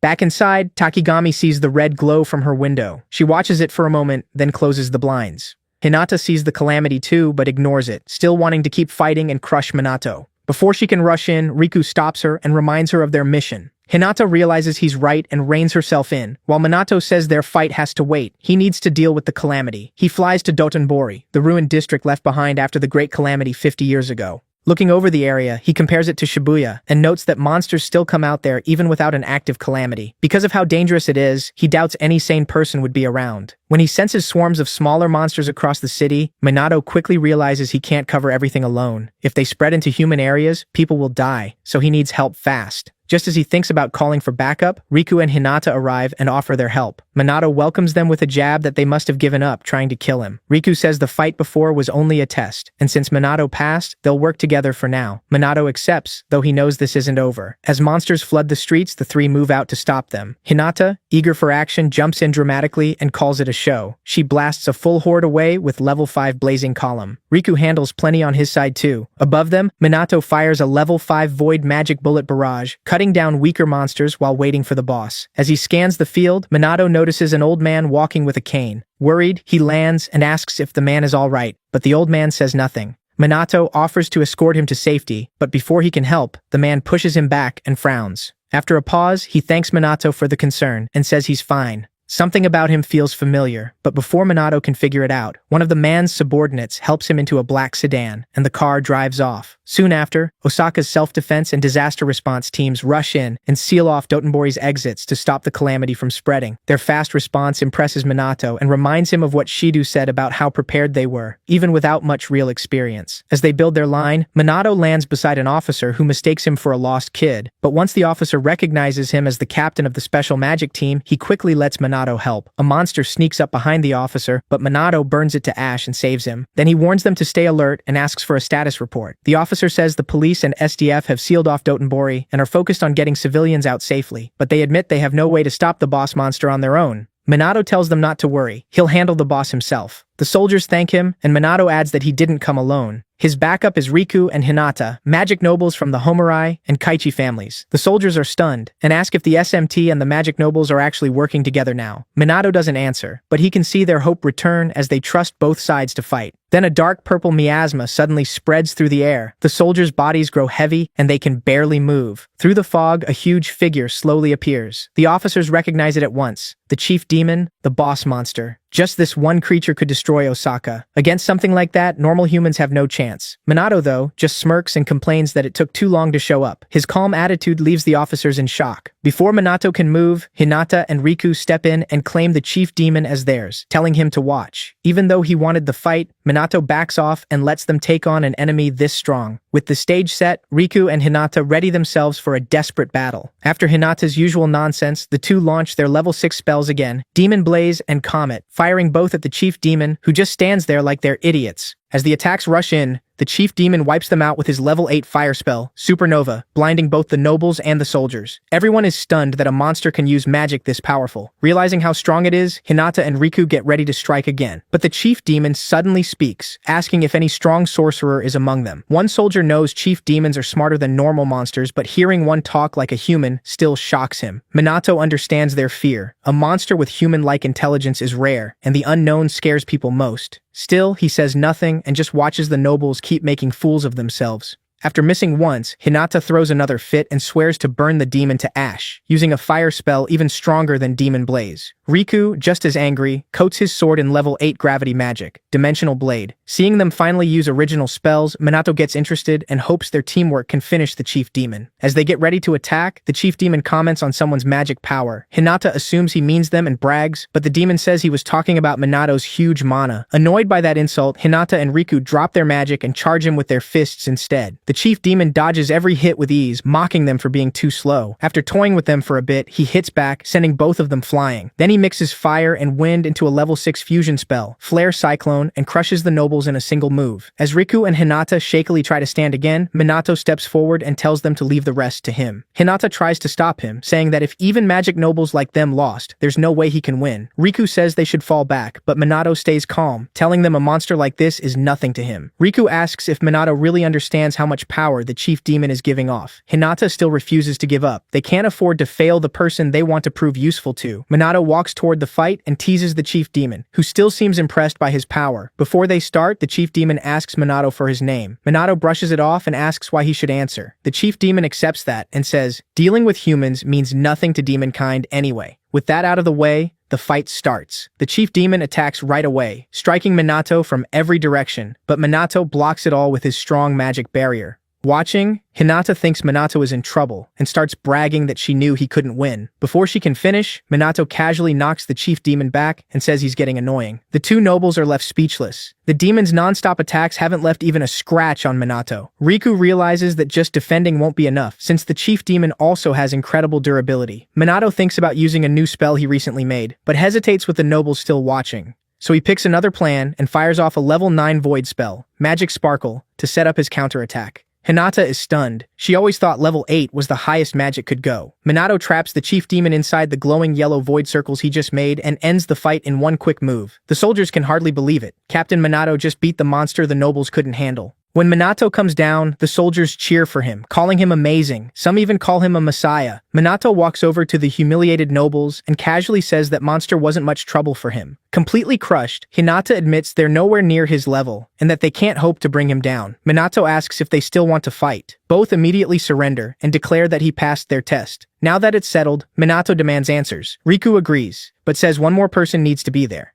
Takigami. Minato instantly knows who he means. A moment later, Takigami arrives and asks if Minato knew she was behind all this. He says yes, she's never been able to hide anything from him. Now he wants to know why she tested him, why sorcerers grew weaker over the last 50 years, and why she's worked with the magic nobles since his death. Before answering, Takigami brings Minato and the nobles back to her house so they can talk properly. Once seated, Minato asks if she knew about the magic nobles before he came back. Takigami says she did, and she also knew he would be attacked. Confused, Minato asks why she allowed it, but Riku explains they only wanted to test Minato's skill and see whether he'd use his power selfishly. Minato points out that his allies were dragged into that test too, and Riku says they never meant real harm. They only threatened them. Minato still wants to know why they did it at all. Riku says Minato being in the SMT weakens the magic nobles' position, and that puts Japan in danger. Minato fires back that this mess came from the nobles' own neglect. The SMT never tried to put them down. The nobles were the ones looking down on everyone else. Hinata throws another fit, but Riku, acting more grown up, tells her to stop because Minato is right. Even so, Riku says the world still needs the nobles to keep order. Takigami cuts in and says the real problem began 50 years ago, after Minato died, leading to Japan's current state and the rise of the magic nobles. After Ichikami Minato died and most demons vanished, Japan was flooded with illegal mages. There were so many that even the police and SDF were overwhelmed, and law enforcement fell apart. Japan turned lawless. The few good mages left fought back, but they were defeated and killed. The country was close to collapse, and hope was almost gone. Takigami sums it up by saying Japan fell apart because of Ichikami Minato's death. Without him, the surviving mages couldn't rebuild hope, so after many talks, they created the Magic Nobles. They were meant to win the public's trust and become a new symbol of hope like Minato. Since magic was dangerous in peacetime, the nobles took every magic book and record, gathered anyone with talent, and got rid of those who refused to join. By controlling all magic knowledge, they shut down oral teaching and even rumors of magic, and Japan moved toward peace. But the cost was huge. Japanese mages became weaker, and politics also caused a drop in technology and knowledge, something Minato has seen before. He remembers the chaos from 50 years ago, people dying, mages falling, and magic being used for evil. Now he sees it only got worse after his death. Then he asks Takigami if the nobles really have enough political power to control things this much. After glancing at the nobles, Takigami quietly asks Minato if he remembers Mumu Hifumi, his old subordinate, a sore loser but extremely gifted. When Minato says yes, she reveals Mumu is now chairman of the powerful Mumu group. He was already known as heir to the Mumu conglomerate, and for the past 50 years he's been funding the magic nobles. That finally makes their influence clear to Minato, though he never knew Mumu was an heir. Takigami laughs at how little Ichikami Minato cares about status, money, or fame. He's always only cared about magic and people. She goes on, saying Japanese mages were once among the best in the world during Minato's time, but now they've fallen badly. Hinata cuts in, insisting Japan only stayed peaceful because of their predecessors. Minato asks what she'd do if another calamity hit. She has no answer and goes quiet. Riku says they believe the police could handle anything, with the magic nobles stepping in only if things got truly bad. Minato asks if they understand their mistake now, and Riku says nothing. Minato turns back to Takigami and asks if she knew all this. She says yes, she's been involved for 50 years, though she isn't a magic noble and doesn't have their power or influence. Right now, she's just an anti-monster gear maker, satisfied with that role. Even after hearing everything, Minato feels she's still hiding something. So he asks if there are any more secrets, and she says she's told him all of it. With that, Minato changes course and proposes an alliance between the magic nobles and the SMT to deal with DR better. Minato makes it clear that if they agree, he won't serve under them. This will be a partnership. After how badly they did in the last calamity, working together is the only real choice.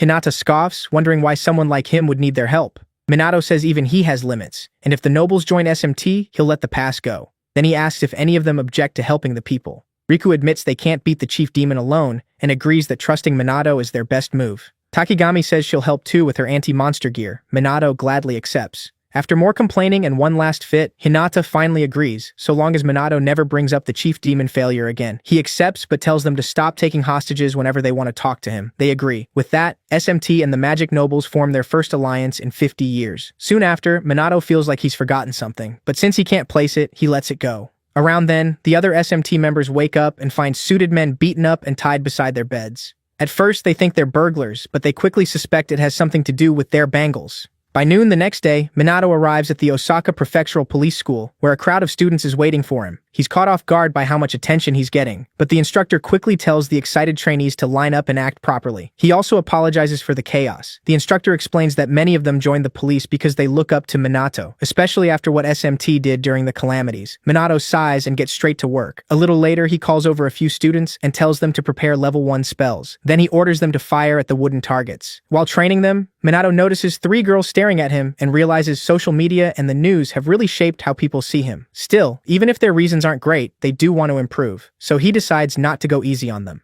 He raises the difficulty, making them run, while sensing their magic so they can build both stamina and mana. After several minutes, the trainees start whining, asking what he'll do if they pass out. Minato tells them he can heal them with holy magic, no matter how bad it gets, so they should quit complaining and keep moving. Enemies won't care how tired they are, so the trainees force themselves through the training like their lives depend on it. After a week of the same brutal routine, the Osaka Police Force's average magic power rises a lot. On the last day, Minato gives a farewell speech, praising them for surviving the harsh training and growing so much in just 1 week. He tells them to keep training even after he's gone, since they now protect Osaka's peace. When he finishes, both the trainees and their instructor are left in tears. Not long after, Osaka's magic level is shown to have improved a lot, to the point where it now rivals Tokyo's officers. All thanks to Minato Kusanagi. After leaving the training grounds, Minato dreads going back to Tokyo, sure another press conference or some other headache is waiting for him. On the way back, national news covers the new alliance between SMT and the Homurai and Kaichi noble families to fight calamities and monsters. As people across the country react, the report adds that major companies may start backing SMT. Anyone worried about police power is told that SMT is not part of the official Tokyo police force. As the news spreads, people all over Japan start seeing just how influential SMT is becoming. Reporters also point out that the Mizuha family still hasn't appeared publicly, which is odd since they usually work with SMT. That leads to rumors they may be backing out just as Japan starts uniting against the calamities. After landing, Minato asks the girls if they can reach their father. Yuika says she's tried many times, but since they've been disowned, he may not want to answer. Even so, Minato worries that the family head still hasn't publicly supported the alliance. Ruka says she thought he'd step in once the other 2 noble families joined. Since Toshiru's silence is so strange, Minato decides to check on him later. Seeing him lost in thought, the girls snap him out of it by praising what he did in Osaka and saying they're proud of him. Realizing he's in for trouble, Minato joins their chat. Nearby, Shido notices that Chrono didn't show up at night while Minato was away. He's suspicious, but thinks that if Minato really leads the Shadowbringers and Chrono is an illegal mage, he'll have to arrest him. Even so, Shido desperately hopes he's wrong, because he believes Minato is meant to save the world. Later that night, while heading home and grumbling about his busy teammates, Minato is stopped by 2 of Toshiru's attendants. They tell him he's been summoned. Minato calmly goes with them. Before long, he arrives at Toshiru's villa. Toshiru angrily asks if it's true both his daughters are living with Minato, then warns him he'll kill him if he hurts them.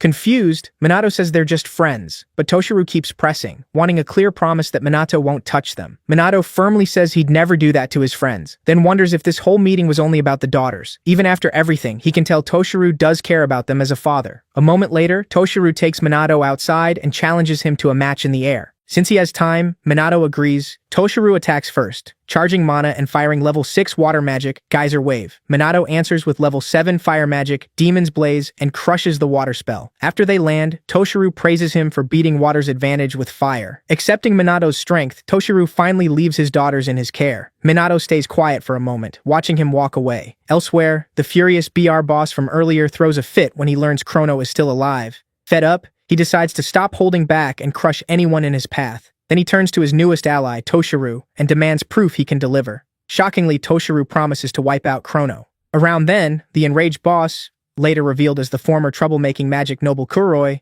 declares that BR's next move will be full war against the Shadowbringers, and tells the Black Mage to wait for him. A few days before BR makes its move, Minato and the SMT members go back to school and get even more attention than before. With their fame exploding, Minato is already worn out. The others have it rough too. Yuka keeps getting swarmed by fans who just want to be near her, while jealous people start hating her for it. 3 bitter girls finally decide they've had enough of all the attention Yuika gets. When Yuika slips out of class saying she needs the bathroom, they take their chance. After finishing up, Yuika complains to herself about how tiring all the attention has been, when the 3 girls suddenly corner her and drag her to a notorious part of the school. They try to scare her and start calling her annoying, asking why she's even in SMT. When Yuika says nothing, the short heavy girl claims she must have gotten special treatment because she's a magic noble. Then the green-haired idiot adds that Yuika probably seduced her way into SMT. Yuika finally snaps, saying she worked hard to join and would never use cheap tricks. Seeing that reaction, the red-haired leader pushes harder and demands Yuika swear as a magic noble that she doesn't like Minato.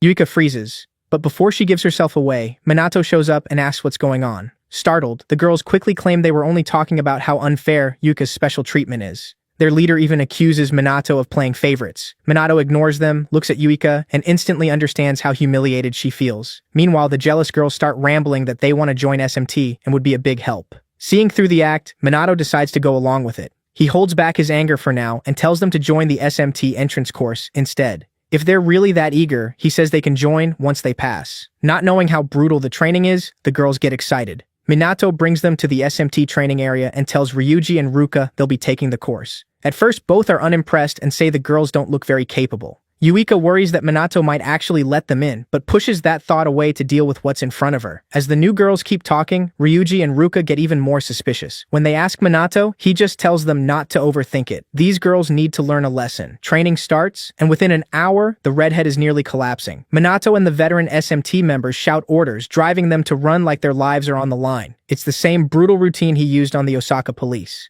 After making them run the track 4 full times, Minato switches to one-handed magic-boosted push-ups. He trains with the others while telling the 3 losers to keep pushing. Then comes non-stop spellcasting until they're completely drained. By then, the jealous trio is already planning to run away. Just as they try to slip off, Minato calls them back and casually says they've only finished the warm-up. Panicking, the girls start yelling that he's harassing them, and one even says he made training unbearable just to mess with them. In response, Minato points to the real SMT members and reminds the girls that they all struggled in the beginning too, but kept going every day to become who they are now. He says SMT fights monsters beside death itself and protects people with everything they have. Then he brings up Yuika, telling them that even if they think she lacks talent, she works non-stop to get better. So saying she got in with her looks or status is just stupid. He knows she'd never do that. Finally, he stares the redhead down and says Yuika is someone important to him. He won't forgive anyone who tries to tear her down. Realizing they went too far, the 3 bullies start begging for mercy. Then they run off like the cowards they are. Watching them flee, Minato lets out a tired sigh at how pathetic they are. Still confused, Ryuji asks what that was about, but Minato tells him not to worry. Later, on the way home after training, Yuika thanks Minato for standing up for her and admits she heard everything. He brushes it off, saying he just told them the truth and shut down their dumb jealousy. Since they'll probably spread the story themselves, he says she doesn't need to worry anymore. Yuika laughs and repeats his words. Then, a little shy, she admits he's important to her too. Deep down, she knows his meaning isn't the same as hers. Still, that's enough for now. She believes that once she's strong enough to stand beside him, she might finally win his heart. With fresh resolve, she tells Minato to get ready for the day she becomes strong enough to beat him. With Yuika's bullying finally settled, things go back to normal for the SMT until the next calamity hits. When it begins in Tokyo, the sky turns red and monsters start appearing across the streets. People recognize the danger and run as the creatures attack. Minato and Hinata happen to be nearby, so they jump in right away. Hinata excitedly calls dibs on a few monsters and burns them down with fire magic. With no time to argue with the tiny loudmouth, Minato goes after the rest. He wipes them out with void magic. Meanwhile, first responders and even some bystanders are stunned to see the SMT and the nobles fighting together so smoothly. Ever since the nobles started working with the SMT, their image has slowly been getting better. A recent public survey backs that up. For now, Chrono handles illegal mages while the SMT takes care of calamities and monsters. But since the SMT's main members are students, not police, the group still isn't fully accepted as an emergency force, which only adds to criticism of the police. A few days later, Minato visits Leona's comatose brother Kai at the hospital while disguised as Shadowbringer. Under cover of night, he slips into Kai's room and places a hand on his forehead, trying to heal him with angel breath, a level 7 holy spell. Even though holy magic usually can't cure a coma, Minato hopes it can at least help Kai's body and mind. But even after several tries, nothing changes. He starts to think holy magic just won't work on this. Still, remembering how much hope Leona clings to whenever Kai is mentioned, Minato refuses to quit. Just as he gets ready to try something else, the door suddenly opens, and he quickly hides. Leona walks in, briefly sensing someone else there, but brushes it off. She goes to her brother and continues the story from yesterday, this time talking about Chrono's amazing magic, how dependable he is, and how he takes charge. She admits she really admires him, but says his coaching is pure hell. His training is so harsh it feels downright evil. But as she jokes, her face slowly changes. Clutching Kai's blanket, she promises she won't stop fighting until no one else ends up like him. Even if it costs her everything, she swears to bring down the Black Rebellion with Chrono. Then she breaks down crying, apologizing to her brother again for what happened. After hearing that, Minato quietly leaves the room and heads to a warehouse to meet Leona and the recruits she mentioned. A little later, Leona arrives and introduces the new members. Minato catches her off guard by asking for proper introductions. She explains these aren't random people. They came looking for her after seeing her post an enlightenment campaign online. She gave out only limited details on purpose, to see if they were serious enough to find her. Now that they have, she tells Minato she already checked their identities and screened them carefully. The recruits get excited and start gushing over Minato, but Leona quickly shuts that down. Once things calm down, Minato says he'll train them, but he won't go easy. The recruits don't back down and tell him to push them as hard as he wants. Pleased with their attitude, Minato begins training them, and nearly kills them with how brutal it is. They started off way too fired up, but soon proved they were serious. Under Minato's harsh training, they improved fast. Within a week, Minato puts together a special team for hacking and information control, along with an action squad meant to strike and destroy BR hideouts. As Shadowbringer's reach grows, he even gets support from parts of the underworld. BR hideouts keep getting destroyed, leaving the police confused about what the Black Mage really wants. But Shido never wavers. Illegal mages are criminals in his eyes. To him, Shadowbringer isn't a hero, just another outlaw. He's determined not to let these so-called saviors avoid justice. At the same time, Kuroi throws another tantrum, furious that the Black Mage keeps defying him. Before he can smash something, a subordinate reports that the next operation is ready. Kuroi still calls them slow and useless, but stays fixed on one goal. He swears he'll personally corner and kill Minato and Chrono, no matter what. The next day during SMT training, Shido watches the whole routine and can't shake the thought that Captain Minato might be Chrono. With his age, skills, and when Chrono first appeared, the suspicion is hard to ignore. While he's lost in thought, Ryuji and the girls apologize to Minato for breaking their bracelets in their sleep weeks ago. After hearing them out, Minato says it's fine, and guesses the bracelets had simply hit their limit. Privately, though, he realizes a beginner like him can't make very good anti-monster gear. He decides to ask Takigami for better equipment later. Even so, Ryuji and the others are still mad that the nobles attacked them at night just to test them, like they could do whatever they wanted. Monato understands and admits he's angry too, but since working with the nobles matters going forward, he asks his team to let this one go. They reluctantly agree, then start blaming themselves for being too weak to even notice the attack. That's when Yuika remembers how confused the magic nobles looked after waking up and asks Monato what happened to them. She says they still seemed out of it. Monato explains he used a drain spell that stole their magic and blurred their memories. They may not remember anything from before or after it hit. With training done for the day, Monato suggests they all head home together, but his subordinates quickly turn him down with all kinds of excuses. Since he's been left behind, Shido offers him a ride, and Monato accepts. On the way back, Shido brings up Shadowbringer's rising influence and says, as a police officer, he can't just ignore it. Sensing the point, Monato asks if Shido still suspects him. Shido avoids answering and instead lists a few traits Shadowbringer has, asking if Monato noticed them too. Monato plays dumb and says he knows nothing. Shido stays doubtful, but lets it go for now. Then Monato asks if Shido sees Chrono as a villain, since he's never heard of him doing anything evil. Shido admits he's heard Chrono is a good person, so Monato asks why he hates him so much. Shido answers that Chrono is still a criminal. Then, to explain why he feels that way, he shares his past. His father was an outstanding police officer with a strong sense of justice. this. While most people saw criminals as monsters, his father believed they still had consciences, and that treating them with respect could make them face their mistakes. Shido admired that belief, and it inspired him to become a cop too, but his father was killed while trying to talk down a criminal holding hostages. He had no weapon and no defense, and the criminal attacked him with magic. Since he couldn't use magic himself, he never had a chance. The criminal was later arrested for robbery and murder. When asked why he killed Shido's father, he said he was scared of the unarmed man. Just remembering that makes Shido lose control. He snaps that the ones who should feel fear are the victims, people like his father who died over something so stupid. Then he makes his view clear. He will never forgive criminals. Even if they save people, they still shouldn't be excused. Otherwise, honest people will have nothing left to believe in.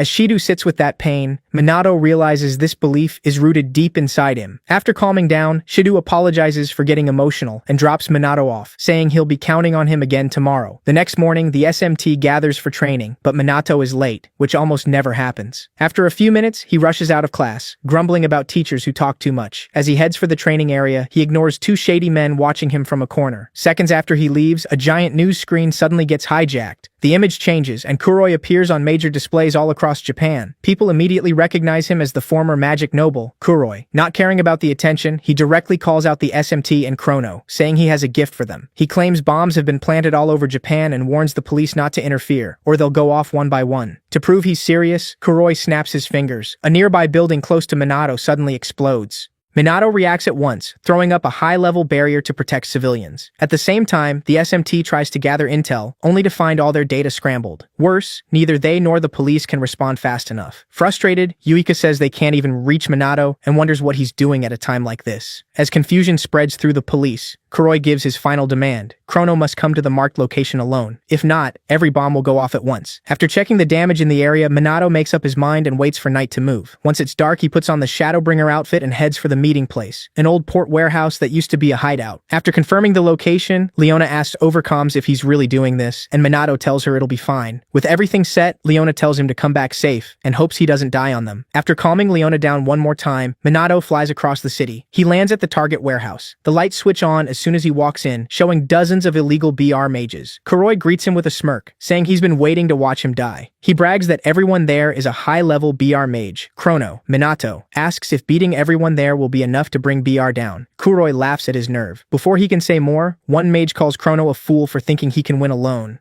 Kuroi grabs that man by the throat and snaps that underestimating Chrono is exactly why people lose to him. Now that Chrono showed up, Kuroi says he won't hold back and will kill him without making a single mistake. Chrono, ready to fight, asks if he really believes that, but Kuroi stops him and warns that if he resists, the bombs across the city will go off. Knowing he's serious, Chrono stays still and waits. Kuroi orders his men to kill him, and they all attack at once. None of it lands. Kuroi thinks Chrono used a barrier and tells them to keep firing. When it fails again, Chrono tells them level 3 magic can't touch him. Kuroi loses it, and even lashes out at his own men, calling them worthless. Chrono dismisses them as trash. Kuroi snarls that this same trash will tear him apart. He admits Chrono would normally be out of his league, but says things change now that he has new guns. Seeing them, Chrono assumes they're normal weapons and says bullets won't work on him. The moment he finishes, Kuroi fires and a shot cuts his right cheek. Chrono is actually hurt. Kuroi bursts out laughing at his reaction. He explains the gun is anti-magic, loaded with bullets that break magic apart. Then he fires 3 more shots, each one grazing Chrono. Kuroi says it's been a while since he last used a gun, so his aim is a little rusty. But he's shocked when Chrono heals on instinct. Thinking it's holy magic, Kuroi calls him out. Chrono corrects him. It's natural magic that heals him automatically. Kuroi says that changes nothing. It just means he gets to hurt Chrono more. He fires 3 more times while taunting him, but once again the bullets only graze him, and Chrono heals right away. Now Kuroi starts feeling that something is wrong. None of his shots hit cleanly. He briefly wonders if Chrono is dodging, then rejects it as impossible. While Kuroi thinks, Chrono secretly checks with Leona and the others to see if their hidden mission is done.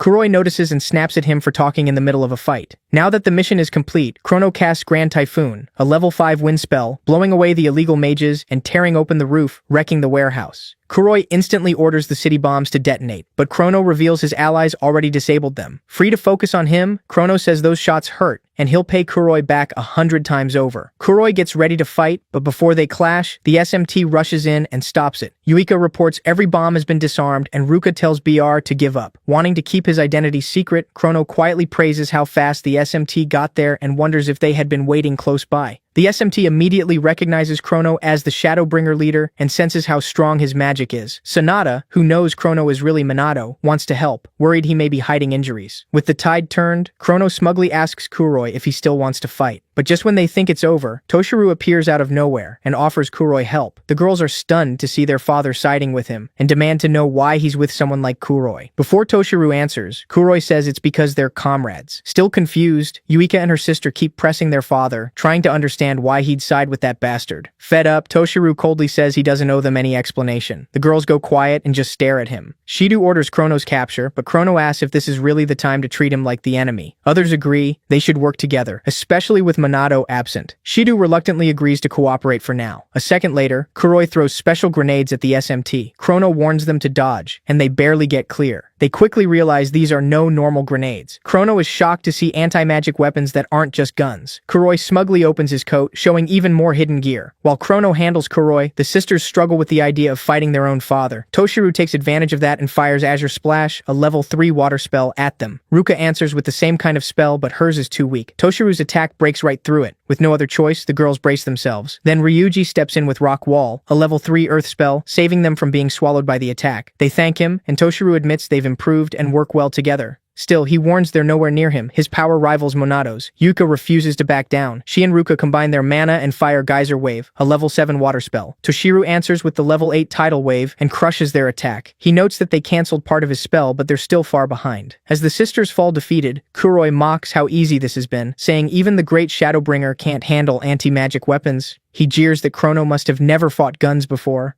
With Toshiru beside him, Kuroi says Chrono has no chance, and even offers him the shameful choice of begging for mercy. Chrono stays calm. That only makes Kuroi more shaken, and he yells at him to stop acting so confident. He fires again, and this time Chrono dodges every bullet. Kuroi first thinks it's luck, but the more he watches, the less he believes that. Meanwhile, Toshiru shows off his level 8 water spell again and asks what they think.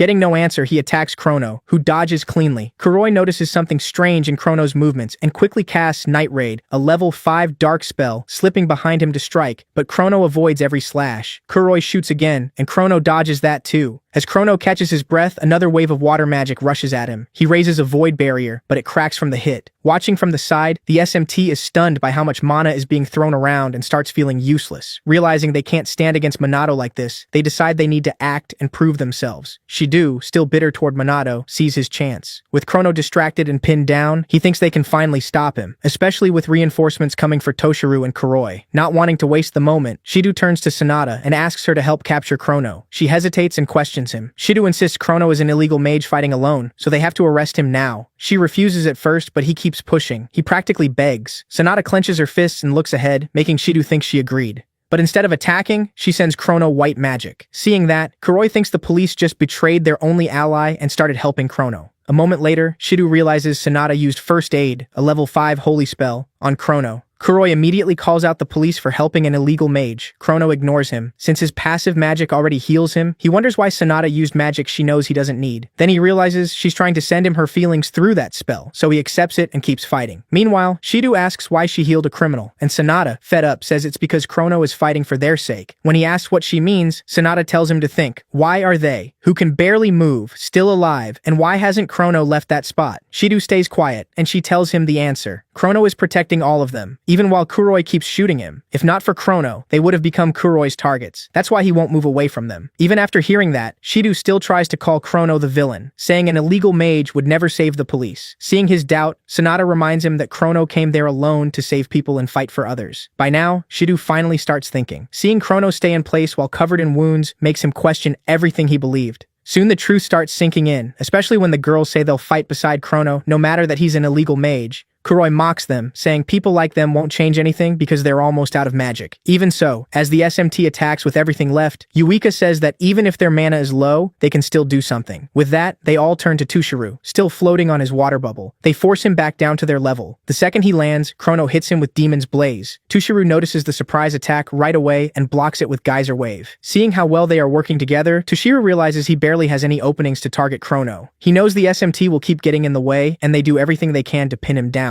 Sanada jumps in gladly to help Minato. As the girls pressure their father, Shido firms up and joins them against Toshiru. That finally gets Kuroi mad. Chrono praises the SMT for keeping Toshiru busy, making his own fight easier, which only makes Kuroi angrier until he vows to kill them all. Then he unloads even more shots at Chrono. This time, Chrono dodges every bullet perfectly, leaving Kuroi stunned. When Kuroi accuses him of using magic, Chrono says he just dodged. No magic at all. Kuroi snaps, saying this isn't some movie. Chrono tells him it's been a while since he faced long-range anti-magic gear, so he was rusty against it. Hearing that, Kuroi starts firing wildly, but Chrono says he's already figured out his attack pattern and slips past every shot as he closes the gap. Once Kuroi sees bullets won't work, he pulls out an anti-magic rocket launcher to blow everyone away. But before he can fire, Chrono uses Night Raid to rush in close. Kuroi is shocked, and Chrono follows with Cruel, a dark spell unlike normal magic, and drops him into agony that will last 3 days and 3 nights. After dealing with Kuroi, Chrono turns to Toshiru next. Even with the team barely able to move from exhaustion, he sees how well they held Toshiru back. Chrono smiles at them and tells them to leave the rest to him. Then he gives Toshiru his full focus. But before they can fight, Toshiru surrenders and Chrono asks why. Just then, Leona reports over comms that the police and magic nobles are raiding BR hideouts all over Tokyo. She adds the timing was clearly planned and says the leak likely came from Mizuha Toshiru. So Chrono asks Toshiru if he was a spy inside BR. Toshiru admits it. Before they can say more, Kuroi gets back up and tells everyone to stop messing around. From his condition, Chrono figures he used anti-magic gear to break free from Cruel. Holding a detonator, Kuroi threatens to set off all the bombs he planted nearby. The SMT members complain they are too worn out to escape in time, but Chrono and Toshiru, still standing, cast Firewall and Emerald Aqua, both level 7 spells, to shield the SMT from the blast. But when Kuroi slams the detonator again and again, nothing happens. He just stares in confusion, insisting he planted bombs everywhere. While he panics, Leona arrives and tells him the bombs nearby were already defused. The moment he recognizes her as one of Shadowbringer's people, he calls them slaves and orders them to kneel and obey. Leona, furious, punches him hard. Then she says she finally got her payback. Even then, Kuroi boasts that he's only one cog in BR, and the real leaders are still out there. Right after that, he collapses. Chrono is left wondering who truly runs BR, but he knows he needs more proof, so he drops the thought, picks up Leona, and prepares to leave before the police arrive. Yuika calls out, asking him to wait so she can confirm something, but Chrono ignores her and leaps into the night sky. Once again, the SMT can't catch him. After he leaves, Ruka, Yuika, and Ryuji are left wondering what kind of person Shadowbringer's leader really is. Sanada, who knows Chrono is really Kusanagi, is deeply grateful to her hero for saving so many lives that night. By the next morning, the national news reports that former Magic Noble and BR President Kuroi has been arrested. He faces charges for plotting terror attacks, while the police get praised for defusing the bombs and showing off their anti-terror skill. Watching the report somewhere in the city, Hinata and Riku scoff at the media for giving the police credit. Meanwhile, Minato goes back to daily life as SMT captain. That morning, he heads to the Mizuha home with the team to see Toshiru. On the way, they ask why he was gone during the Kuroi operation. Minato lies and says there was a family issue, and they accept it, though they tell him to contact them next time. When they reach the Mizuha house, they're welcomed in and shown to the meeting room. There, the girls ask their father to explain everything, and Toshiru starts by saying he only pretended to work with Kuroi. He says he entered BR to clear the Magic Noble's name and stop illegal mages from running wild. Then he reveals Kuroi was not just a former Magic Noble, but also a major criminal who kept growing his power unchecked. So Toshiru decided to act. Yuika asks why he joined BR only now. Toshiru explains that the police asked him to do it because, as the head of a Magic Noble family, he could get close to Kuroi more easily, especially since Kuroi had worked with Fuka before. Using that, Toshiru gained his trust. He ends by saying that while he is not officially police, he was treated as an exception undercover investigator and will not be punished for what he did. Hearing that, the girls sigh in relief and criticize the police for putting their father through this. Meanwhile, Minato thinks over everyone involved: the SMT, the police who seem to bow to the Magic Nobles, and even Mizuha Toshiru, who went incredibly far for this plan. He also questions why the police moved only now when they could have acted sooner. To him, their excuse feels weak and suspicious. A flashback to Kuroi's defeat shows Chrono and Leona talking about how the police, despite being worse at gathering info, somehow knew that over half the bombs were fake. Chrono wonders if the criminals just ran out of real bombs, but Leona says that still feels too sloppy. Either way, the police moved way too fast, almost like they already knew. She says the whole thing feels off, but they have no proof yet. Back in the present, Toshiru admits his sins, asks for forgiveness, and says he will publicly support the SMT and cancel his daughter's disownment. The girls instantly brighten up, happy they can proudly be part of the Mizuha family again. On the way home, Ryuji says so many good things happened that he can finally relax. Sanada, though, calls Minato and Chrono her heroes and wishes she could do something to thank them. Shido still can't forget that Chrono, even as an illegal mage, saved them. If Chrono really is Kusanagi, he no longer knows if arresting him would be right. Meanwhile, Yuika grows uneasy as she remembers Chrono's eyes that night and realizes they looked exactly like Minato's. Unable to ignore it, she starts wondering if they are the same person. Minato knows where this is heading and realizes things could get messy. That night, dressed as Chrono, he visits Kai in the hospital and keeps healing him with holy magic. When there is still no response, Chrono urges Kai to wake up, reminding him that his sister is waiting. Just then, Leona walks in, so Chrono quickly hides outside the window. Leona softly tells her little brother that she and Chrono defeated the villains, so he does not need to worry anymore, and no one will hurt him again. A moment later, Kai says her name, and Leona immediately tells him she's right there. Now awake, Kai welcomes his sister back and says he did his best to stay strong while she was gone.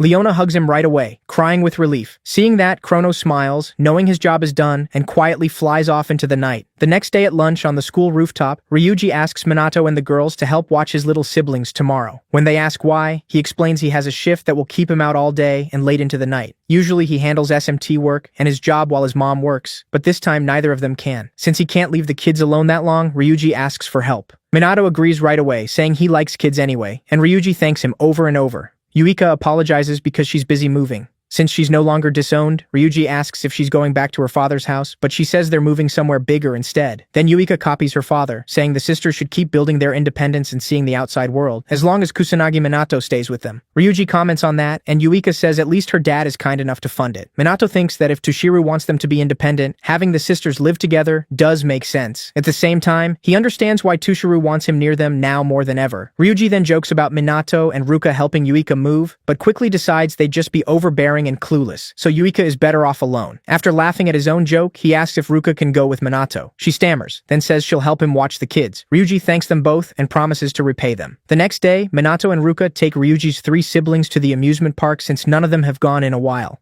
The kids excitedly say they want to ride the merry-go-round, the roller coaster, and the Ferris wheel. Minato laughs and promises they'll do them all. Right as they head for the first ride, he notices Ruka hanging back and tells her to come too, but her face looks so stiff that the kids get nervous, so Minato asks why she isn't smiling. Not wanting to ruin the mood, Ruka says sorry and forces an awkward smile, asking if that helps. It only makes her look scarier to the kids. Before they start crying, Minato calms them down and leaves sad Ruka alone for the moment. After that, the 5 of them ride the roller coaster, the Ferris wheel, and the merry-go-round before calling it a day. While looking after the cheerful kids, Minato notices Ruka still seems down and decides to speak with her. When the kids go to the bathroom, Minato reminds them not to run into anyone, leaving him and Ruka alone. After talking about how excited the kids were, Ruka tells Minato he's amazing, even children look up to him. Minato brushes it off, but Ruka admits she's bad with kids. It's not that she hates them, she just doesn't know how to talk to them. Minato understands, and Ruka apologizes for always acting cold. Then she remembers saying she'd never surpass her sister, and now she feels worse than her in every way. She can't cook, connect with people, or be as caring as Yuika. Even in magic, the one thing she was proud of, she's falling behind. Ruka says she's far from perfect, just a clumsy woman who can't handle anything on her own. When Minato stays quiet, she apologizes for whining and tells him to forget it. Then she notices the kids coming back from the bathroom. As they move through the crowd, the oldest bumps into one of 3 bullies who have been picking on other kids and threatening to record them.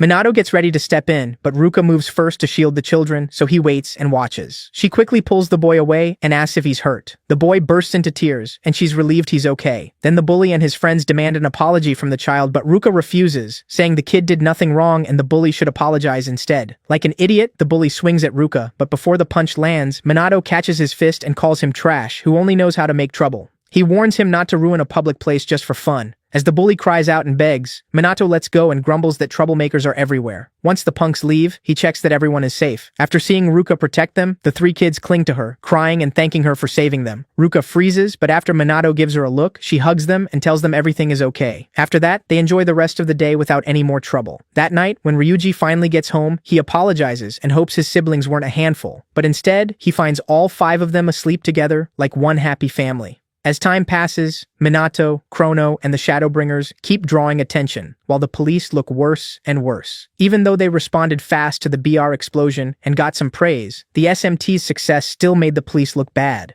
During one of their meetings, people in the Tokyo Police Department argue they can't keep letting the Shadowbringers run free and ruin the police's image. Agreeing with that, the general superintendent orders them to arrest the so-called vigilantes and bring them in. Meanwhile, at the Kaiichi family's dojo, Minato and Riku spar with wooden swords to test their skill. For nearly 10 minutes, the two fight in silence with deadly focus, striking, thrusting, and dodging only when needed. In the end, Riku calls it a draw when they both reach killing positions. He admits Minato's swordsmanship is impressive. He's surprised surprised Minato can fight evenly with him, the assistant manager. Minato still says he hasn't matched Riku yet, which only makes Riku more impressed by how skilled and humble he is. After the match, they put the wooden swords away, and Riku suddenly starts complaining about how annoying life is. Minato asks what changed so fast, and Riku says holding a sword makes him feel motivated. The second he puts it down, he feels useless and says he'd rather die or turn into a plant. Minato seriously tells him not to die, saying it's enough to simply live and do nothing if that makes someone happy. Riku calls Minato an interesting person and admits he's always felt out of place. Being known for his sword skill only made him feel more separate from others, and that frustrates him more than anything. Minato tells him that doesn't make him some alien. It just means his uniqueness is obvious to everyone. Riku is stunned because no one ever described his talent that way before. Minato says he's felt something similar and starts recalling his past as Ichikami Minato when he once faced a terror so great death felt right in front of him. He says he fought back and awakened his power then, though Riku blankly assumes Minato means the traffic accident he mentioned before. In his own thoughts, Minato remembers learning magic from that day on by copying the monster's spells until he made his own, even as the only survivor. He tells Riku he still remembers being unable to save anyone and being treated like an odd person. Now he uses his strength to help others, and he asks Riku if there's something he wants to protect. Riku realizes there is. Minato smiles and tells him to use his power for that, because that uniqueness is already inside him. Riku accepts the advice and thanks him for the help. Then they shake hands and promise to work together again. After leaving the dojo, Minato thinks about Kaiichi Riku and decides that, for the head of a noble magic family, he's actually a decent guy despite his odd habits. Minato feels Riku is way better than the others, who are fake, nasty, and hard to understand. Still lost in thought, Minato bumps into someone on the street and quickly apologizes, only to realize it's Homurai Hinata, the short brat. When Hinata recognizes Minato too, she demands he explain himself. Without waiting for an answer, she says she already ran into some annoying guy earlier and is still mad. Minato asks why she isn't wearing her flashy outfit today, and Hinata says she obviously doesn't wear that stuff every day. It's anti-demon gear, so she only uses it for official work. Minato comments that she really is into that kind of thing, then realizes she truly is. Before long, people nearby start staring at them. To avoid trouble, Hinata rudely tells Minato to follow her somewhere else.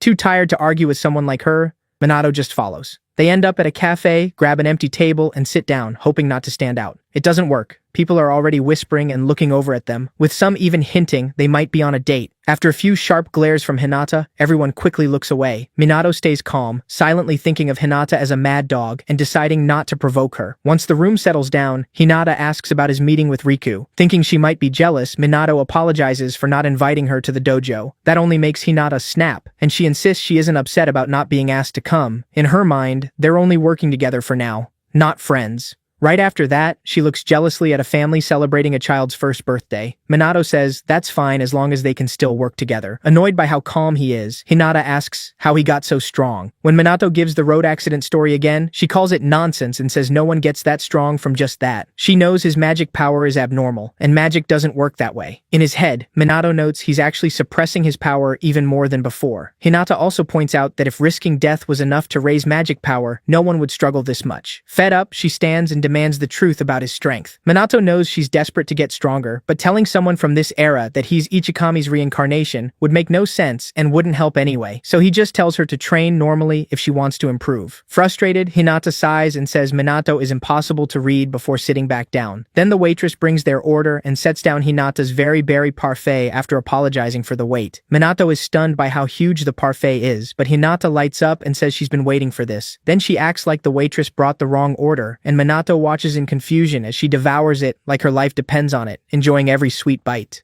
After finishing it, Hinata takes a deep breath and admits she'd always wanted to try this cafe's parfait. She just felt weird coming alone, so hanging out with Minato worked out well. Minato realizes she really loves sweets. Then he checks her monoflow and sees it spilling out. The second Hinata notices she relaxed too much, she cuts the meetup short, says there's nothing left to talk about, and rushes out. After she's gone, Minato realizes he caught a glimpse of the magic power she'd been hiding. Even so, it's clearly much stronger than when they last fought. There is no way normal training raised it that much in so little time. As Minato thinks it over, he decides Hinata Homurai is hiding something. Meanwhile, Shiru is still at work and starts thinking Minato might really be Chrono. Every time Chrono shows up, Kusanagi is missing. That makes it hard to believe they're not the same person. At the same time, the police investigation keeps growing, and Shiru knows it's only a matter of time before Chrono is caught. Troubled, he looks at a family photo and hopes his father's spirit can somehow guide him. Later that night, Leona meets Chrono on a rooftop and reports that the police are moving to crush Shadowbringer. Raids are happening everywhere, and some members have already been captured for questioning. From that, Chrono realizes the SMT has also been ordered to hunt them. He thinks about telling Leona he's Kusanagi from the SMT, but stops. If she gets caught, knowing would only make things harder. He trusts she would never betray him, but telling her now gives them no real advantage. He can still hint at police info without saying everything, so this isn't the time to reveal it. Then Leona says they need a plan before the police reach them. Chrono tells her not to worry and says to leave it to him. He already has a plan.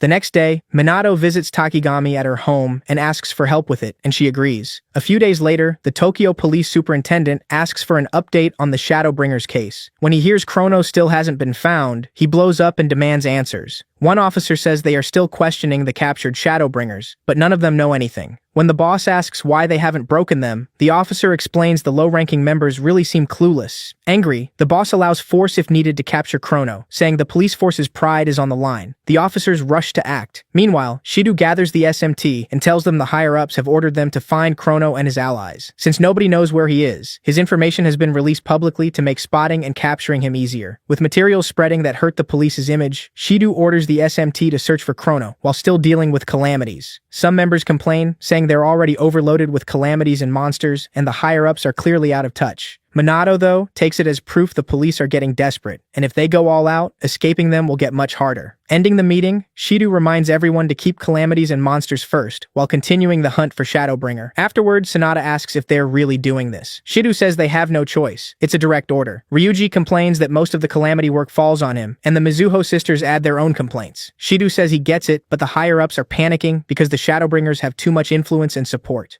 Thinking about what could happen if illegal mages gain even more followers, Shido turns to Monado and bluntly tells him to stop pretending. Offended, Monado asks what he means. Shido directly accuses him of being Chrono and tells him to surrender now. The whole room is stunned, and the girls jump in to defend Monado, saying there's no way he's Chrono. Seeing how fast they protect him, Shido starts suspecting Yuka and Sonata are working with Chrono too. When they protest, Shido says Chrono may have saved lives, but he still needs to turn himself in now so the judge might go easy on him. Better than being chased by the police. He points to the timing of Chrono's and Monado's appearances, their similar build and powers, and how Monado is always gone when Chrono appears. He asks if they can really call all of that coincidence. When nobody answers, Shido pushes Monado to respond, hoping he'll reveal his real identity. But just as Monado is about to speak, Sonata cuts in and shows everyone a live broadcast on her phone. The Shadowbringers have taken over the station again. The video starts with Monado still in the room while another person appears and calls himself Chrono. After apologizing for the interruption, the fake Chrono speaks to the public about the growing talk of a power struggle between him and Monado. To end the argument, he challenges Monado to a daytime duel, shocking the whole world. As the team stares in disbelief, Shido wonders how Chrono could challenge Monado if they're supposed to be the same person. At the same time, Sonata and Yuika start doubting their own suspicions because none of this makes sense. Meanwhile, Ryuji and Ruka, not knowing the bigger issue, ask Monado what he plans to do. Monado says he'll accept Chrono's challenge. A few hours later, the whole country is watching Shibuya, where the long-awaited fight between Kusanagi and Chrono is about to begin. News helicopters hover overhead, and reporters describe the huge crowd like it's some giant event. The authorities know the fight could get dangerous, so officers are standing by, likely ready to arrest Chrono. While they wait for him, fans cheer for both fighters. Meanwhile, Ryuji says the match has turned into a media circus. His teammates pull up social media numbers and live stream stats to show just how huge it has become. Shido stays quiet, watching Monado and trying to figure out what he's really planning. He's hoping for one mistake, because now there's no going back. Near the arena, Hinata and Riku run into Toshiru, who came to watch the fight. They ask why he's here. Toshiru says this is a battle he has to see with his own eyes. Right after that, a bright light appears over the arena. As the crowd wonders what it is, a blue beam suddenly drops down, almost hitting the helicopter and setting off a huge explosion that nearly knocks people over. When the dust clears, the fake Shadowbringer leader, Chrono, appears, and the media instantly broadcasts his arrival. Shido is shocked that Chrono really showed up and starts doubting his theory. Hinata and Yuika also begin wondering if Monado and Chrono are actually two different people. Right before the fight starts, Monado sighs and says he usually doesn't like making a show of things, but this time, he has no choice. When the fake Chrono says nothing, Monado skips the talk and moves straight to the fight. In front of thousands of viewers, Monado opens with Null Magic Inorganic Cannon, a level 6 spell. The fake Chrono answers with Dark Magic Chaos Raven. When the two attacks collide, the shockwave is so strong the helicopter pilot above the arena pulls back at once, ignoring the reporters who wanted to get closer so they don't crash and die. As soon as the first spells vanish, both fighters rush in and slam their fists together, truly starting the match. After that, they trade blows in close combat, with neither giving ground before pulling back to use magic again. This time, the fake Chrono fires a level 9 lightning spell, Penetrating Thunder, straight at Monado. Monado comes out unharmed, but complains that Chrono isn't holding back and even messed up his clothes. Without saying a word, the fake Chrono follows with a level 7 earth spell aimed at Monado, trying to crush him. To stop the comet, Monado uses a level 9 neo-magic shield, with help from a magic fairy, sets it in front of himself, and the shield breaks the comet into rubble. Once the attack is gone, Monado looks toward the magic fairy who helped him make such a powerful shield. Around then, the crowd, after seeing Monado use help from an unknown fairy, bursts into cheers. Some punks even start saying they don't care about the magic nobles anymore because Chrono and Monado are on a totally different level. At the same time, some of Monado's girlfriends faint from the pressure and aura he's been giving off. Hinata, as annoyed as ever, tells Riku and Toshiru that null magic users, those clueless idiots in her words, always love showing off flashy spells. Riku reminds her that both Chrono and Monado can use level 9 magic, and Hinata adds that their mana reserves and huge spell knowledge are just as abnormal. Even while throwing around top-tier magic, they still have power left for more, which is insane. Toshiru says Monado stands out more though, because his continuous magic moves almost like it has its own will. Hinata says only a few mages can even use continuous magic, let alone automatic magic too. But with Monado's crazy physical strength, Toshiru says he's probably using magic power not just to boost his body, but also to strengthen his attacks and defense. Then Hinata asks if that means Monado is basically a wall of magic power, and Toshiru says probably, which only annoys her more. When she's asked why he's still unsure about Monado and Chrono's strength, Toshiru says their magic is just that abnormal. Simply put, he means Monado and Chrono, true monsters in his eyes, have surpassed even the magic nobles in every way. With that, the fight between Chrono and Monado reaches its peak when Monado finally catches the fake Chrono off guard in midair and kicks him down to the ground. But the instant the fake Chrono lands, he springs right back up toward Monado, who's still in the air, making the SMT and everyone watching gasp in shock as the battle continues. Yuika, Ryuji, and Ruka admit they already knew those two were strong, but after seeing even more of what they can do, they get why everyone is so obsessed with them. Sonata checks the online numbers and says the fight is still blowing up across streaming sites and social media. Shido adds that the battle has hit its peak. People all over the world are watching now. At the same time, scenes from around the world start appearing. New York, South Korea, and other huge cities where people are glued to their phones watching the live battle between the world's two strongest mages, Chrono and Monado Kusanagi. After trading blow after blow and keeping the whole world hooked, Monado praises fake Chrono for lasting this long, then says it's over. But right when Monado thinks he's won, fake Chrono uses a level 9 dark spell, Shadow Scythe, and swings it at him. To finish things, Monado uses level 10 null magic, Gigant Hex, which erases Shadow Scythe and slams Chrono into a nearby building. The SMT members lose it when they see Monado use level 10 magic and that much raw power. Yuika can only wonder how strong he really is. Then Monado rushes the badly beaten Chrono, and the news crew in the helicopter follows him. Sure, this is the final hit. But the pilot says Monado is too fast to track, and when the cameraman says the feed cut out, the reporter snaps and yells at him for losing the shot right at the best part. As for Monado, when he reaches fake Chrono, he stops and lowers his guard a bit. The moment Monado looks away, Chrono raises a hand and starts a dark spell. But before he can fire it, Monado tells him to quit the act, and fake Chrono vanishes on the spot. Once it's over, Monado quietly says he's glad the trick worked in front of the whole world. He figures the anti-monster gear Takigami made is at its limit, since it can only handle level 9 magic for so long. He also thinks about how useful but hard clone magic is. The fake Chrono was much weaker than him and could barely talk. While Monado looks over the result, Takigami nearby thanks the stars that the plan succeeded. When she first learned Monado was secretly Chrono, she was stunned he would go that far. Since a person can't cast 2 spells at once, she knew Monado had almost no time to reactivate Duplicate, a short-term spell. Because he was constantly maintaining continuous magic, he couldn't spare room for other spells. That's why she built anti-monster gear with automatic magic. If the gear could cast on its own, even while the user was out cold, then using more than one kind of magic at once became possible, at least in theory. Even so, Takigami knows Monado still needed insane mana and control to handle both at the same time. Otherwise, the clone could have gone wild and attacked the crowd. In the end, while using massive magic and keeping everything under control, Monado managed to put on a thrilling fight against himself. Takigami says only Ichikami Minato could pull off something that brilliant. With the match over, Monado calls Leona as Chrono and tells her to stop jamming the broadcast. Leona asks if it's done, and he says yes. Then she calls him by his real name, Minato, and says no one will keep chasing Chrono after what they just did. Shocked that she knew, Minato asks when she found out. She admits she's known for a while and just never brought it up. When he asks why she's saying it now, Leona says she feels this is the last time she'll see Chrono. Minato realizes she's right and quietly agrees. After a short pause, Leona thanks Minato, for saving her, the world, and their teammates, saying she's glad he was there. With crimes by illegal mages at a record low, Minato says the Shadowbringers will lay low until things cool off. Before hanging up, Leona offers to handle any of his jobs with a family discount. Minato says he'll count on her if he needs to, then they say goodbye and go back to normal life. The second Minato hangs up, his SMT teammates rush over. Yuika asks about Chrono, and Ruka asks if he's hurt. Minato says Chrono got away, but he'll need bandages and won't be showing himself for a while. Shido comes over next, embarrassed, and apologizes for accusing Minato of being Chrono. Sonata and Yuika also say sorry for doubting him and ask him to forgive them. Minato feels bad for fooling them, but tells them not to beat themselves up. Everyone slips up. As he's about to leave the arena, Hinata yells again, asking how Minato and Chrono got so strong. Knowing she's nowhere near their level, she admits she has to get stronger or she'll never catch up. While she keeps ranting, Shido is shocked Minato still has energy left and wonders just how much magic he really has. Meanwhile, Minato thinks about how he proved he and Chrono are different people, then lets out a quick sigh when he sees the act really worked. Now that BR is gone, he figures the Shadowbringers aren't needed anymore. Still, Kuroi's last words about him being a pawn stay stuck in his head. For now though, he's glad the biggest problem is finally solved. A few days later, Minato starts promoting tea, streaming training with the SMT, selling merch with creators, and going on live TV to talk about his awakening and brutal training. At school one day, Minato gets surrounded by girls who want to shake his hand, hug him, or even marry him.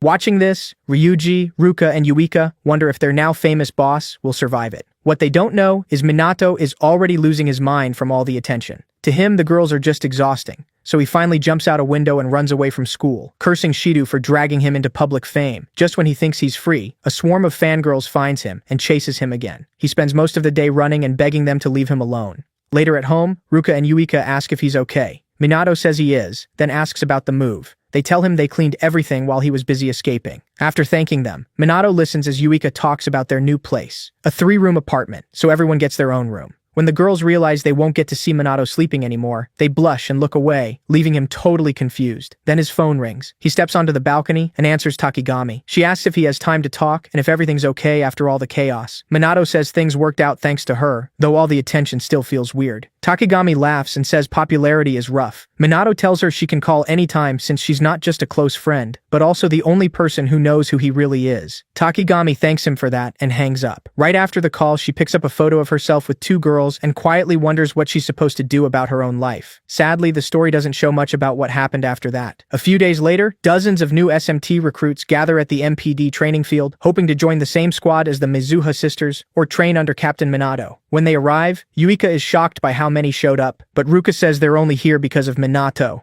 Anyway, Ryuji says excitement is nice, but if they can't survive Minato's brutal training, they're done for. Soon Minato steps onto the field, and the recruits instantly start fangirling over him. They shower him with praise, and Minato, already sick of it, lets out a huge burst of scary magic pressure that freezes them in fear. Once they finally quiet down, Minato praises them for hanging on and says he planned to go easy on day 1, but now he doesn't see any reason to. The other SMT members can tell their boss is annoyed, but the recruits have no clue. So when Minato puts them through his usual harsh magic, body, and mental training, they quickly collapse and start whining, some even calling it abuse and saying they'll quit. But just when they think it's over, Yuika and the others keep blasting spells at Minato's barrier. The recruits stare in shock, realizing this is nowhere near normal training. Eventually, Minato ends the session and tells everyone, including the recruits, that they'll check magic power next. He gives them 5 minutes to rest before heading to the testing room. Watching him walk off like none of that mattered, the recruits decide Minato is a monster. Meanwhile, Ryuji and the Mizuha sisters think over their own flaws and plan how to do better next time. Seeing that, the recruits decide they're monsters too. One guy even cries as his sweet image of the Mizuha sisters gets destroyed. A little later, each SMT member's magic power is measured. Yuika reaches 120, Izuru 0, Ruka hits 118, Izuru 0, Ryuji has 105,000, Sonata gets 100, Izuru 0, and Shido comes in at 112,000. The recruits are shaken and start wondering if the SMT is on the same level as the magic nobles. Minato explains that Yuika once had only 2,000 magic power, but through effort and grit, she reached this point. Fired up, one recruit asks if they can get that strong too, and Minato says yes, if they're serious. That lights a fire under them, and they renew their will to grow. After the speech, Minato judges the team's MP and decides they should be able to beat a chief demon alone or take down a demon general together. Even with that progress, Minato knows it still isn't enough. The Demon King and Demon God are still out there. While he's lost in thought, Shido walks over and says he wants to talk. One look at his face tells Minato it's probably bad news. Hours later, Minato is in a suit at a joint event between the Magic Nobles and the SMT, grumbling about how stressful the party is. Before he can snap, Shido, also dressed up, thanks him for coming. Minato admits working together matters, but asks if they really needed a whole party. Shido apologizes and says the Magic Nobles are probably using it to celebrate getting their power back. Since the BR case boosted the police's image too, Minato realizes he can't avoid it and just stands there pretending to enjoy himself. After a brief pause, Minato compliments Shido's suit. Nearby, Ryuji says he doesn't think formal clothes suit him, but Minato quickly hypes him up, praising his height and build. Then Shido announces the girls have arrived. Yuika comes in first in a flared gown and apologizes for the wait. Ruka follows in a long dark blue dress, also saying sorry for taking so long. Then Sonata arrives in a light green gown, surprised so many people came to celebrate them. Yuika asks Minato if she looks strange dressed like that, and he tells her she's even cuter than usual. After that, he starts showering all three girls with dramatic praise. His flashy compliments make them blush. Watching this, Ryuji realizes Minato never holds back when praising girls. Not long after, Hinata walks up in her usual bad mood. This time she's dressed in a red gown, with Toshiro and Riku beside her as the heads of their noble families. Minato praises her just like he did the others, and Hinata instantly gets annoyed and tells him to stop. Fed up, she storms off with Riku. Confused, Minato asks Toshiro why he's here, and Toshiro reminds him this event is part of the cooperation he agreed to. Not wanting to chat, Toshiro quickly leaves, stunning Minato with how blunt he is. The girls apologize for their father's attitude, saying he's just not talkative, and Minato says it's fine. A moment later, Minato senses a strange aura and turns to look. He spots a girl in a black dress. Before he can talk to her, the host steps on stage, thanks everyone for coming, and begins introducing the guests of honor. First, the SMT members, then the Magic Nobles. Last are the founder of the Mage Nobles and director of the Mage Association, Momoyu Hifumi, and his daughter, Chloe Momoyu. Minato immediately recognizes Hifumi as the man he saw in Dotonbori. More importantly, now that he knows the girl is Chloe, he's not sure how to respond. For now, he stays quiet and watches as Momoyu Hifumi steps up and formally introduces himself. He starts by talking about the monster crisis still facing the country. Then he says the alliance between the Mage Nobles and the SMT is the best answer to that threat. To rebuild trust in the Mage Nobles, Hifumi promises to protect peace and help all mages prosper. He finishes his speech to loud applause. After hearing him, Minato admits the message was clear and well delivered. Then he notices Chloe smiling at him and wonders what she's after. Soon Hifumi approaches the SMT and says the Mage Nobles will work closely with them to protect the country. Then he turns to Minato with a smile and says he looks forward to working together. As they shake hands, Minato says the same and secretly checks Hifumi's magic power. From what he can tell, Hifumi has kept training and is still extremely strong. In fact, Minato feels like the man hasn't changed at all since he saw him 50 years ago. That sends him into a memory of meeting young Takigami and Hifumi at the mage training grounds, when new cadets were joining and Ichikami Minato was leading the first session. He told them all to attack him at once, but one boy, the young Mumu Hifumi, yelled back, called him a bastard, and warned him not to underestimate them.